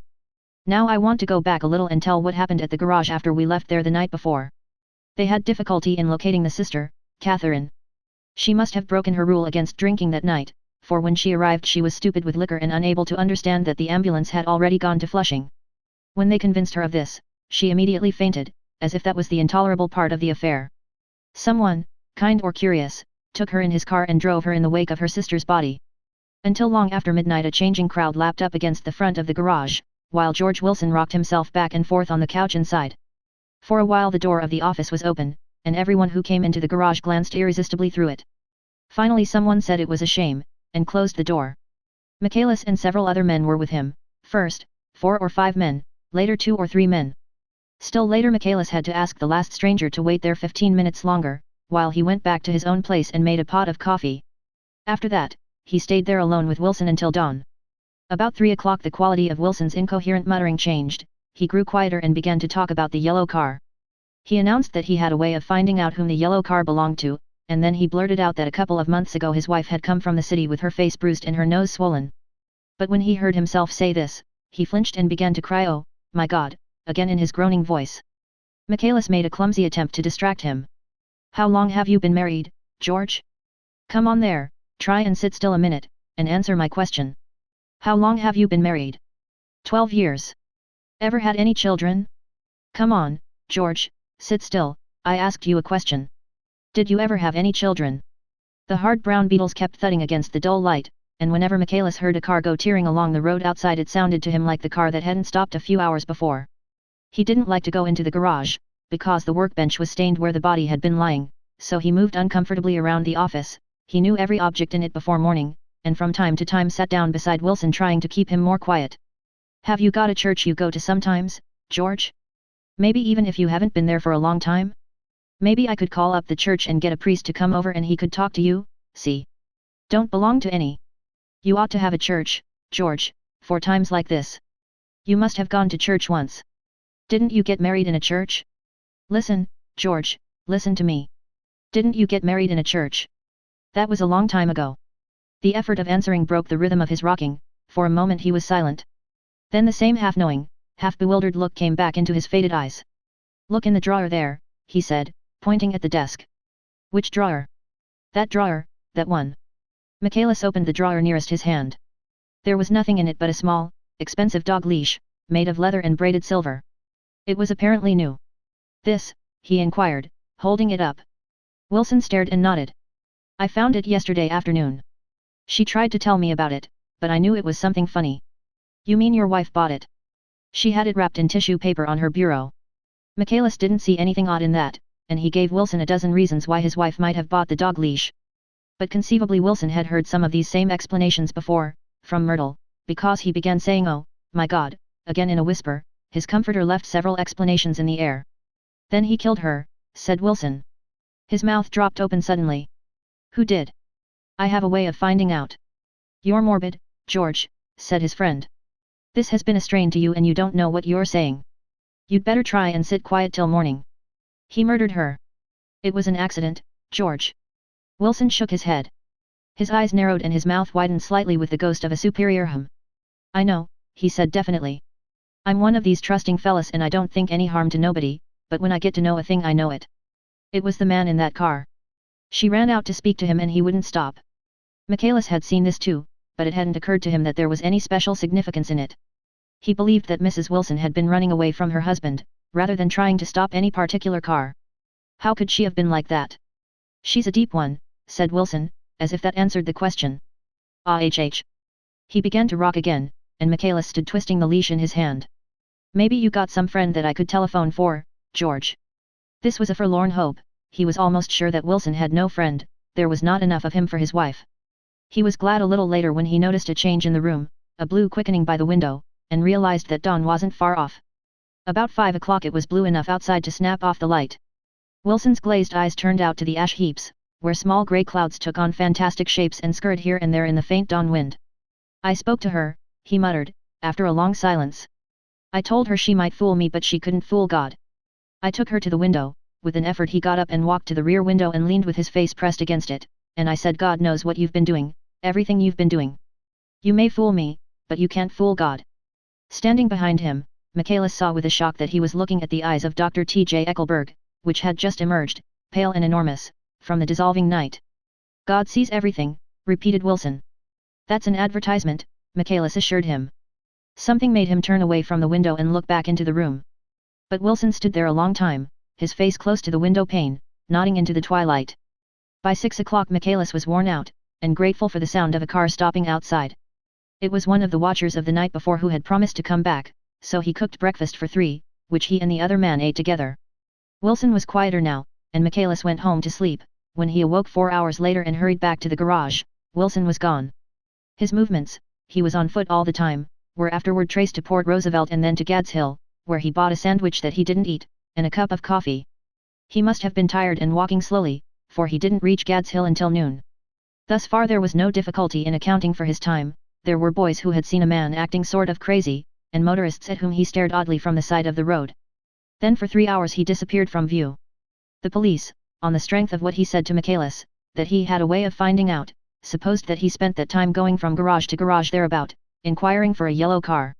On the other hand, no garage man who had seen him ever came forward, and perhaps he had an easier, surer way of finding out what he wanted to know. By 2:30 he was in West Egg, where he asked someone the way to Gatsby's house.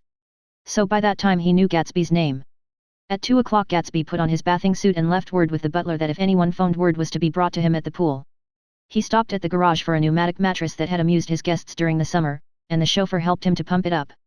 Then he gave instructions that the open car wasn't to be taken out under any circumstances, and this was strange, because the front right fender needed repair. Gatsby shouldered the mattress and started for the pool. Once he stopped and shifted it a little, and the chauffeur asked him if he needed help, but he shook his head and in a moment disappeared among the yellowing trees. No telephone message arrived, but the butler went without his sleep and waited for it until 4 o'clock, until long after there was anyone to give it to if it came. I have an idea that Gatsby himself didn't believe it would come, and perhaps he no longer cared. If that was true he must have felt that he had lost the old warm world, paid a high price for living too long with a single dream.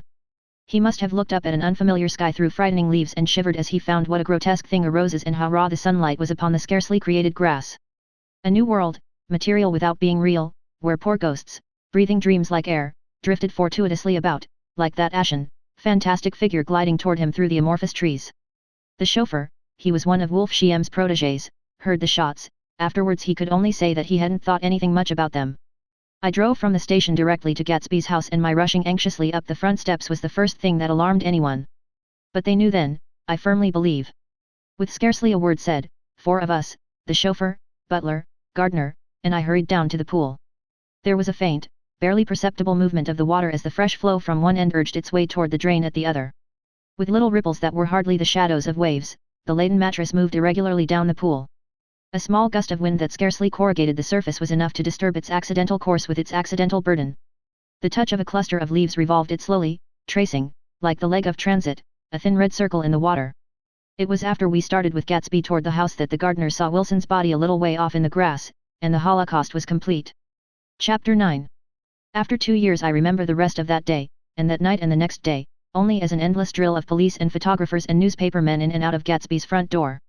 A rope stretched across the main gate and a policeman by it kept out the curious, but little boys soon discovered that they could enter through my yard, and there were always a few of them clustered open-mouthed about the pool. Someone with a positive manner, perhaps a detective, used the expression madman as he bent over Wilson's body that afternoon, and the adventitious authority of his voice set the key for the newspaper reports next morning. Most of those reports were a nightmare, grotesque, circumstantial, eager, and untrue. When Michaelis's testimony at the inquest brought to light Wilson's suspicions of his wife, I thought the whole tale would shortly be served up in racy pasquinade, but Catherine, who might have said anything, didn't say a word. She showed a surprising amount of character about it too, looked at the coroner with determined eyes under that corrected brow of hers, and swore that her sister had never seen Gatsby, that her sister was completely happy with her husband, that her sister had been into no mischief whatever. She convinced herself of it, and cried into her handkerchief, as if the very suggestion was more than she could endure. So Wilson was reduced to a man deranged by grief in order that the case might remain in its simplest form. And it rested there. But all this part of it seemed remote and unessential. I found myself on Gatsby's side, and alone. From the moment I telephoned news of the catastrophe to West Egg Village, every surmise about him, and every practical question, was referred to me.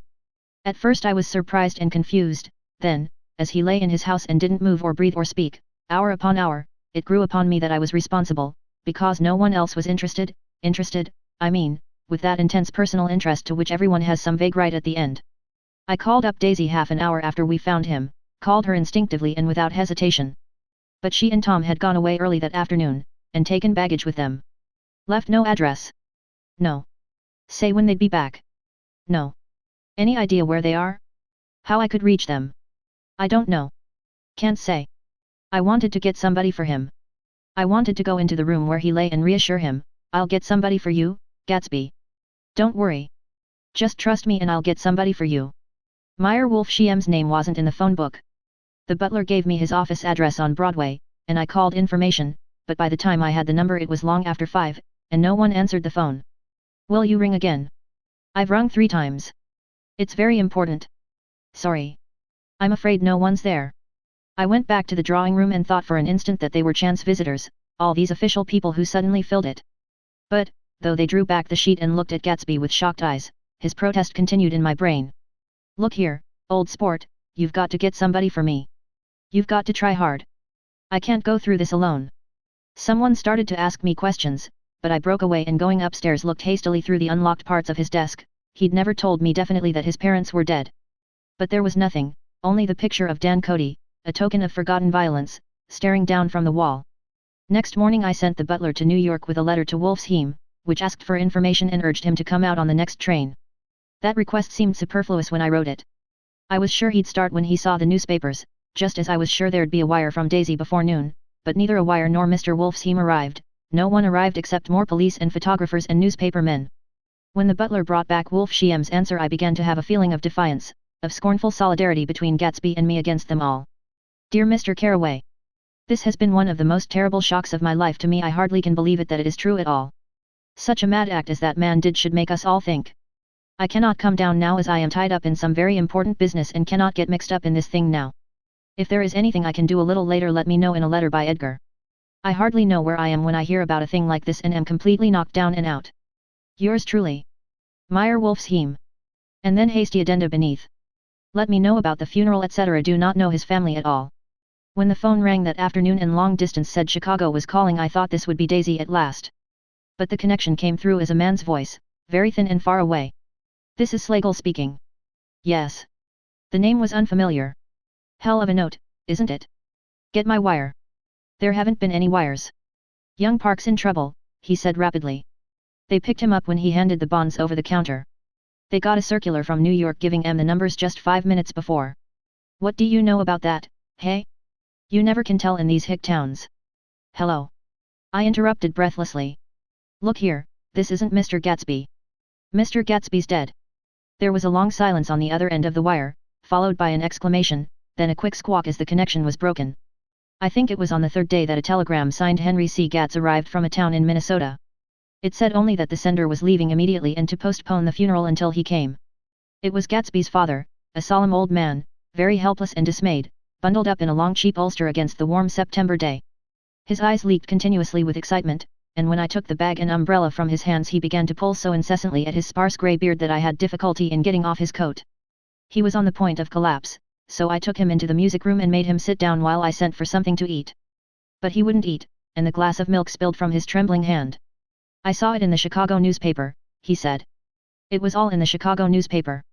I started right away. I didn't know how to reach you. His eyes, seeing nothing, moved ceaselessly about the room. It was a madman, he said. He must have been mad. Wouldn't you like some coffee? I urged him. I don't want anything. I'm all right now, Mr. Caraway. Well, I'm all right now. Where have they got Jimmy? I took him into the drawing room, where his son lay, and left him there.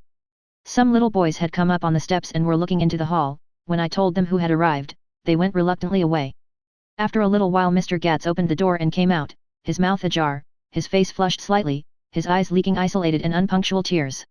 He had reached an age where death no longer has the quality of ghastly surprise, and when he looked around him now for the first time and saw the height and splendor of the hall and the great rooms opening out from it into other rooms, his grief began to be mixed with an odd pride. I helped him to a bedroom upstairs. While he took off his coat and vest I told him that all arrangements had been deferred until he came. I didn't know what you'd want, Mr. Gatsby. Gatz is my name. Mr. Gatz. I thought you might want to take the body west. He shook his head. Jimmy always liked it better down east. He rose up to his position in the east. Were you a friend of my boys, mister? We were close friends. He had a big future before him, you know. He was only a young man, but he had a lot of brain power here. He touched his head impressively, and I nodded. If he'd have lived, he'd have been a great man. A man like James J. Hill. He'd have helped build up the country. That's true, I said, uncomfortably. He fumbled at the embroidered coverlet, trying to take it from the bed, and lay down stiffly, was instantly asleep. That night an obviously frightened person called up, and demanded to know who I was before he would give his name. This is Mr. Caraway, I said. Oh. He sounded relieved. This is Clip Springer. I was relieved too, for that seemed to promise another friend at Gatsby's grave. I didn't want it to be in the papers and draw a sightseeing crowd, so I'd been calling up a few people myself. They were hard to find. The funeral's tomorrow, I said. 3 o'clock, here at the house. I wish you'd tell anybody who'd be interested. Oh, I will, he broke out hastily. Of course I'm not likely to see anybody, but if I do. His tone made me suspicious. Of course you'll be there yourself. Well, I'll certainly try. What I called up about is... Wait a minute, I interrupted. How about saying you'll come? Well, the fact is, the truth of the matter is that I'm staying with some people up here in Greenwich, and they rather expect me to be with them tomorrow. In fact, there's a sort of picnic or something. Of course I'll do my best to get away. I ejaculated an unrestrained hey, and he must have heard me, for he went on nervously. What I called up about was a pair of shoes I left there. I wonder if it'd be too much trouble to have the butler send them on. You see, they're tennis shoes, and I'm sort of helpless without them. My address is care of BF. I didn't hear the rest of the name, because I hung up the receiver. After that I felt a certain shame for Gatsby. One gentleman to whom I telephoned implied that he had got what he deserved. However, that was my fault, for he was one of those who used to sneer most bitterly at Gatsby on the courage of Gatsby's liquor, and I should have known better than to call him. The morning of the funeral I went up to New York to see Meyer Wolfsheim. I couldn't seem to reach him any other way. The door that I pushed open, on the advice of an elevator boy, was marked the Swastika Holding Company, and at first there didn't seem to be anyone inside. But when I'd shouted hello several times in vain, an argument broke out behind a partition, and presently a lovely Jewess appeared at an interior door and scrutinized me with black hostile eyes. "Nobody's in," she said. "Mr. Wolf Shiem's gone to Chicago." The first part of this was obviously untrue, for someone had begun to whistle the rosary, tunelessly, inside. "Please say that Mr. Carraway wants to see him. I can't get him back from Chicago, can I?" At this moment a voice, unmistakably Wolf Shiem's, called Stella, from the other side of the door. "Leave your name on the desk," she said quickly. "I'll give it to him when he gets back. But I know he's there." She took a step toward me and began to slide her hands indignantly up and down her hips. "You young men think you can force your way in here any time," she scolded. "We're getting sick and tired of it. When I say he's in Chicago, he's in Chicago. I mentioned Gatsby. OH. She looked at me over again. "Well, you just, what was your name?" She vanished. In a moment Meyer Wolfsheim stood solemnly in the doorway, holding out both hands. He drew me into his office, remarking in a reverent voice that it was a sad time for all of us, and offered me a cigar. "My memory goes back to when first I met him," he said. "A young major just out of the army and covered over with medals he got in the war. He was so hard up he had to keep on wearing his uniform because he couldn't buy some regular clothes.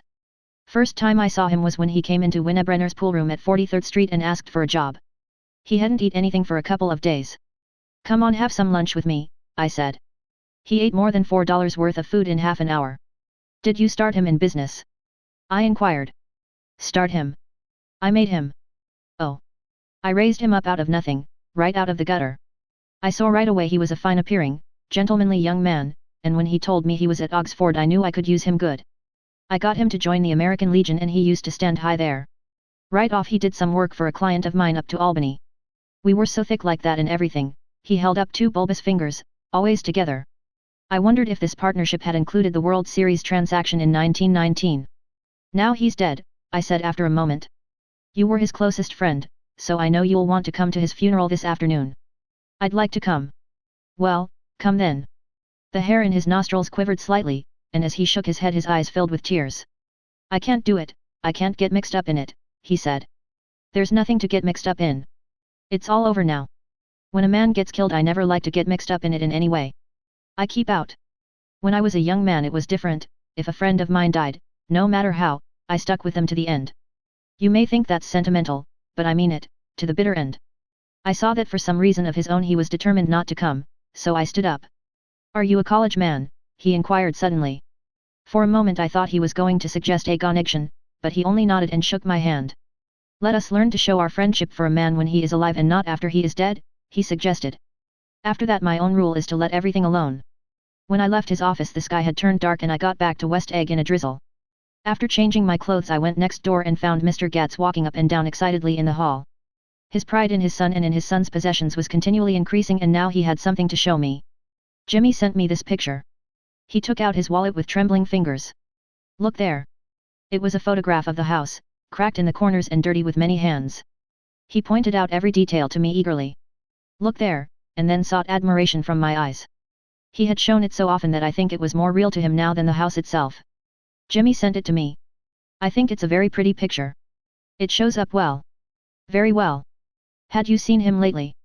He come out to see me 2 years ago and bought me the house I live in now. Of course we was broke up when he run off from home, but I see now there was a reason for it. He knew he had a big future in front of him. And ever since he made a success he was very generous with me."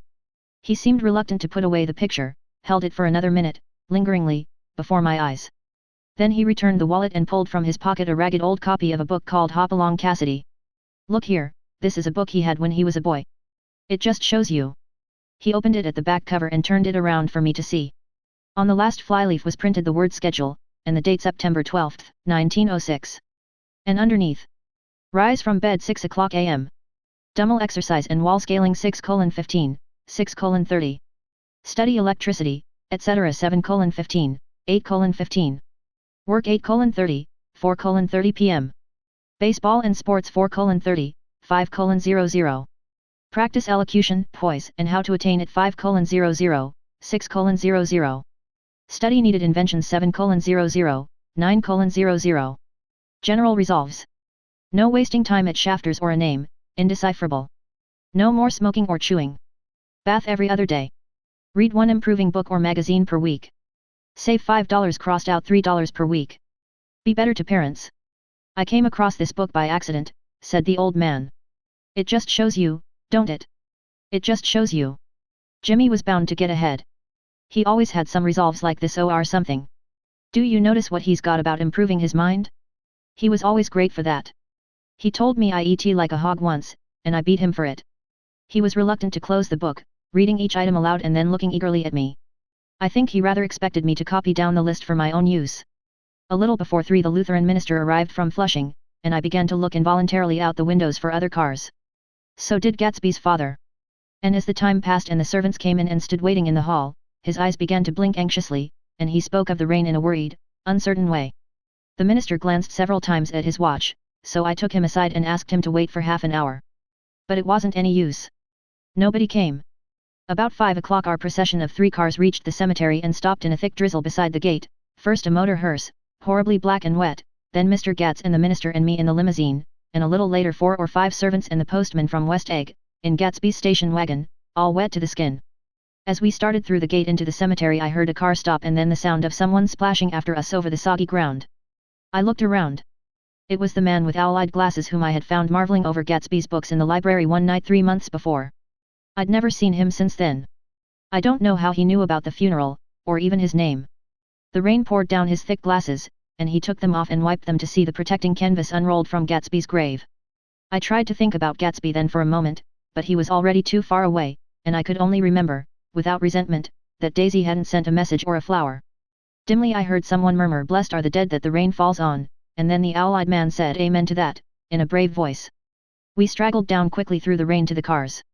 Owl Eyes spoke to me by the gate. "I couldn't get to the house," he remarked. "Neither could anybody else." "Go on," he started. "Why, my God, they used to go there by the hundreds." He took off his glasses and wiped them again, outside and in. "The poor son of a bitch," he said. "One of my most vivid memories is of coming back west from prep school and later from college at Christmas time. Those who went farther than Chicago would gather in the old dim Union Station at 6 o'clock of a December evening, with a few Chicago friends, already caught up into their own holiday gaieties, to bid them a hasty goodbye. I remember the fur coats of the girls returning from Miss This or That's and the chatter of frozen breath and the hands waving overhead as we caught sight of old acquaintances, and the matchings of invitations. Are you going to the Ordways, the Herseys, the Schultzes, and the long green tickets clasped tight in our gloved hands? And last the murky yellow cars of the Chicago, Milwaukee, and St. Paul Railroad looking cheerful as Christmas itself on the tracks beside the gate. When we pulled out into the winter night and the real snow, our snow, began to stretch out beside us and twinkle against the windows, and the dim lights of small Wisconsin stations moved by, a sharp wild breeze came suddenly into the air. We drew in deep breaths of it as we walked back from dinner through the cold vestibules, unutterably aware of our identity with this country for one strange hour, before we melted indistinguishably into it again. That's my Middle West, not the wheat or the prairies or the lost Swede towns, but the thrilling returning trains of my youth, and the street lamps and sleigh bells in the frosty dark and the shadows of holly wreaths thrown by lighted windows on the snow. I am part of that, a little solemn with the feel of those long winters, a little complacent from growing up in the Caraway house in a city where dwellings are still called through decades by a family's name. I see now that this has been a story of the West. After all, Tom and Gatsby, Daisy and Jordan and I, were all Westerners, and perhaps we possessed some deficiency in common which made us subtly unadaptable to Eastern life. Even when the East excited me most, even when I was most keenly aware of its superiority to the bored, sprawling, swollen towns beyond the Ohio, with their interminable inquisitions which spared only the children and the very old, even then it had always for me a quality of distortion. West Egg, especially, still figures in my more fantastic dreams. I see it as a night scene by El Greco, 100 houses, at once conventional and grotesque, crouching under a sullen, overhanging sky and a lustreless moon. In the foreground 4 solemn men in dress suits are walking along the sidewalk with a stretcher on which lies a drunken woman in a white evening dress. Her hand, which dangles over the side, sparkles cold with jewels. Gravely the men turn in at a house, the wrong house. But no one knows the woman's name, and no one cares. After Gatsby's death the East was haunted for me like that, distorted beyond my eyes' power of correction. So when the blue smoke of brittle leaves was in the air and the wind blew the wet laundry stiff on the line I decided to come back home. There was one thing to be done before I left, an awkward, unpleasant thing that perhaps had better have been let alone. But I wanted to leave things in order and not just trust that obliging and indifferent sea to sweep my refuse away. I saw Jordan Baker and talked over and around what had happened to us together, and what had happened afterward to me, and she lay perfectly still, listening, in a big chair. She was dressed to play golf, and I remember thinking she looked like a good illustration, her chin raised a little jauntily, her hair the color of an autumn leaf, her face the same brown tint as the fingerless glove on her knee. When I had finished she told me without comment that she was engaged to another man. I doubted that, though there were several she could have married at a nod of her head, but I pretended to be surprised. For just a minute I wondered if I wasn't making a mistake, then I thought it all over again quickly and got up to say goodbye. Nevertheless you did throw me over, said Jordan suddenly. You threw me over on the telephone. I don't give a damn about you now, but it was a new experience for me, and I felt a little dizzy for a while. We shook hands. Oh, and do you remember, she added, a conversation we had once about driving a car? Why, not exactly. You said a bad driver was only safe until she met another bad driver? Well, I met another bad driver, didn't I? I mean it was careless of me to make such a wrong guess. I thought you were rather an honest, straightforward person. I thought it was your secret pride. I'm 30, I said. I'm 5 years too old to lie to myself and call it honor. She didn't answer. Angry, and half in love with her, and tremendously sorry, I turned away. One afternoon late in October I saw Tom Buchanan. He was walking ahead of me along Fifth Avenue in his alert, aggressive way, his hands out a little from his body as if to fight off interference, his head moving sharply here and there, adapting itself to his restless eyes. Just as I slowed up to avoid overtaking him he stopped and began frowning into the windows of a jewelry store. Suddenly he saw me and walked back, holding out his hand. What's the matter, Nick? Do you object to shaking hands with me? Yes. You know what I think of you. You're crazy, Nick, he said quickly. Crazy as hell. I don't know what's the matter with you. Tom, I inquired, what did you say to Wilson that afternoon? He stared at me without a word, and I knew I had guessed right about those missing hours. I started to turn away, but he took a step after me and grabbed my arm. I told him the truth, he said. He came to the door while we were getting ready to leave, and when I sent down word that we weren't in he tried to force his way upstairs. He was crazy enough to kill me if I hadn't told him who owned the car. His hand was on a revolver in his pocket every minute he was in the house, he broke off defiantly. What if I did tell him? That fellow had it coming to him. He threw dust into your eyes just like he did in Daisy's, but he was a tough one. He ran over Myrtle like you'd run over a dog and never even stopped his car. There was nothing I could say, except the one unutterable fact that it wasn't true. And if you think I didn't have my share of suffering, look here, when I went to give up that flat and saw that damn box of dog biscuits sitting there on the sideboard, I sat down and cried like a baby. By God it was awful. I couldn't forgive him or like him, but I saw that what he had done was, to him, entirely justified. It was all very careless and confused. They were careless people, Tom and Daisy, they smashed up things and creatures and then retreated back into their money or their vast carelessness, or whatever it was that kept them together, and let other people clean up the mess they had made. I shook hands with him, it seemed silly not to, for I felt suddenly as though I were talking to a child. Then he went into the jewelry store to buy a pearl necklace, or perhaps only a pair of cuff buttons, rid of my provincial squeamishness forever. Gatsby's house was still empty when I left, the grass on his lawn had grown as long as mine. One of the taxi drivers in the village never took a fare past the entrance gate without stopping for a minute and pointing inside, perhaps it was he who drove Daisy and Gatsby over to East Egg the night of the accident, and perhaps he had made a story about it all his own. I didn't want to hear it and I avoided him when I got off the train. I spent my Saturday nights in New York because those gleaming, dazzling parties of his were with me so vividly that I could still hear the music and the laughter, faint and incessant, from his garden, and the cars going up and down his drive. One night I did hear a material car there, and saw its lights stop at his front steps. But I didn't investigate. Probably it was some final guest who had been away at the ends of the earth and didn't know that the party was over. On the last night, with my trunk packed and my car sold to the grocer, I went over and looked at that huge incoherent failure of a house once more. On the white steps an obscene word, scrawled by some boy with a piece of brick, stood out clearly in the moonlight, and I erased it, drawing my shoe raspingly along the stone. Then I wandered down to the beach and sprawled out on the sand. Most of the big shore places were closed now and there were hardly any lights except the shadowy, moving glow of a ferryboat across the sound. And as the moon rose higher the inessential houses began to melt away until gradually I became aware of the old island here that flowered once for Dutch sailors' eyes, a fresh, green breast of the New World.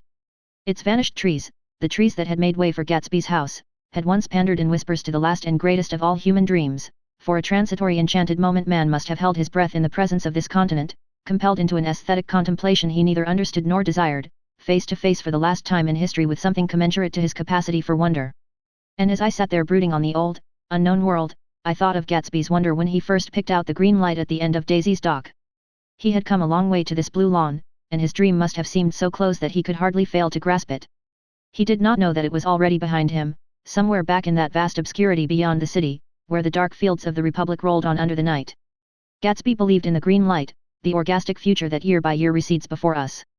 It eluded us then, but that's no matter, tomorrow we will run faster, stretch out our arms further. And one fine morning. So we beat on, boats against the current, borne back ceaselessly into the past.